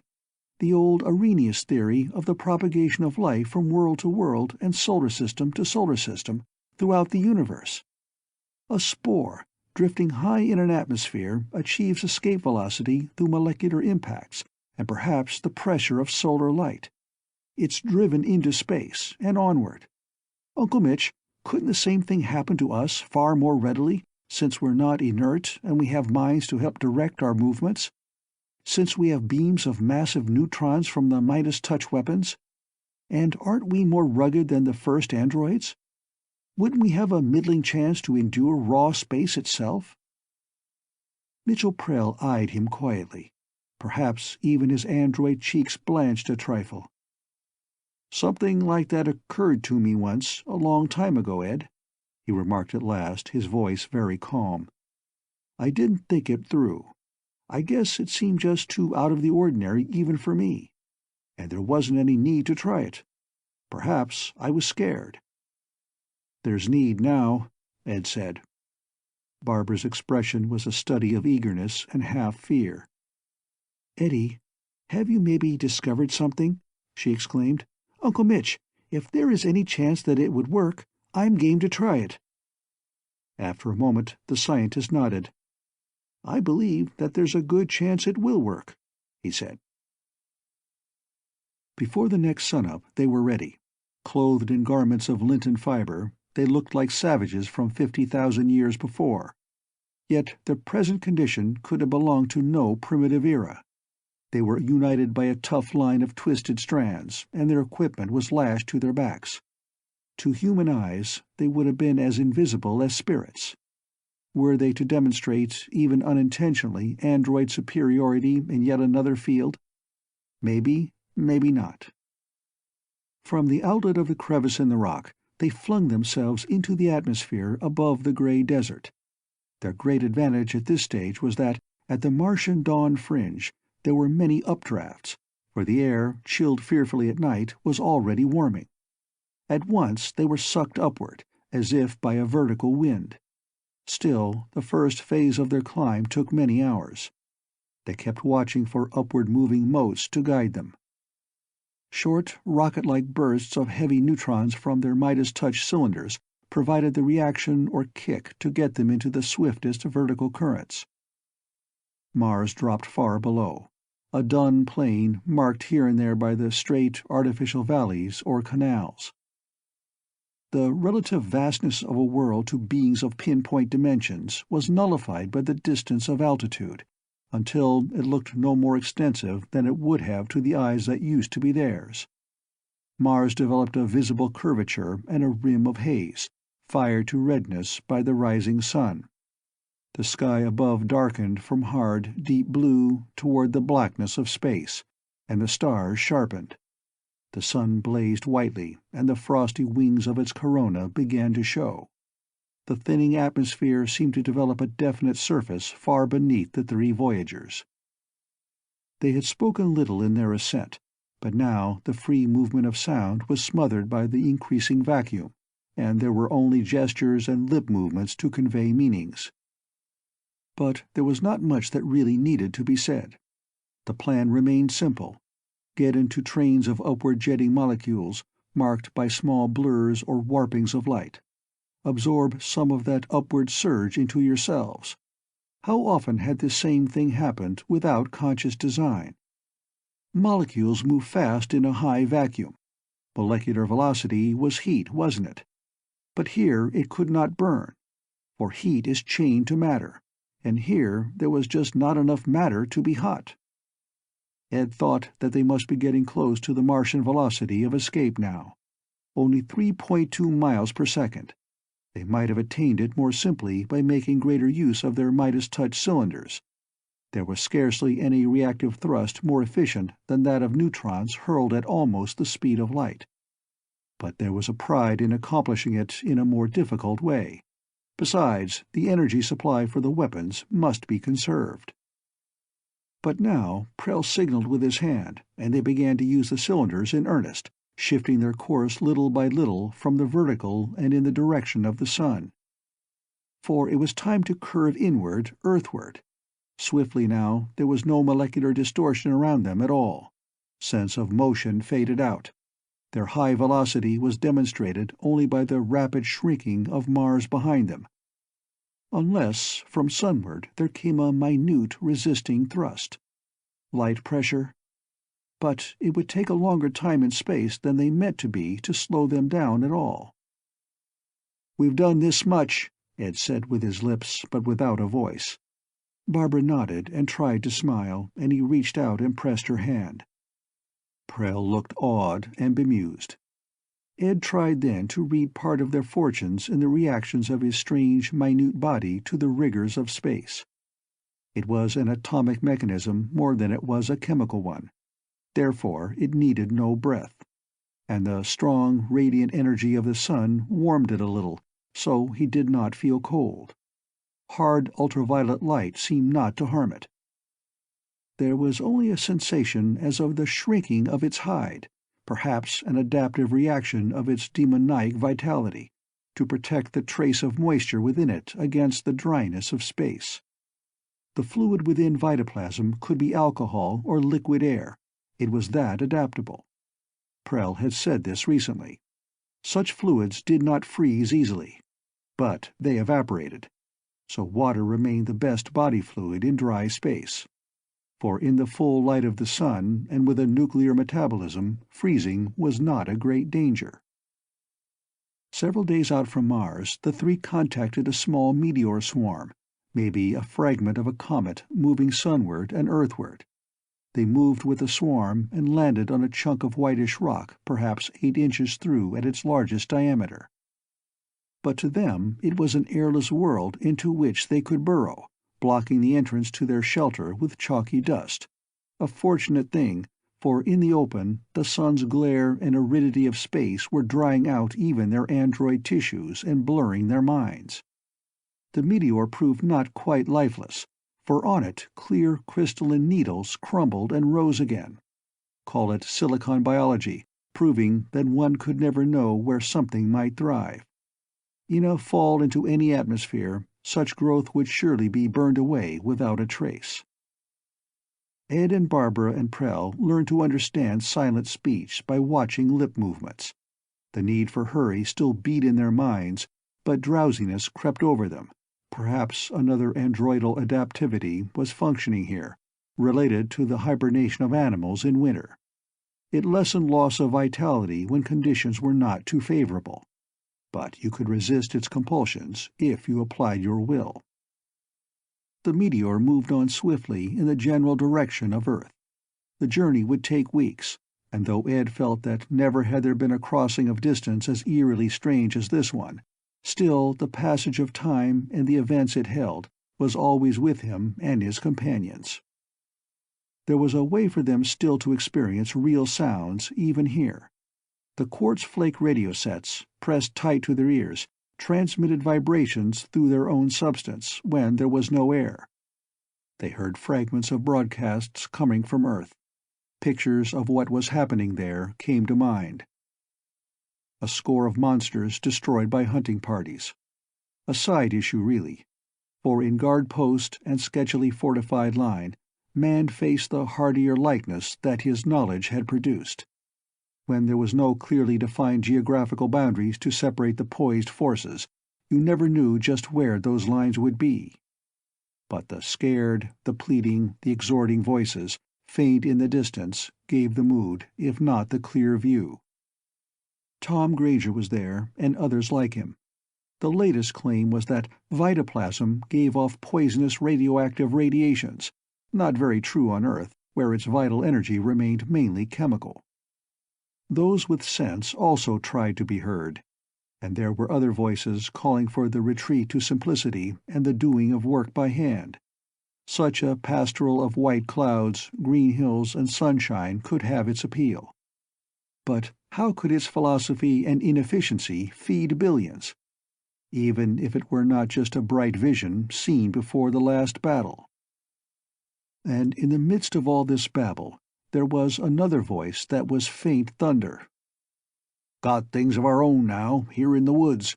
Even our own newscast station. Damn, we've taken enough. We phonies won't go back no further. Time to be stubborn, even if we all die for it and never come back. They say folks would like to hang me, which shows how much wits they've got. Even if they've got the chance, it wouldn't work."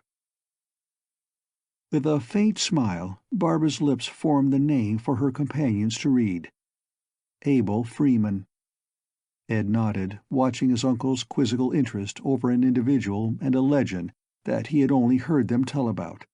And Ed had his own reactions, compounded of admiration, humor, and icy mistrust that came close to hatred. Whatever else he was, Abel Freeman was also a figure of power. Barbara's pixie-ish mouth, she was more than ever a pixie, shaped other words as they crouched at the entrance of a tiny cave that they had excavated into their meteor. Outside, the sunshine blazed. "I've almost said it before, Ed," she remarked. "All these things happening on Earth are still important to me, never fear. But I'm a little too different now to quite belong to it. It gets like a dream, kind of remote." Ed had been feeling this himself, almost with panic, because he was enough the person he had been to ache inside with the importance and tension of what happened at home. Yet somehow part of him was drifting away on its own special course. "Hold on, Babs, a little longer," he urged. They fell into torpid sleep after they had devised a mechanism to arouse them with an electric shock at an appointed time. It conserved their strength and allowed them to pass the long interval quickly. Ed Doukas' slumber was not altogether dreamless. Like shadows, people moved in his mind. His parents, his old friend Les Peyton, who perhaps had shown the white feather and had been lost to a small viewpoint. Schaefer, one of the greatest scientists, barricaded in his underground lab in the city.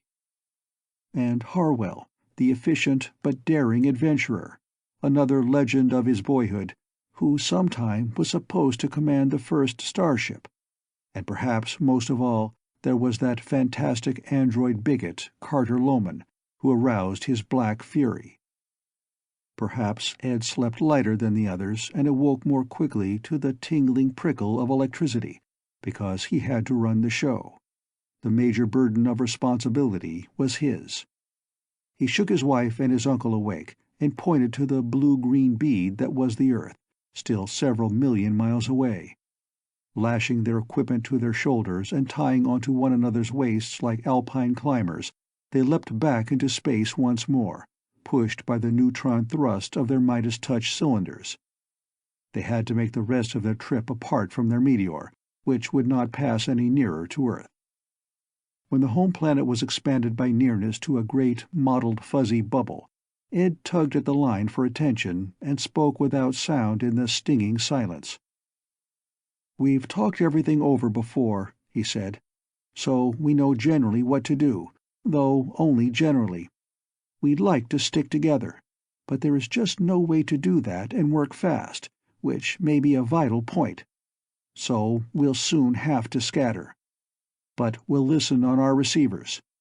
At least one of us should be able to find a way to communicate back. Failing that, we still know where to meet.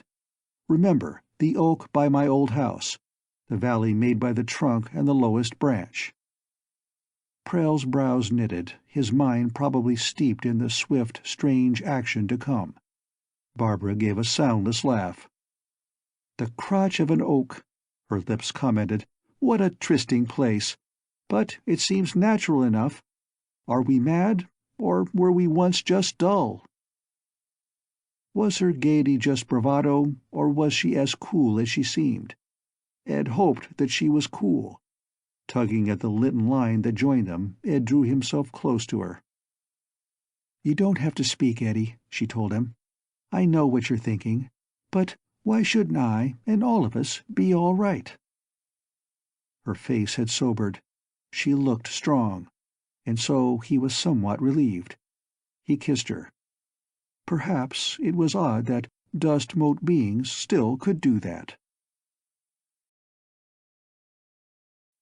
Chapter 8. Ed and Barbara and Prell came to the parting of the way sooner than they had intended. Without instruments, it was hard to judge velocity. They did not use their Midas touch cylinders quite long enough to check speed sufficiently as they approached the great blue-green planet with its blurred ring. They hit the atmosphere not really fast, but fast enough.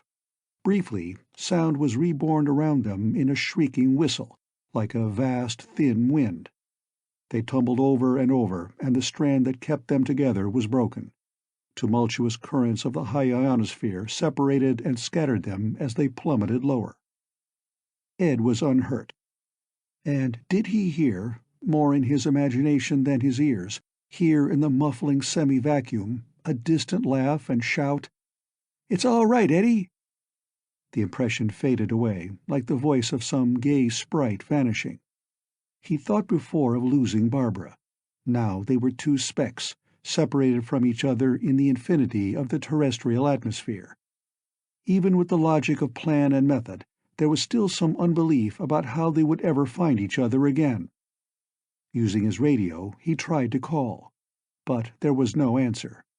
The microscopic instrument could pick up messages from powerful stations millions of miles away, but for transmission its range and that of those like it had to be ridiculously short, perhaps a score of yards, a fair distance in proportionate units.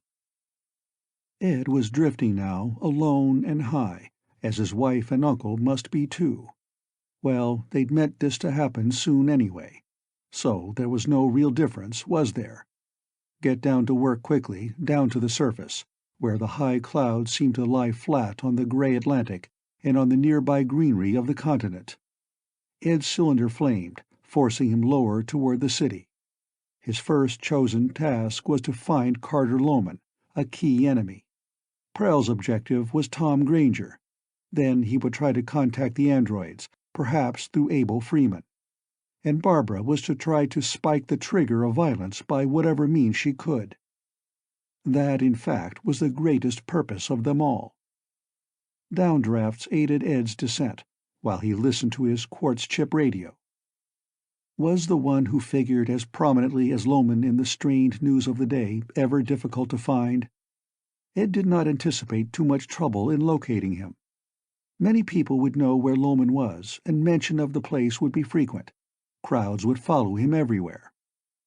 As Ed watched a wolfish patrol of armed spacecraft flying low on their atmospheric foils, the information came easily enough. Carter Loman's quarters at the Three Worlds Hotel are constantly under guard. Ed was far more proficient now in getting around swiftly in the region of smallness. Erratically but effectively, using currents of air and the thrust of his Midas touch blast, he descended toward a sky-piercing tower.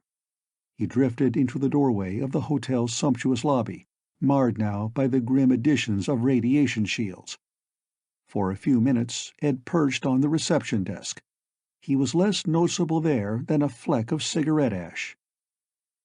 There were constant inquiries for Loman, by telephone and in person, made mostly by newscast men. The clerks fended them off briskly. But soon there came whispered thunder, so low that it was almost audible to Ed as sound, and not merely sensible as a heavy vibration. "More mail for Mr. Loman." The spark of Ed's propelling cylinder was almost too small to see as he jetted to the heavy bundle of letters and rode up with the attendant, past the guards, and slid with a skittering envelope through a mail slot and into Carter Loman's presence. He was sprawled on a bed and was clad in full vacuum armor of a type heavier than would have been necessary even on a dead world. It was pronged with special details as well. Filaments, like parts of the insides of a Midas touch weapon. Hovering over the vast shape, Ed felt the hard, stinging punch of a few scattered neutrons hitting his body before he ventured too close. Even though his own life was subatomic in principle, enough of those infinitesimal pellets could kill him. Loman had evidently grown wary and nervous, guessing with shrewd imagination what dangers he might now face. In addition to his massive costume, this android who hated his kind was wearing an aura of low-speed neutrons, constantly being projected from the filaments on his armor. Just then, the savagery inside Ed felt its bitter frustration. Loman even mistrusted the ban on space travel. The enormous face beneath him, framed beyond the glaze of a helmet window, did not look at ease. Loman was muttering. He must have been at it off and on for a long time. "I wouldn't be surprised if you were around, Prell, or even you, Doukas. I was right. I know all about your little self, Prell. It was all in your dead brain. You think you'll play a reverse David against Goliath, eh? If blasting out your lab didn't kill you."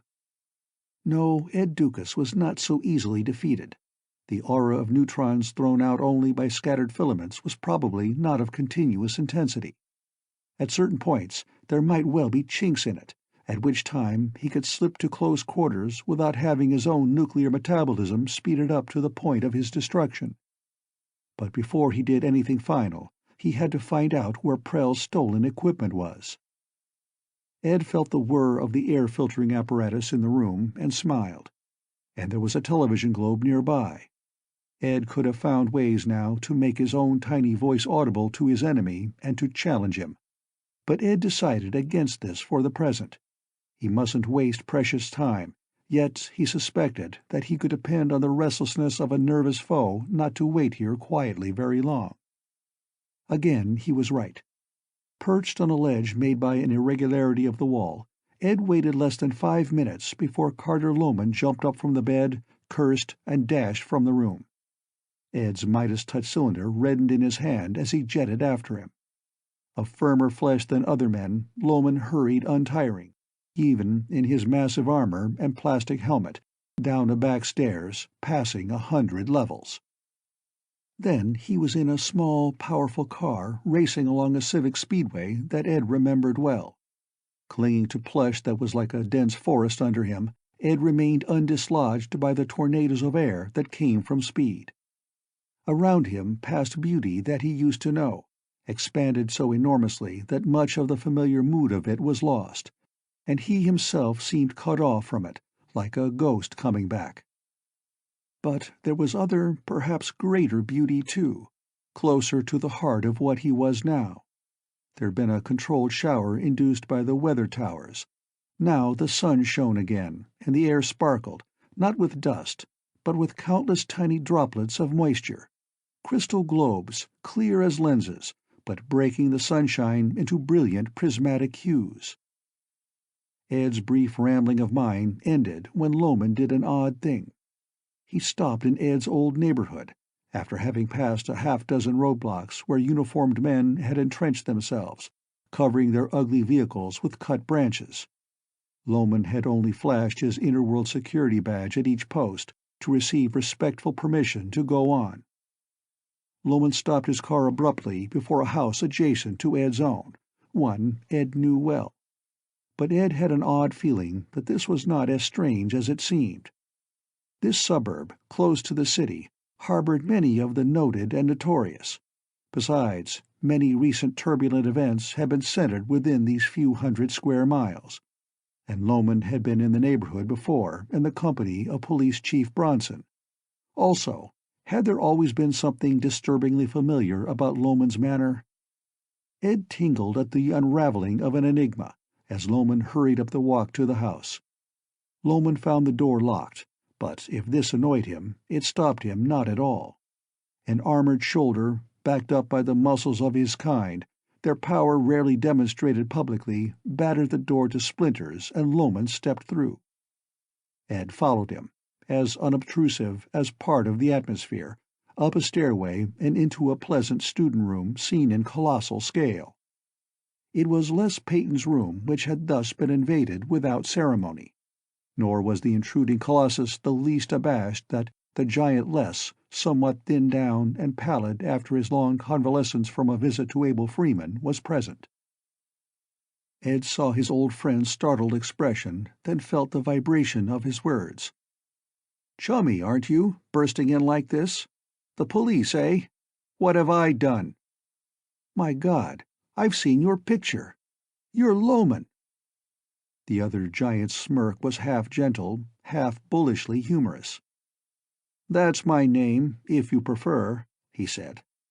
"I've had you watched, Lester Peyton, for various reasons. You've been ill. Then why do you stay so close to what may become the battle lines? You're an odd guy, Lester. Too much fear, courage, and conscience. Wanting to be hero, but half a martyr. Recently, one of the reasonable kind. Soon, there won't be any of those left. Not when a few more see those they love torn open, crisped, or perhaps crushed by created things more hideous than Tyrannosaurus Rex. Such facts destroy the folly of thoughtfulness. And good, for in that way the showdown comes against another kind of slime that desecrates the form of man. You're a mixed-up kid, Lester, maybe even thinking of some old companions. But in your heart you know that you're all human. Me, I'm still sentimental, so I had to come to you at last. You ought to be safe among the asteroids, like your timid mother." Being an audience to these comments, Ed's first puzzlement changed slowly toward comprehension of a weird truth. Drifting with the air molecules near the center of the room, he watched Les Peyton sitting quietly at his desk, his look also showing that he was at the fringe of understanding. But maybe his mind half refused to plunge into the darkness of the fact beyond. Too much had become possible. Sometimes it might be a land too strange for human wits. Maybe primitive terror prompted Les to sudden violence, or it was the sickening cynicism in Loman's words. In a flash of movement, Les tried to get a weapon from his desk. Confronted by a human being, he might have succeeded. But Loman even dared first to shut off the neutronic aura around his armor, so as not to burn or kill the one he had come to see. Then quick fingers latched onto Les's wrists. Les fought with all his might, but was pushed down on the floor. Dazed, he looked up at his conqueror. "Yes, your memory man father killed himself," Loman said. "But he could always return by recording, couldn't he? Before that, it was all arranged, with many who sympathized with the human cause. The mind probe showed that my expressed views were truthful. Interworld security could use someone who was clever, unknown, and supremely active. Maybe I'm even harder than they hoped. Yes, I'm still an android, Les, because I have to be strong for battle. I hardly care who learns of it now, because the fight is sure to come. But I'll be a man again, when and if I can. And, like a man, I love my son. Things will become very difficult soon, Lester. So, I want you with me." Loman's heavy growl might have sounded paternal to common ears, but he capped it with a light tap to Les's jaw. Les crumpled. For a moment, this fantastic echo of his original sire, changed in face and form, stood over him, an armored demon by any standard. The sun had set. From the twilight beyond the window came blue flashes, light heat lightning, off toward the wooded hills. They glinted on Loman's plastic face window, which had muffled his words scarcely at all. Loman seemed to match those flickers, science misused, wisdom, once reached for so carefully, fading. The collected armaments improvised quickly by a master technology hidden in tunnel and on mountain top by both sides, and the guts of a starship engine perverted. Once, on a lost moon, a thing like that had exploded, just by error or chance. There had been no wild speeches to bring it about, nor any panic, and there had been no Lomans to help in a more savage way. Unless driving impulses were checked, the end could come this very night. Ed even wondered if he might waste valuable time sticking close to Loman any longer. Would it lead to more answers, as he had felt it must? Well, he still was sure of that, and Loman also seemed driven by haste. So Ed alighted on Les's shoulder and burrowed into the cloth. It was the safest thing to do. For whatever weapon might be used, it probably would not be directed at Les. Loman picked up the unconscious form and dashed out to his car. There followed a wild ride along winding roads through the woods. Distantly, on a hilltop, Ed saw a metal framework slanting skyward. It held a cylinder whose neutron beam could level anything. But its power supply could mean complete destruction in a last resort to madness for revenge, if someone lost control of himself, smashed the safety stops on controls, pushed levers a little beyond them. There were wrecks on the road. Horror had been exchanged already as refugees fled the city. Beside one broken car, half fused to a puddle of fire, lay the body of a child, briefly glimpsed. And Ed detected a man's cries and protests, flung wildly at the sky from among the shadowy trees. Or could it have come just as well from an android throat? If it was Jones of common human clay, or Smith an android, could it make any difference? Yet it was an old thing, a reasonable man's anguish against wrong. Still, was it hard to see a sequel when something snapped in the brain? A kind of explosion. Then, before horror and rage, immortality or death could become equally meaningless. Good sense and kindness, once clung to desperately, could then become zero, and earth, sky, and humanity empty phantoms. Then could you picture the wronged one awaiting someone of the other kind? Could you picture him aiming his own weapon at another car and holding its trigger down until his own curses were lost in the roar of incandescence? Ed Doukas rode on through the dusk in Loman's car, still clinging to the fabric at the shoulder of his inert friend, Les Peyton. The sky still flickered, warning barrages not yet aimed to kill. An aircraft swooped, its weapon shredding a high-flying horror that was not of metal. Some had been destroyed, but others always came, though they never had been truly numerous. A few other cars sped along the road, persons fleeing the dangerous congestion of the city. Ed wondered if the steady ping, ping, ping in his quartz chip radio was the ultrasonic evidence of a spy beam in action, perhaps meant to trace Loman's course.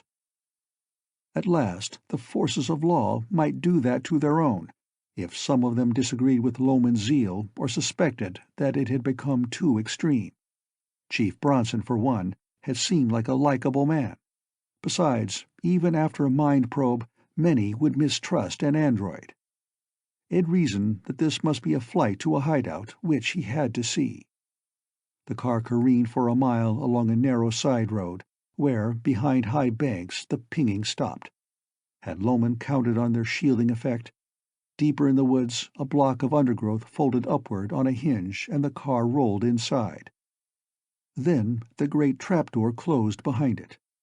Ed was not surprised even by so elaborate a retreat as this. Now, with his neutronic aura cut off, Loman bore Les through a low doorway into a great low chamber fused out of bedrock. Could Loman and Mitchell Prell be as alike as this in their choice of secret places? Queer, and yet not so queer. Both were scientists. Prell had invaded the field of biology, and Loman, in his original incarnation as Ronald Peyton, had been a biologist from the start. Ed might have attacked, now that Loman's aura was inactive. But it could be restored in an instant. Better to wait. A clearer chance might well come. His enemy might even be trying to lure any small, unseen intruder close to the coils of the aura. Besides, in the soft artificial light answers lay, answers that Ed had only dimly suspected, in spite of Loman's background. Since he had learned who Loman was, there hadn't been time enough for him to understand. But now the solution to a dreadful mystery came easily, because Ed could intrude here unseen. There were vats here, too, vaster than any Ed had ever seen from any viewpoint, and webbed with their attendant apparatus. Beneath the glossy surface of the fluid, like smooth oceans in the floor, various shapes were visible, all devilish but half-transparent in their undeveloped state, their smooth plates of vitoplasm muscle and scale showing, but already alive and in slight, undulating motion.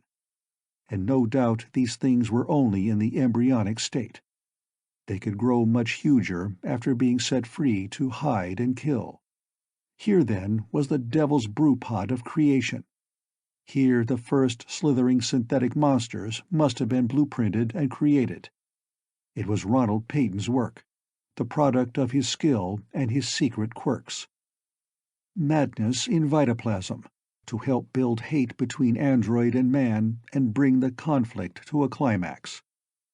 And there was more. Against one wall was the plunder of Mitchell Prell's laboratory on Mars, or most of it. The tanks were empty. But on a table stood the larger microscope, as if what could be seen through its eyepiece had been under examination. Perhaps the doll-like shape, the other vats, the machine shop and that tiny electron microscope were still there, and what lay at a still lower size level. Across such a void of distance, Ed Doukas could not see such detail, but he felt the mingling of hope and frustration. No path back to normal circumstances was here yet. And the time was certainly not ripe, if it would ever come. Besides, did all of him really want to return, even if part of him fairly ached for it? Carter Loman, or Ronald Peyton, bent close to Les, his pronged helmet and wide face beyond the curve of plastic and radiation shielding, like an ugly world in the sky.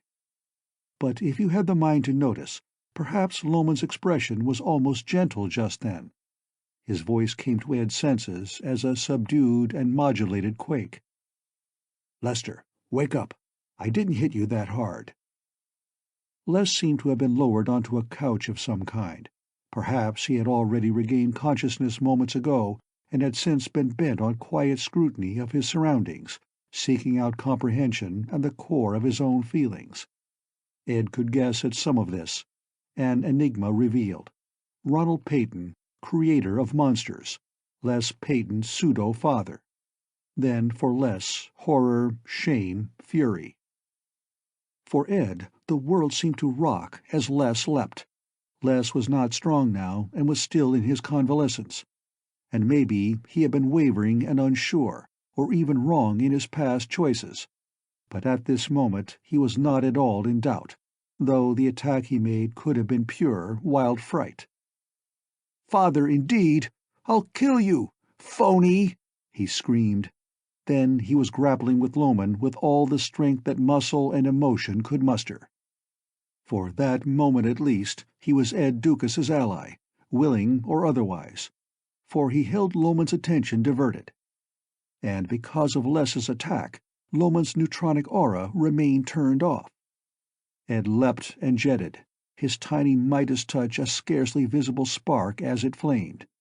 He landed on the fabric near the back of Loman's neck and at the base of his helmet. Holding tight, Ed let his weapon flare again, this time using it to blast a tiny hole. He braved the violent spurt of energy from the dissolving rubberized fabric, and then the moment of exposure to radiation and heat as he crept through. Now he floated in Loman's private atmosphere, within the great oxygen helmet as Loman's struggle with Les went on. Now was the time to test a plan. The speck-sized man against a being of human dimensions, comparatively as huge as a mountain. And it was android against android, advantage against advantage. Loman's lungs, active now to give breath to a chuckle of triumph, breathed Ed in deeply. With his full equipment still lashed to his shoulders, he tumbled down through moist and faintly ruddy gloom. When the air currents quieted, he clung, a sharp splinter of obsidian rising and falling in his hand as he cut through soft tissue. Thus he reached a small artery and was borne along by the flow within it. It was a world of warm, buried rivers. Dim, rosy light sometimes found its way through the walls of flesh. Or was it still the radioactive glow that Loman's body, adapting to the shortage of oxygen, had shown on Mars? but its physical structure, apart from its substance, remained human. The disc-like red blood corpuscles pumped along in the gloom. Only wait now to be circulated to the right position. Ed knew when he passed the great thumping valves and chambers of Loman's heart. But no, this was not the place for action. He could feel himself rising now. Good. Was the darkness within the skull denser than elsewhere? Ed forced his way into constant narrowing channels. Around him he still saw very dimly the living cells themselves. Here they had long, interlocking filaments. They were the brain cells, beyond question. He dared not use his Midas touch here. The fluid at its very muzzle would have exploded. But he had grenades of much the same function. Set the fuse of one and leave it lodged here. Before Ed was pumped back to the huge lungs, he felt the heavy concussion. Then came the wild gyrations of the Colossus. A spark of atomic incandescence had exploded within its head, opening arteries to hemorrhage and destroying surrounding tissue with heat and radiation. A demoniac vitality of body might linger on, but a mind was dead. Had total death come quickly, all movement ceasing, Ed might have had to tunnel his way tediously from the gigantic corpse. But his luck held out. He reached the lungs, and a great burst of air flung him forth into the oxygen helmet again. Loman's form still twitched on the floor. One enemy was erased from the immediate future at least. Loman, or the pseudo-Ronald Peyton, had been removed as an active force of history, but the fury he had helped stir up was by now self-sustaining. Ed gave a brief, almost rancorless thought. A woman had lost her husband in the moonblast, and he was her memory recreated. She had had reason to hate science, and he had been warped and marked by her view. He was a bitter product of his times, impossible in the centuries that came before. Ed knew that he himself, as he was now certainly, was also the child of his era. His uncle must always have been that. Babs, wherever she was now, was also of these years. And his dad, and countless others. Maybe therein you had to find a tiny spark of tolerance for Loman, though not much. And would anyone ever want to bring him back to life, even if the world went on existing? Chapter 9. Ed's score stood at 2 points gained, Loman out of the way and the source of the monsters revealed. But these were small victories compared with what must be gained if there was to be any hope. Masses of human beings and androids faced each other, their emotions inflamed to the point of final folly. And the end of one troublemaker and the revelation of his tools were small items beside all that. Ed got out of Loman's oxygen helmet the way he had entered. Les Peyton, a dazed Atlas, was stumbling around. Ed felt cut off from his old friend by a strange, great distance, but he could talk to him at least. Ed floated to the radio in a corner of the workshop, found his way through a vent in its back, and touched a wire with the minute contact points of a crude microphone as large as his hand. The infinitesimal electric currents it bore were amplified and converted into sound. Ed's voice came forth loud and clear. "Les, it's me, Ed Doukas. I'm here, just as Prell came to me once. I'm an android just a few thousandth of an inch tall. I'm inside the radio, Les. First, I want to know how you feel about all this. Yes, I killed Loman." There were world tremors of footsteps approaching with slow caution. A panel of the set was opened. The giant stared inside. Ed was now sufficiently accustomed to the vibrations of human speech to interpret the mood behind them. There was a brief, hard chuckle, controlled and distant and unfriendly. "Yes, Doukas, I'm quite sure it's as you say. It's odd, maybe, but I'm not surprised at all.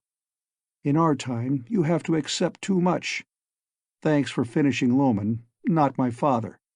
Dad died on the lunar blow-up, as you know, a victim of technology or history, as we all will probably soon be. I've told you before how I feel about everything, and what has happened to me tonight can scarcely have made my view of the androids any kinder.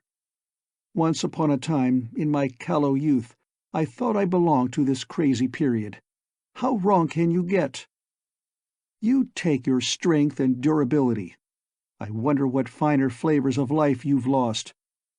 So there's my standard, and I'll live and die by it, Doukas. It's sad to lose a pal, but as you are, I guess you'll have to be an enemy. It's like an instinct, Doukas." Les had spoken calmly and firmly, but Ed sensed the bitterness and uncertainty that lurked beneath the words. "I won't argue, Les," he answered. "But when I'm thinking straight, the truth to me is still as it was. In championing man above android, or vice versa, you can only come to zero. Only in fair play between them is there a chance. So, if the urge ever comes over you, you might still do me a favor. Across this room is a microscope and attached equipment that are vital to me and to Barbara, who is like me somewhere. Guard it, Les. No place that you could reach is perhaps truly safe for it, but I was thinking that if you could gamble again, as we all must, you might take it to Abel Freeman. I know that you were almost killed in his camp, Les, but I believe that the old reprobate is fundamentally sound and not as bitterly against such a device as some human beings might be. Thanks if you consider it, Les." Still unseen by his one-time friend, Ed jetted to the vaulted ceiling and escaped through a ventilator pipe that emerged among concealing bushes. He rose above the trees, and a night wind pushed him on, while he listened to the quartz chip he carried. His first impulse now was to locate Tom Granger as his next candidate for silence. It was not necessary. The news was on the air. Granger was stricken in his quarters just before 8 o'clock. The cause is not yet clear.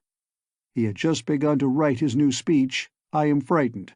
We are all frightened, but this can change nothing of our purpose.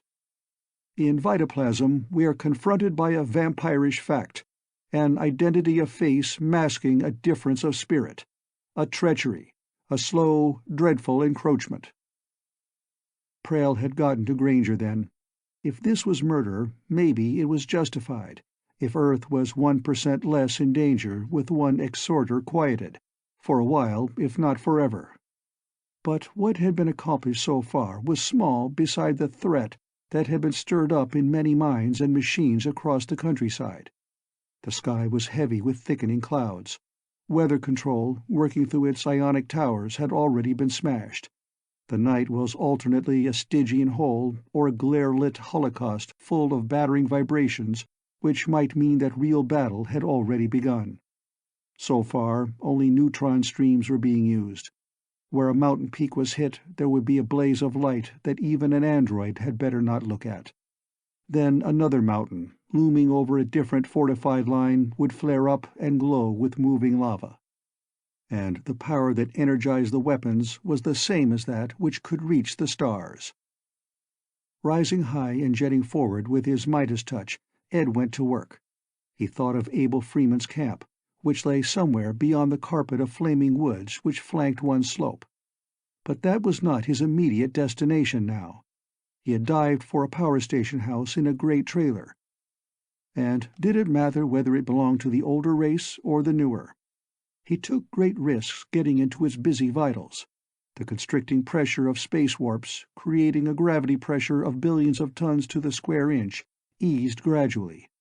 A marble-sized bit of super-dense matter, crushed and compressed by the force and hidden by its opaqueness, began to expand to meter-wide size and to lose its blinding heat and fury as the processes within it stopped. Soon the power plant, turning out a flood of electricity out of all proportion to its small size, ceased to function. Scattered atoms of hydrogen and lithium became inert. There was no easily visible cause for the breakdown, until puzzled eyes found minute holes burned in vacuum tubes, allowing air to enter, oxidizing grids and filaments and stopping their action. 2 great weapons died, their energy cut off. But the power stations themselves were the far greater threat, for they harbored that sun stuff within them. Now the controls of one, which some enraged person might contrive to push too far in spite of the watchfulness of others, were temporarily useless. Working both sides of the line, Ed sabotaged another energy source and another. Then he lost count, not because of a high score, but because heat and radiation had fogged his mind somewhat. Yet he kept at his labors because there was no other way. Within every square mile there was enough potential power to end his planet. Around him, curses came vibrating from giants. "Man, eh? Jelly for insides! Stinking phonies, hell-born or prell-born! Jim, I was wondering, this fizz-out looks fishy. Do you suppose the bastards have something?" The front had quieted. It could be that, as far as he had gone, Ed had actually held the Earth together by spiking a few danger points. But he could take no pride for himself out of this. The job could go on, like a few buckets of water poured on a forest fire. It helped briefly, yet if there had been 1,000 like him, but truly indestructible, the situation might still be without promise. The mass of the populace was too enormous and scattered. The natural suspicion and the forces which had stirred it up were too deep. The ghosts of Loman and Granger still walked in memory and maybe now in martyrdom. And the technology was still there. So Ed knew that, unless there was another way, he could only go on attempting to lessen a threat, until heat and radiation or its fulfillment zeroed him out. It took him over an hour to stop one power station because his demoniac vitality was ebbing, and because it had begun to rain heavily. The great drops could not kill him, but, like falling lakes, they could hammer him into the mud, from which it might take days for him to extricate himself. He waited in the shelter of a loose bit of bark on the trunk of a tree. There he felt the helpless side of his smallness. As he waited, his mind rambled. Had several groups of weapons quit without his noticing, or was this only something that he wished were so? Where was Barbara now? Would he ever see her again? Now he lost himself in a fantasy. He saw them leaving Earth's atmosphere the way they had come, she and he together, maybe finding beauty and peace out there. Perhaps there were even tiny worlds, meteors, inhabited by crystalline things such as they had once seen but advanced to a state where they could think and build and be friendly. And, almost wistfully, he thought of another idol, his father's and even Granger's among millions of others. He could almost see the crude charm of the houses, the gardens and the flocks. But how did one erect a wall against science, with science? It seemed harder to do than diking the water out of the deepest ocean and trying to live in the hole thus made. The rain ended. Ed was airborne again. He caused one more power station to break down. But there were others, and some that he had spiked might already be repaired. And from his quartz chip he heard other exhorting voices, not Granger's, but like Granger's. The old and human traits that Granger had represented could go on without him, fighting mature thoughts as if in a drive toward suicide. Who could be everywhere to quiet such clamoring? In the darkness before dawn, Ed felt desperate and hopeless. His mind was on Abel Freeman again, the memory man, somebody's cockeyed family legend. It was an instinctive thing to seek out the strong for advice, for discussion, and perhaps for a joining of forces. Ed had only part of an energy cartridge left for his Midas touch, but this was more than enough to jet him across the mountains to the camp of the quaint android chieftain, with whom he must now admit a kinship of flesh. Freeman was certainly a local leader now among those of the same mark who had fled from the city, where the population was predominantly of the old kind. Technicians, craftsmen, specialists of every sort would be among Freeman's following. Just as first daylight began, Ed drifted over the vast hodgepodge encampment hidden in the woods and the marshes. Part of the ground it covered had been fused to hot, glassy consistency, perhaps by a small aerial bomb. Maybe 100 phonies had died there, which fact added nothing to the cause of peace. Abel Freeman himself was not too hard to find, for he occupied a central, commanding position among various equipment housed in great trailers carefully concealed from any observer in an aircraft. But Abel Freeman, true to his legend, was sitting inside a rude shelter of boughs, which effectively concealed the light of his atoll lamp. Before him was a census-psych training device and a vast pile of books on many subjects, ranging from military tactics to atomics, on which he was obviously endeavoring to get caught up. He was savagely intent upon book learning, for which he had little aptitude. But Ed, seeing him in mountainous proportions, was perhaps better able than others to understand why androids in need of leadership flocked to his stamping grounds. Abel Freeman looked like the essence of rough and ready ability. Among android leaders, he was certainly the greatest. Freeman had a small radio receiver beside him. Ed Doukas did not try to read the meaning of its blaring vibrations, for he was aware of their general tone. To him, the instrument was chiefly a possible bridge of communication between himself and Freeman. But Ed was not now given the chance to make such contact, for something else happened. From the pages of an opened book in Abel Freeman's hands coiled a thread of smoke, as charred words were written rapidly across the paper. Ed was close enough in the air to read them, too. "I am Mitchell Prell, who helped make your kind possible. I am one of you now, though undersize. Help keep the peace. Make no moves to start trouble." Ed himself was startled. His uncle was here, then. They had arrived at almost the same time, and Prell had chosen a more dramatic means of communication. Not ink, not an amplified voice, but the spider-web-thin beam of his Midas touch used as a long stylus, while he clung perhaps to a hair on the back of Freeman's hand. For an instant, Abel Freeman was gripped by surprise, but then, with rattlesnake-swift movement, his own Midas touch was in his hand. His whole self seemed to take on the smooth flow of perfect alertness, which nothing but an utterly refined machine could have equaled. "Prell or a liar?" he challenged. "Or Prell with a conscience, for his own first people and against his brain-children? Yes, I've heard how little you might be now."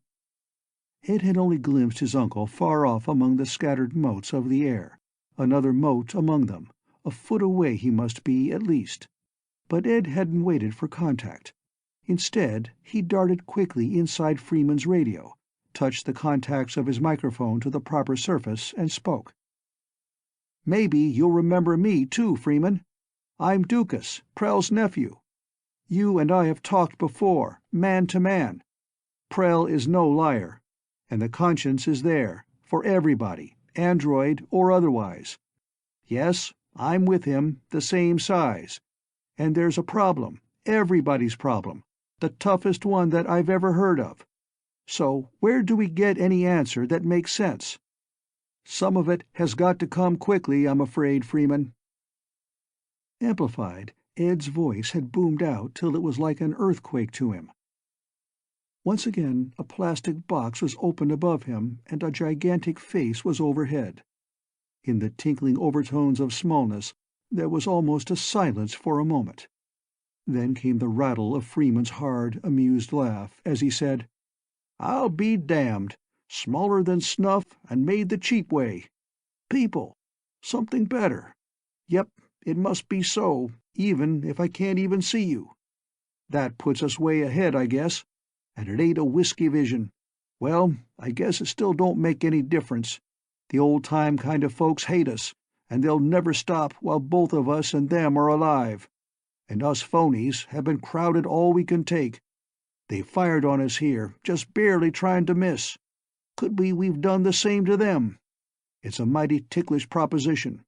In wink time they could finish us all here, nice and clean and no grease left. So could we burn them quicker than gunpowder. So who gets trigger crazy and does it first? We fix them, an answer under the ground. Maybe they can spoil our other weapons, like it seems they can, but not this one. It's buried deep enough. Let 'em try to hit us hard, and it'll set everything off. Your old moonblast will be beat 1,000 times. Us phonies are bull-headed. We were made on Earth, same as them. It's ours as much as theirs. We came alive, and we can fade out again, young fella." The vibrations of Freeman's tones rose and fell, with humor, fatalism, and stubbornness. two races, one born of the knowledge originated by the other, seemed to have driven each other into corners of no return. At some indefinite instant the big zero would come. Ed saw this garish picture more clearly than ever before. His strange little body fairly quivered with it. He looked at Mitchell Prell, who had come beside him now, where the pieces of apparatus that made up the interior of a small receiving set loomed, and he saw in his face the puzzled, tired fear of a scientist whose researches had always aimed at doing good. Just then Ed Doukas, micro-android, was far from separated from the big Earth as he used to know it. So now, in desperation, he clutched at a vision which had once seemed almost a fact. "Freeman," he said, "maybe men can't back down or cooperate with supermen. Doing that can seem like embracing extinction. But hasn't there always been an obvious thing for us to do?" You mean we should back down?" Freeman replied softly. "Set out for the wide-open spaces that we were meant for? Leave the poor clodhoppers behind? Young fella, could be that you and me see things bigger. For others like us, it ought to be like that, only it ain't, yet. Most of the new people are butcher, baker, and candlestick maker, earth-born and earth-tied in their minds, like anybody. There's a ship, sure, but the stars are still awful far off and never touched, and you can go addle just thinking about them. Lots of our sort would leave in their own sweet time, just as regular folks, sure. It's in their blood. You might say they got wings. But who really knows how to use 'em yet? And crowd our kinfolks off their home world, when they're spunky and sore like any human being? Nope. Sorry." Ed's faint hope faded before the old android's realism. For years the movement of migration had been farther and farther outward into space. It was at once a fact, a dream, and a philosophy, like getting nearer to the eternal unknown. But most of the worthwhile solar system was already owned by the original dominant species. Beyond was only the distance, not a beaten path at all, an untried and fearsome novelty. One starship was about completed, yes. Fast it would be, but its speed would still fall far short of the velocity of light. So the nearer stars were decades, centuries, millenniums away. An idea so familiar that it seems almost an accomplished fact can lose some of its charm in the hard glare of real obstacles. Ed felt something like a chill inside him. Though he knew the strangeness of a microcosmic viewpoint, others did not have this training and boldness for the unknown. He saw the majority of them balking fatally. But he still had to try something, to change as much of this as he could, if he could change any of it at all. "I don't know whether or not to blame you and the others for the revenge you say is rigged here and elsewhere, Freeman," he said. "I can see why both sides felt driven to it. But I'm going to borrow your newscast facilities, Freeman, or someone else's, because rumor can be a powerful force, and I think I can give it a little push." Mitchell Prell was still beside him. His grin was encouraging and sly. "Best of luck in what you intend, Eddie," he remarked. "Need a charge for your Midas touch? Meanwhile, I might try drawing the teeth of some dragons, as you seem to have been doing. Got to be careful, though, that both sides don't blame each other and get nervous. Granger, poor knothead, was easy. I hope that somehow circumstances will be right so that he can come back and learn. About Loman and the things he made, I can feel differently." "You heard?" Ed asked. "It was on the air," Prell replied. "Somebody phoned the news in from near that lab. At least the overwise ones will know that they guessed wrong about which faction contrived a biological horror. A rabid old race sympathizer, but an android too. Can that make either side proud?" A minute later Ed landed on the roof of the trailer which housed Freeman's wireless equipment. He crept past an immense drop of rainwater that loomed like a rounded mesa beside him and entered a vent. Soon he touched the terminals of his microphone to the proper contacts. The transmitter was active. During the first pause between the temblors of other words and signals and coded information, Ed spoke quickly, half like a mischievous sprite. "This is no ghost voice.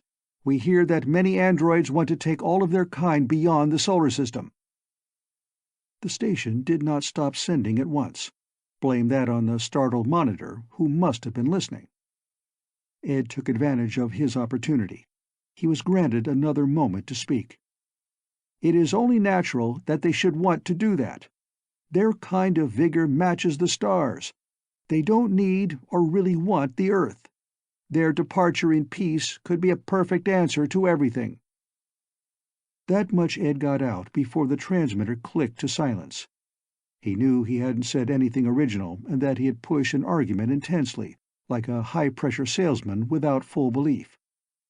What he had said was the way things should be, perhaps, but were not. Yet again, like a romantic kid, had he felt the glamorous impact of his own words? He was aware that androids would hear, and millions of the old race, intent on communications from an enemy station, as well. A mysterious, informal voice was always a thing to draw attention, and his remarks had been rather startling. That they would be repeated and discussed 1,000 times from other stations was probable, for they were like a chink of hope in one of two granite walls of obstinate righteousness and strength. But Ed decided that he'd build no bright pictures of what his speech would accomplish, but would wait for hard facts. He wished desperately that he had a moment more to speak on the transmitter, to call out Barbara's name. Now he drifted again in a morning sunshine. Luck had held out this far at least. But over woods and crude shelters and hidden equipment and grimy, grim-faced horrors that looked as human as refugees could, there were interruptions that denied optimism. A patrolling rocket ship sailed high. An intensified neutron beam turned a finger of air white-hot behind it, very close. And mountaintops, already truncated and smoking, still would flare up dazzlingly. Android muscles and backs strained and went to build fortifications as nothing merely human could. The toilers were both men and women. Could android children cry? Yes, some did. Another thing happened. Ed, floating unseen low in the air, felt the buzz of shouts and cries. A man, who seemed to be near collapse, was being helped forward by a youth whose sidearms dangled near the knees of his torn dungarees. At a little distance, where size seemed more as it used to be, Ed saw that the exhausted man was Les Peyton. He was mud from head to foot.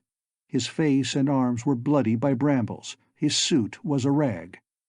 He was brought straight to Abel Freeman's shelter. There, supported by the armed youth, he spoke his piece. "I'm here again, Freeman, because a friend of mine asked me to bring you something for him. Does that make me a fool? I know it does. Because he's only my remembrance of a friend now. Damn you all!" Les Peyton fainted. A package wrapped in a plastic sheath fell from his hands, but Abel Freeman caught it. A couple of Abel's ornery sons looked on, exchanging puzzled scowls. Freeman warned them away with a clenched fist, knotty as an oaken club, and then shouted, "Nancy! Oh, Nancy!" But there was no time for Ed to observe Freeman's hellion daughter functioning as a nurse. He went inside Freeman's radio again and spoke. "Freeman, this is Doukas. I came to you to give and receive help. That means that I've tried to guess right about you. I believe I have. When your neobiologists examine what Peyton has brought, they will be able to guess its value to me and mine. And I think that they will be able to combine its uses with those of their own equipment for something I'd like to see done. But there are other matters. Some of your power plants broke down, but so did others across the line. I did most of that. Prell must be doing more of it right now. What I said over your wireless was meant to gain a little time." Ed paused. Freeman did not open the radio case again. Ed couldn't see him. He could only feel small thuds and clinkings, the android leader opening the package that Les Peyton had brought. Ed wondered if he could ever imagine what was going on in Freeman's head, the 1,000 problems and feelings that must be seething there. Freeman might be no good at book learning, and his roots were in a century when even a flying machine was a wild thought. but he had to be shrewd to match the legend behind him. And he had to take tough situations with a light shrug for the same reason. Finally, Ed felt the rumble of his chuckle. "You mean I'm one of your reasonable variety?" he said. "Meantime, you smash my stuff, eh, little bug in the air? I ought to get damn unreasonable. You might even finish me off.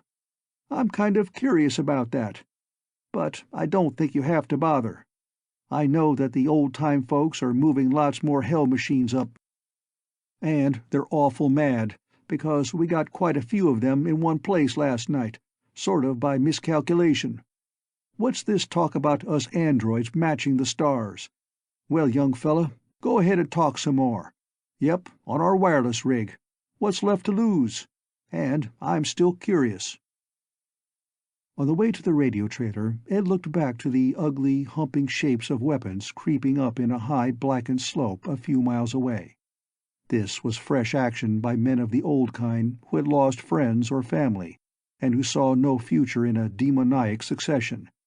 They were exposed, an easy target. But if they were destroyed, others would come. So they dared and defied, and the vicious spiral toward Big Zero continued to mount. Ed tried to forget this for a moment. His first words by wireless were a call for his wife. "Babs, this is Ed, at Freeman's camp. Barbara, come to us if you can. At least, try to communicate with us. You know how. Barbara." She had her own quartz chip active all the time, so she must hear. And if she did, she could send a message just as he did, from some other station. But though Ed now had help at Freeman's orders, no reply from his wife was sifted from the countless communications that were received. But his previous attempt to spread a rumor had brought some expected results. The morning air was full of conflicting comments. "A cruel joke. Psychological warfare. Perhaps, but what if the phonies mean to leave? Some already deny it. Who spoke? Let him speak again." Ed was glad to oblige, even revealing his name, his present dimensions, and how a being of such size, equipped with a Midas touch, might wreck a power station. He explained this last item because he did not want a misplaced blame to stir up more tensions on both sides. Otherwise, he addressed himself mostly to the androids, aware that the old race would listen too. "We were made on Earth, but not for Earth. We were meant to go much farther. Since we have so much, to be other than generous would be stupid. We have peace and the future, and most of what man ever hoped for in our hands. That, or oblivion for everyone." Though the ominous movement on the burned-out slope continued, the actual flash of weapons seemed suspended. The quiet was either promising, or it was ominous. He was lulled into enough confidence so that at noon he took a break. He went back to Freeman's shelter and into the tiniest workshop that Mitchell Prell had made and that Les Peyton had rescued. He dropped from the air beside minute machines and the vats that had given Barbara and him their micro-android forms on Mars. The whole piece, the greater microscope together with all the much lesser equipment, Abel Freeman had unwrapped hastily, so that entry into the twilight within the plastic cover had been easy. Freeman himself was not around. For a moment Ed felt alone and wistful, clinging to the rough glass floor of the shop. But then he saw a faintly luminous elfin figure. "Barbara!" he exclaimed. Her laughter tinkled. "Think I wasn't coming back, Eddie?" she teased. "That I couldn't share any interest in what happens to a big world?" Her blitheness almost angered him. Her expression sobered at once, and he saw that she looked worn. "I know," she said. "It's not funny. We might have burned up with the Earth, far apart. But I kept busy. I tried to call you yesterday from a station in the city, but I wasn't sure I'd touched the proper contacts, and last night I had to be a good saboteur. I got 3 weapon-feeding powerhouses, though I guess that the fine equipment could be shielded against us easily enough. Later I was lost, high up in the wind. With you along, it could have been wonderful. Of course, I heard news broadcasts about Loman's lab. And from Freeman Station a report of how Les arrived with a strange device. This morning I heard your call, but there was no way to answer. Eddie, Freeman's experts could copy us in normal size quite easily and quickly, couldn't they? And in better vitoplasm. The methods have been improved. Our personal recordings, perhaps lost, wouldn't be needed. Should we try to have it done? Then there'd be two of each of us, in different sizes. Two—" Ed chuckled. "Not a word about returning to the old flesh, eh?" he said. "So, have we learned? Android freedom to go anywhere, to be almost anything?" "Yep, magic almost." "I think you'd rather perch on thistledown or a sunset cloud, or be pushed by light pressure, like sleeping spores to 1,000 light-years away. Well, it could still happen. Part of us has been changed enough by things like that to belong here, but the older part seems much like it was and belongs to the size plane that we first knew about." They hugged each other and laughed, and they were reassured by the comparative calm around them. But the forces were still there, only awaiting someone's ultimate madness. And what can a world's end be like, coming in a split instant to one's dissolving senses? Certainly it must be a quick, almost trivial experience. Ed became aware of a bluish flicker. Then there was something like an awful thud. He could scarcely tell whether a crash of sound took part in it or not. Around him everything was dazzling whiteness, without shadow or form. Then there was nothing. Chapter 10. Consciousness came back to him, bringing a cloudy surprise. Rough, rocky walls were around him. This was an artificial cavern crowded with neo-biological equipment, most of which he could recognize. He lay firmly on a hard couch contrived of planks and a folded blanket, part of the latter covering him. A pair of dungarees and a mended shirt had been tossed casually across his bare torso. Someone who looked like a young medico laughed near him. "1 week's time, Doukas. That's all we need now for a major transformation," he said. "You must have thought that we were all goners. It would have seemed like that to you. But it was just a freak attempt at sniping from the hills, with a Midas touch focused to a thin beam. Whoever tried it must have been aiming at our chief's shelter. Only he wasn't there. Still down in miniature, you were caught in the backlash of the blast. But it only knocked you out and singed you a little. You kept holding onto some solid object. Your wife and the equipment were scarcely hurt at all. Then Prell showed up again. They talked with our chief the way you did before. They engineered the transformation. I thought you want to know all this quickly." The youthful android looked good-humoredly awed. "They just stepped out," he added. "They'll be back in a minute." Ed began to slide into his dungarees. He was grateful for his return to something like what he had been. His memories of an interlude when people were mountain tall were clear, yet they didn't seem quite to belong to himself. He thought briefly of how he must have been brought back to normal size, his microform in one of the vats of similar proportions acting as a pattern, electronic brain and all. In another vat, which Freeman specialists had concocted, the gelatins must have filmed and solidified slowly, taking shape, while in brain cells and filaments, different from electronic swirls but capable of assuming the same connecting arrangements, a personality was reproduced without destroying the pattern. With Barbara and Prell it had been the same. "The world goes on, I see," Ed remarked. The android biologist smiled wryly. "Some of that is your fault, Doukas," he said. "A matter of advertising. You made enough old-timers half believe that the Earth will go on being theirs. That cooled them off some. As for our kind, what you said started lots of them thinking again along what ought to be a natural track. Certainly, the prompt departure of almost all of us is the only answer that can really solve anything. Yes, if that isn't far too large an order. Though I rather wish it were possible. Here come Prell and your lady. I'll disappear." They looked almost as they used to look, before anything about them was changed. blame the loss of some trifling birthmark or scar here and there on the simplification of details that had occurred during a step down to smallness. Yet Mitchell Prell's china blue eyes were as good-humored as ever, and Barbara's smile as bright and warm. "So here we are, Eddie," she said gaily. "And what we recently were are still around somewhere, alive and aware, and the same as we were, though not quite us anymore. Separate, but still helping, I'm sure.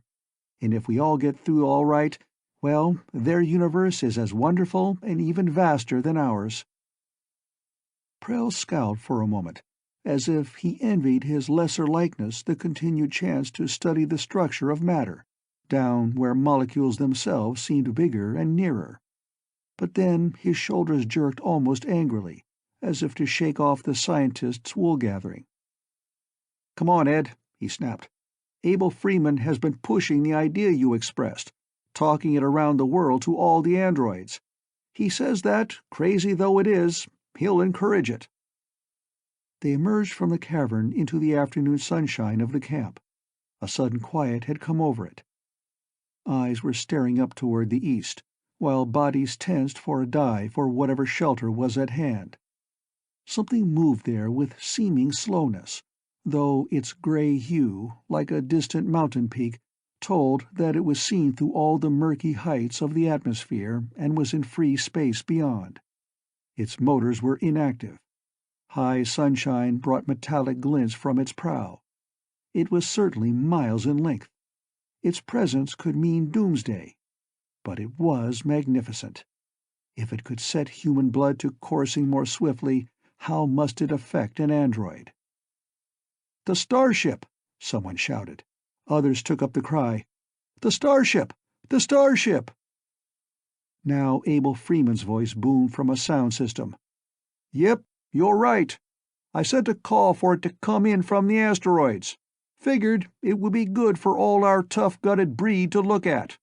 Uh-huh, tough-gutted, I said, but might be I'll have to take that back. Anyhow, a man made for a mule loves a mule on sight. So how about men and a ship made for the stars? But might be you ain't that kind of folks. You only seem that way. Maybe you can only see the mud on the ground and not the sky. I dunno. Moving all of us fast would take an awful lot of insides. But ain't she a beauty? I figure that the folks that brought her here didn't like to disobey orders, but they figured that letting us see was necessary. Maybe they're phonies too. I figured that Harwell, who bossed her construction, would be that now. Her kind of purpose demands it. But maybe you ain't up to what she's for, and you folks of the old kind, what do you say? What if we did leave you alone on Earth? What if you gave us this first starship and let us build more out on a moon of Saturn where you don't go much?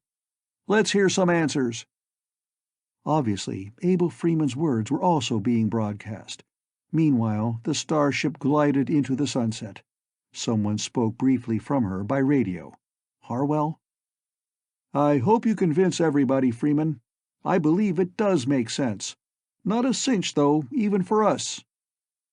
That too came out of the address system as the ship headed back toward its base.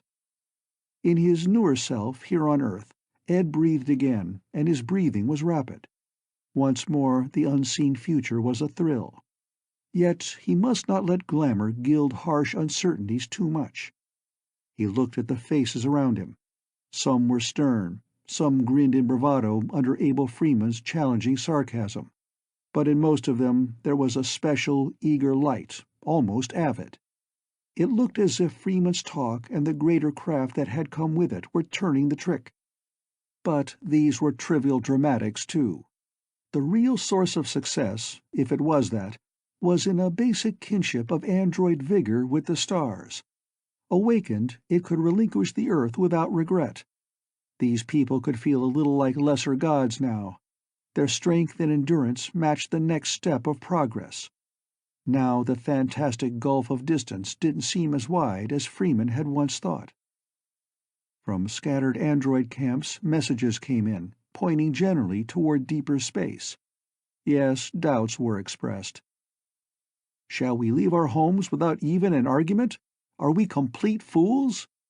Yes, fools if we don't leave.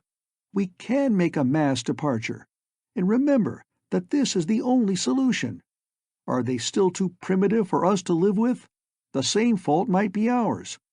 I wonder what they will say to our proposition. Communications also flashed back and forth among the old race.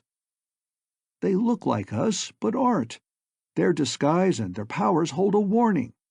No wonder so many of us think of them as something like medieval demons.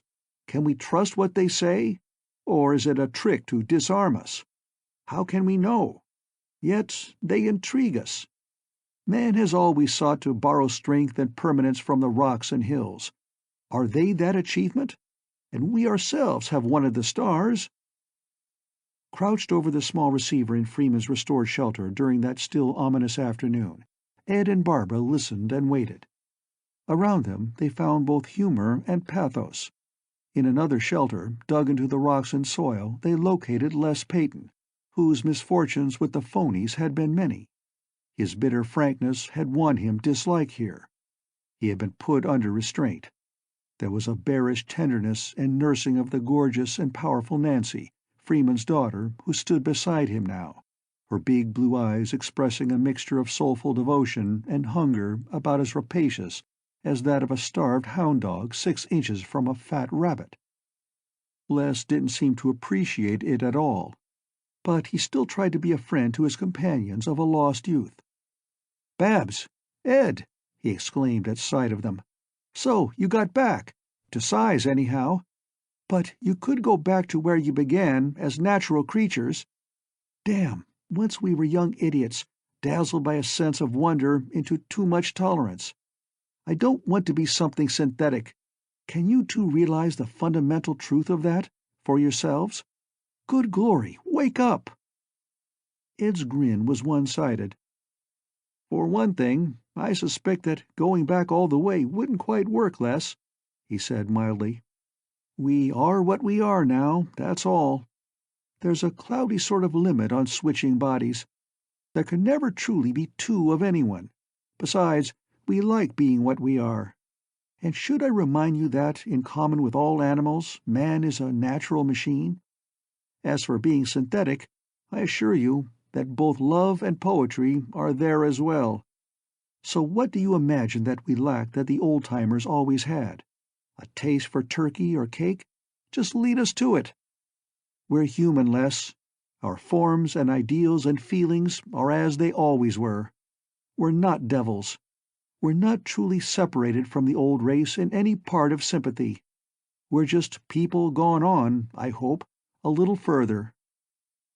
Ed spoke gently, as he must to a tired, confused friend. Or was it to a whole, vast section of humanity, dumbfounded by hurtling technology, proud and stubborn about what had seemed its eternal self, and dreading any change which could seem so darkly drastic? Barbara tried too.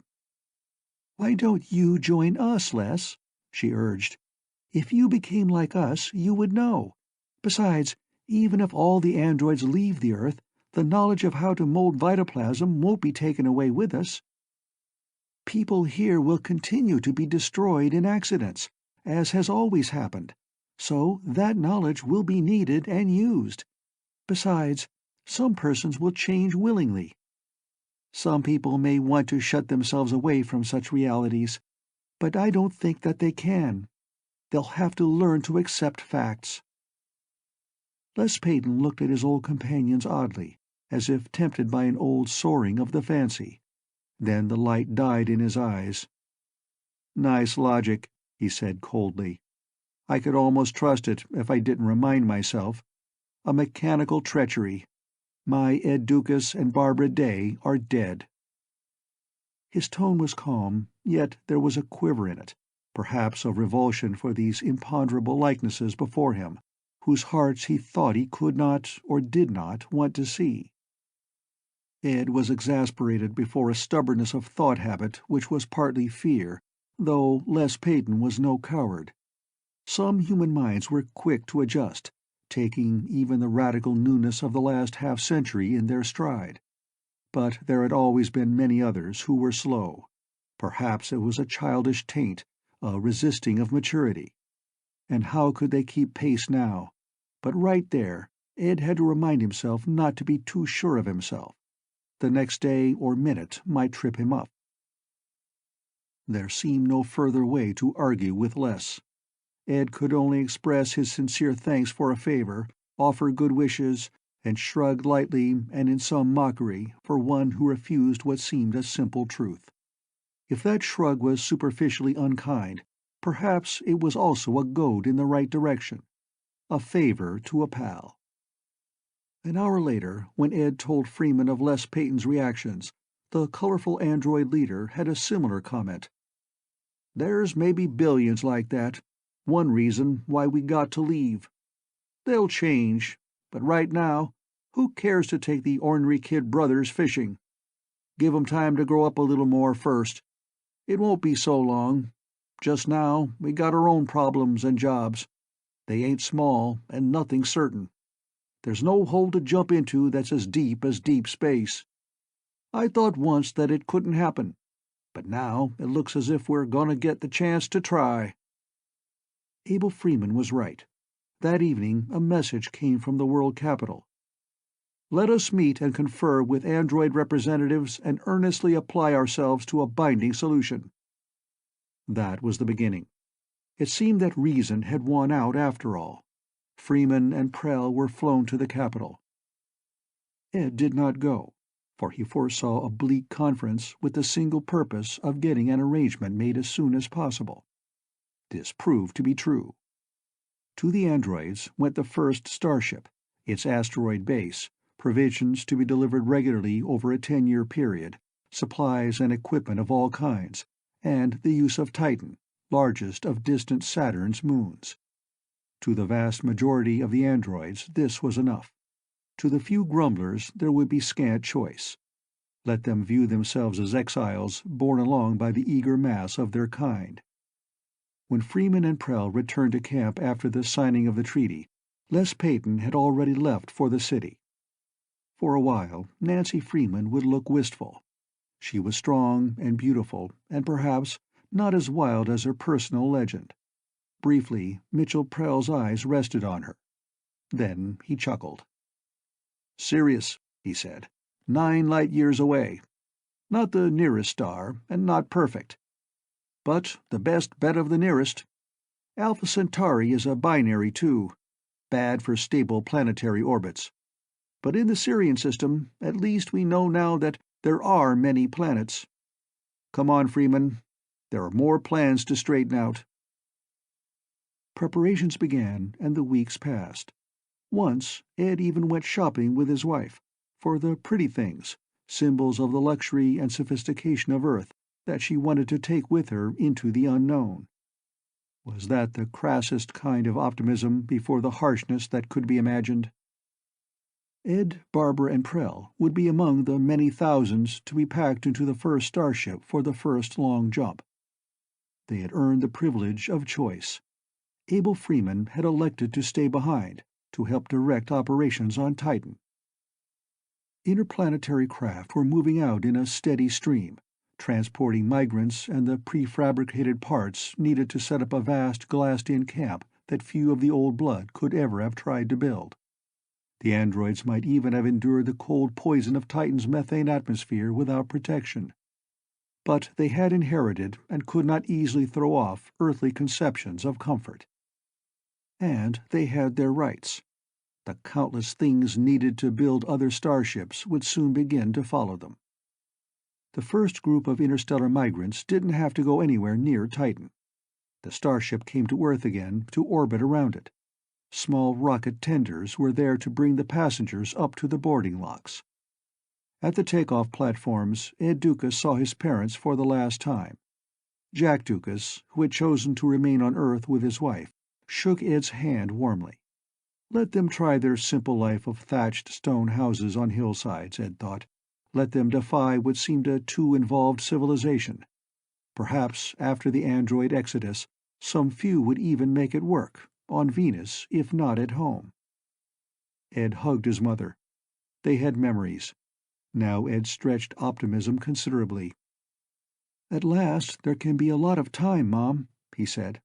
"Enough so that we might even see each other again someplace." Soon he and Barbara were up there in the great ship. To his touch her arm was as smooth and soft as ever. Her hair was dark and thick, her eyes were bright with adventure, her skin a golden tan. And was it a loss that she could have bent a crowbar with her bare hands, or have braved a vacuum at near absolute zero temperature without harm? "You're insulting me in your mind, Ed," she joshed gaily. "Not that I'm much bothered. So the robot stoops to conquer, eh? Of course we have no souls, Eddie." "Certainly not," he responded in the same manner.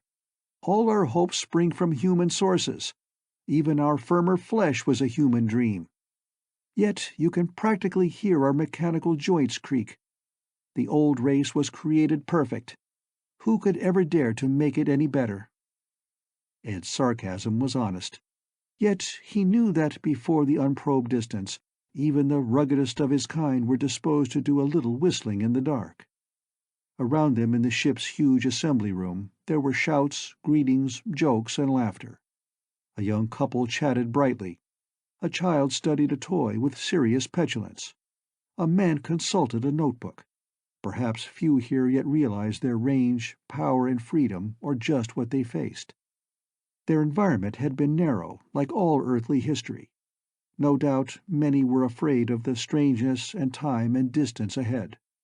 They had reason to be.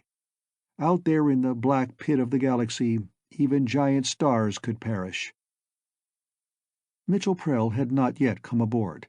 Abel Freeman had already left for Titan, without his willful daughter. Schaefer, the scientist, had gone with him. Under Harwell's commands, the colossal craft kept taking on migrants at top speed for 30 hours. They boarded in numbers out of all proportion to the available living space. Meanwhile, there were needles to submit to. Vitoplasm could be more rugged and adaptable now than when it was first used. The fluids from hollow needles were the means of imparting the improvements. At last the ship quivered slightly. In contact with the heat of fusion of hydrogen and lithium to form the gaseous stellar ash called helium, any material rocket chamber would have been scattered instantly as incandescent vapor.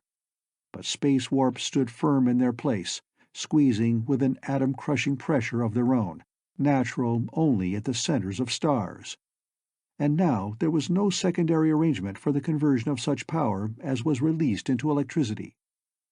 Even the helium became pure radiation that emerged in a stream. It was a continuous, directed explosion of light, far stronger with its narrow limits than the outburst of a supernova. It had been known for centuries that light had both mass and pressure, and here it was concentrated matter, the ultimate in propulsive thrust, changed completely to energy. On the sullen Earth, neither man nor android dared watch that thin thread of fury, while slowly the ship began to accelerate toward a 5-figure number of miles per second. It was the start of the departure of fear from an ancient race. Or so it was meant to be. From Earth, curses no doubt followed the ship, and sighs of relief and regrets and good wishes. This setting forth should have been a human triumph. Many would insist that it was not that. Others knew that it was. Braced in a cubicle 2 meters long, 1 wide and a half-meter high, Ed Doukas held his wife's hand. Tiered rows of other cubicles were around them. Mitchell Prell had been with them minutes ago, and he had simply said, "Good night," half-jokingly. Or was it more whistling in the dark? "Just good night. That's how it'll be, sweet," Ed whispered now. "The years won't mean anything. In the old mythology, the demigods could sleep for a millennium." So the small spark of dread flickered out in them as they invoked a power which they had used before, in smaller android bodies and for a much shorter interval. No drug was needed. Their sleep became suspended animation. Fine dust began to settle on them. But after 40 years, measured by the ship's chronometers, on the basis of a retarded time imparted to objects moving at high velocity, a somewhat larger interval must have passed on Earth, Ed was awakened to help patrol the vessel. With a few other silent men, he moved through its ghostly, dimly lighted corridors and compartments inhabited by the living dead. The stillness was all around, and outside only the stars burned in the void. The decades had been like the passing of a night of sleep, yet, now awake, Ed was aware that the time had gone, building up an unimaginable distance. Here was the abyss. It was a cold awareness which made him neither confident nor happy. Sometimes he looked down at Barbara's quiet face, but he did not wish her to awaken now. Ahead was Sirius, brighter than before. Beside it, visible at least to the unaided eye, was the dim speck of its companion star, a white dwarf, shrunken and old, little larger than the Earth, but incredibly massive, the very atoms at its core compressed by its fearsome gravity and the weight of material above them. This dwarf's internal substance, largely pure nuclear matter, would have weighed tons per cubic inch. Instruments, brought nearer to a destination, now showed more clearly, by the irregularities in the movements of this binary system, the existence of planets pursuing changing paths in the complicated cross-drags of two stellar bodies revolving around a common center. Those worlds, known of on Earth for a quarter century, were still out of telescopic view. Their seasons must be crazy, hot, cold, uncertain. Yet other, nearer star systems had the same and worse drawbacks. And Sirius was relatively near, too. Besides, need an android worry about the fluctuations of mad climate so much? After a month, Ed Doukas relinquished his duties to others who were aroused briefly.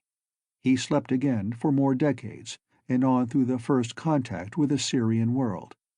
His mind still slightly blurred, he came down in a tender from the orbiting starship after others had landed. Barbara was with him. Somewhere far ahead, among hills rapidly shedding their glacial coat under hot sunshine, was Mitchell Prell. The sunshine came from Sirius itself, farther away than the distance from Earth to Uranus. Hence its size and brilliance were counteracted. Yet this world did not attend Sirius directly. It belonged to the white-hot speck at zenith, the dwarf with an almost equal attraction, tiny but much closer. The planet hurried like a moon around this miniature sun. Ed looked up at thin fish-scale clouds that were rose-tinted.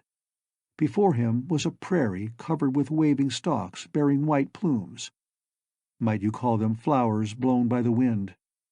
High up among the melting ice, he saw a tower and maybe a roadway.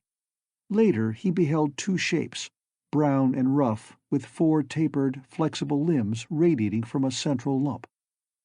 Man, with his arms and legs, also has vaguely the form of a cross. But these were different, though sometimes they almost walked, and metal devices glinted in the equipment they wore. Had he dreamed all this somewhere years ago? Sometimes they rolled quickly like wheels, or they crept along, their limbs coiling. Once they flew, with bright flashes and without wings. But that was artificial. They moved off at last beside a shallow, salt-rimmed sea. "We can't stay here, Eddie," Barbara stated. "It could be fascinating, but it would be worse than on Earth." "As everyone will realize," Ed Doukas answered. So the explorers came back to the tender. Nearer to the dwarf sun, they found a world with a more stable orbit and less extremes of cold and heat. If it was nearer the dwarf with its almost negligible radiance, it also did not approach as close to Sirius, nor swing so far away. It was a chilly little planet that had once been inhabited, too, but now there were only shattered stone and glass and rusted steel. Much of it was desert. But there were forests here and there, and high glaciers. High on a cliff-top in the thin, cold atmosphere, the refugees built their first city. It began with houses of rough logs and stone. But as time passed and the population increased, its metal-sheathed towers began to soar.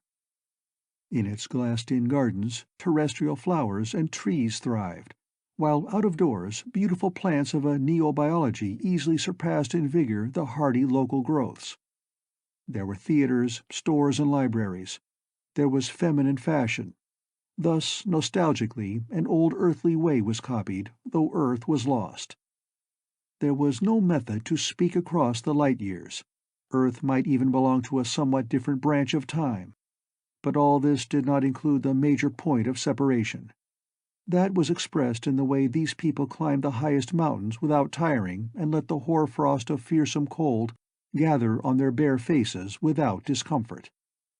Sometimes, on blizzard nights, while they took the sleep that they did not need for more than the pleasure of it, Barbara and Ed would leave the windows open to the storm. "Roofs, buildings, why do we even bother with them?" Ed would say jokingly.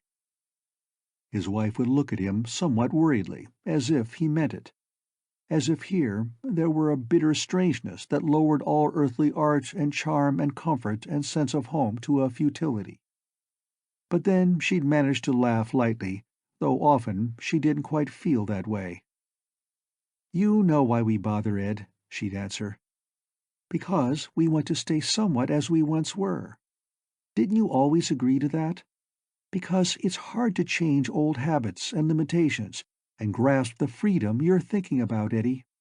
Sometimes I even suspect that we try to hide from that freedom." Ed would scowl, feeling all of these thoughts too. They had all the freedom that men had envisioned long ago. Practical freedom from death, except from extreme violence, freedom from aging, freedom of mind, of action, of shape and size, the freedom of peace and plenty and boundless energy. But beyond all this, like a goad, there often was already much more than a ghost of that ancient human restlessness that always had thrived on strength. "Are you happy here, Babs?" Ed asked once when there had been time to doubt. By then they already had 2 young sons, born of new flesh in an old way. "Of course, reasonably," she chuckled. "Though I have my moods. Then I don't quite know. But Eddie, this is the great, marvelous future, isn't it? The one we looked forward to with longing and wonder. We ought to appreciate it completely." "It is that future. But now, sweetheart, it's also just the present." There were incidents to match such restless talk and thinking. There was Mitchell Prell, always groping for new things, shouting down from a crag-top or from his laboratory, "Hey, Ed! Barbara! Come here!" Maybe he'd discovered a vein of ore that might be mined, or a strange specimen of hitherto unnoticed local fauna or flora. He remained a scientist, while Ed had become a mere builder of buildings. More than likely, the woman Prell had married would be with him. She had been Nancy Freeman of a fantastic origin. That he had separated himself enough from his studies to take a wife was a minor miracle. That these so different two should be together was certainly another. That she had learned to be both tasteful and poised, though no less vigorous than ever, had perhaps been hoped for by the first romancing thought that had given her real being on Earth. To live in peace, comfort, and beauty, Ed now realized was not a final goal. The wild nomad, like Prell, shouting down from mountain-tops, always seeking the unknown and straining to be bigger than his powers, however great that might have become, still had to be served. Otherwise, pride was insulted, the urge to learn and progress was defeated. Boredom set in, and centuries of life were not worth living. Besides, belatedly, after years, there were voices, speaking out of wireless equipment in a way that Ed and Barbara Doukas and Mitchell Prell had reason to remember. That this world was now haunted by beings that floated with the dust in the air was a fact which in itself had an eerie, nomadic charm. 3 tiny beings. No, now there were 4. "Hello. Did you guess that we came with you on the starship? But we stayed on that first planet. Then we visited others. Once we slept under a glacier. We don't know how long. Now we have built another biological workshop. So we will not be lonely. There will be many of us. I see you have done well. What comes next?" Ed had the odd and startling impression of having been spoken to by himself, but he and a tiny speck of the clay of the half-gods were entirely distinct, even if their names were the same. The vast difference in size, enforcing separate thought patterns to meet the problems of different environment, had widened the gap further. "It's us," Barbara said. Mitchell Prell and Nancy were also present just then in the Doukas house. Perhaps the visitors had waited for them to be there. "I know who you mean," Nancy remarked. "You're little folk, Mitch. Tell them something, or do they embarrass you by being so strange? Have you forgotten?" Prell laughed somewhat unsteadily. Other interests had long ago taken his attention away from the small regions that were within the reach of android powers. "They're special friends," he said. "We won't have any trouble talking to them. Hello yourselves!" So it was for an hour. There was a mood of elfin charm, of expanded dimensions, of soft, rich colors, of physical laws wonderfully different in effect. The memory was haunting, but the larger Ed and Barbara had no present wish to return to that fantastic land. It was not their destiny. "So long for now," the voices faded away playfully. But as Syrian time built Terran years, they were occasionally heard again, bearing a note of challenge. The new city had grown huge. The surrounding country was becoming populous. And the inevitable happened, like part of a plan implanted in the nature of man from the beginning, to grow, to reach out, to be bigger in all things than he was before, though perhaps even to imagine the final goal itself was still beyond his intelligence and his experience. Now a more rugged body only made the drive stronger and the outcome more sure. Still orbiting around his first colonial world, outside the old solar system and linked to the history of Earth, was the starship, kept always in careful order. But on a small, jagged moon, a larger, better craft was under construction. It would have thrilled ancient blood. It could stir an android more. Something sultry began to ache in Ed Doukas's mind at the thought of restraint. "Some of us will have to go on, Babs," he said one dwarf-lit half-night. "Blame it on fundamental biological law, in me and the boys too. Call it building an empire too big for any government. Maybe it's an intended step toward some other condition still out of sight. No doubt we're far from the end of what we can become. I don't know. I don't really care. I'm just a man and glad of it. I only know how I feel, and I suspect that, deep down, you feel the same." For a moment Barbara was angry and sad. She still had a woman's wish for permanence. She knew that Ed was thinking of other stars and their systems, red giants, flickering variables, bursting novae, a whole universe of mystery beckoning to a new kind of human. Even the ugly coal-sack clouds of cosmic dust could have their appeal. She herself was not beyond being intrigued by such things. She walked across her pleasant room, which had begun to bore her a little, as Ed knew. "I'm game," she said mildly. Inconceivably far off were other galaxies. Maybe Ed read her mind a little as she thought of the vast, tilted swirl of the one in Andromeda, almost as big as their native Milky Way. It was the nearest, but so distant that all the light-years they had crossed could seem a mile by comparison. As a child she used to look at a picture of it and think that everything she could imagine and much more was there: books, musical instruments, summer nights, dark horror. Ed and she were like the pagan divinities dreamed up wistfully long ago. Yet now she felt very humble. "Ed?" "Yes?" "I was just wondering where God lives," she said.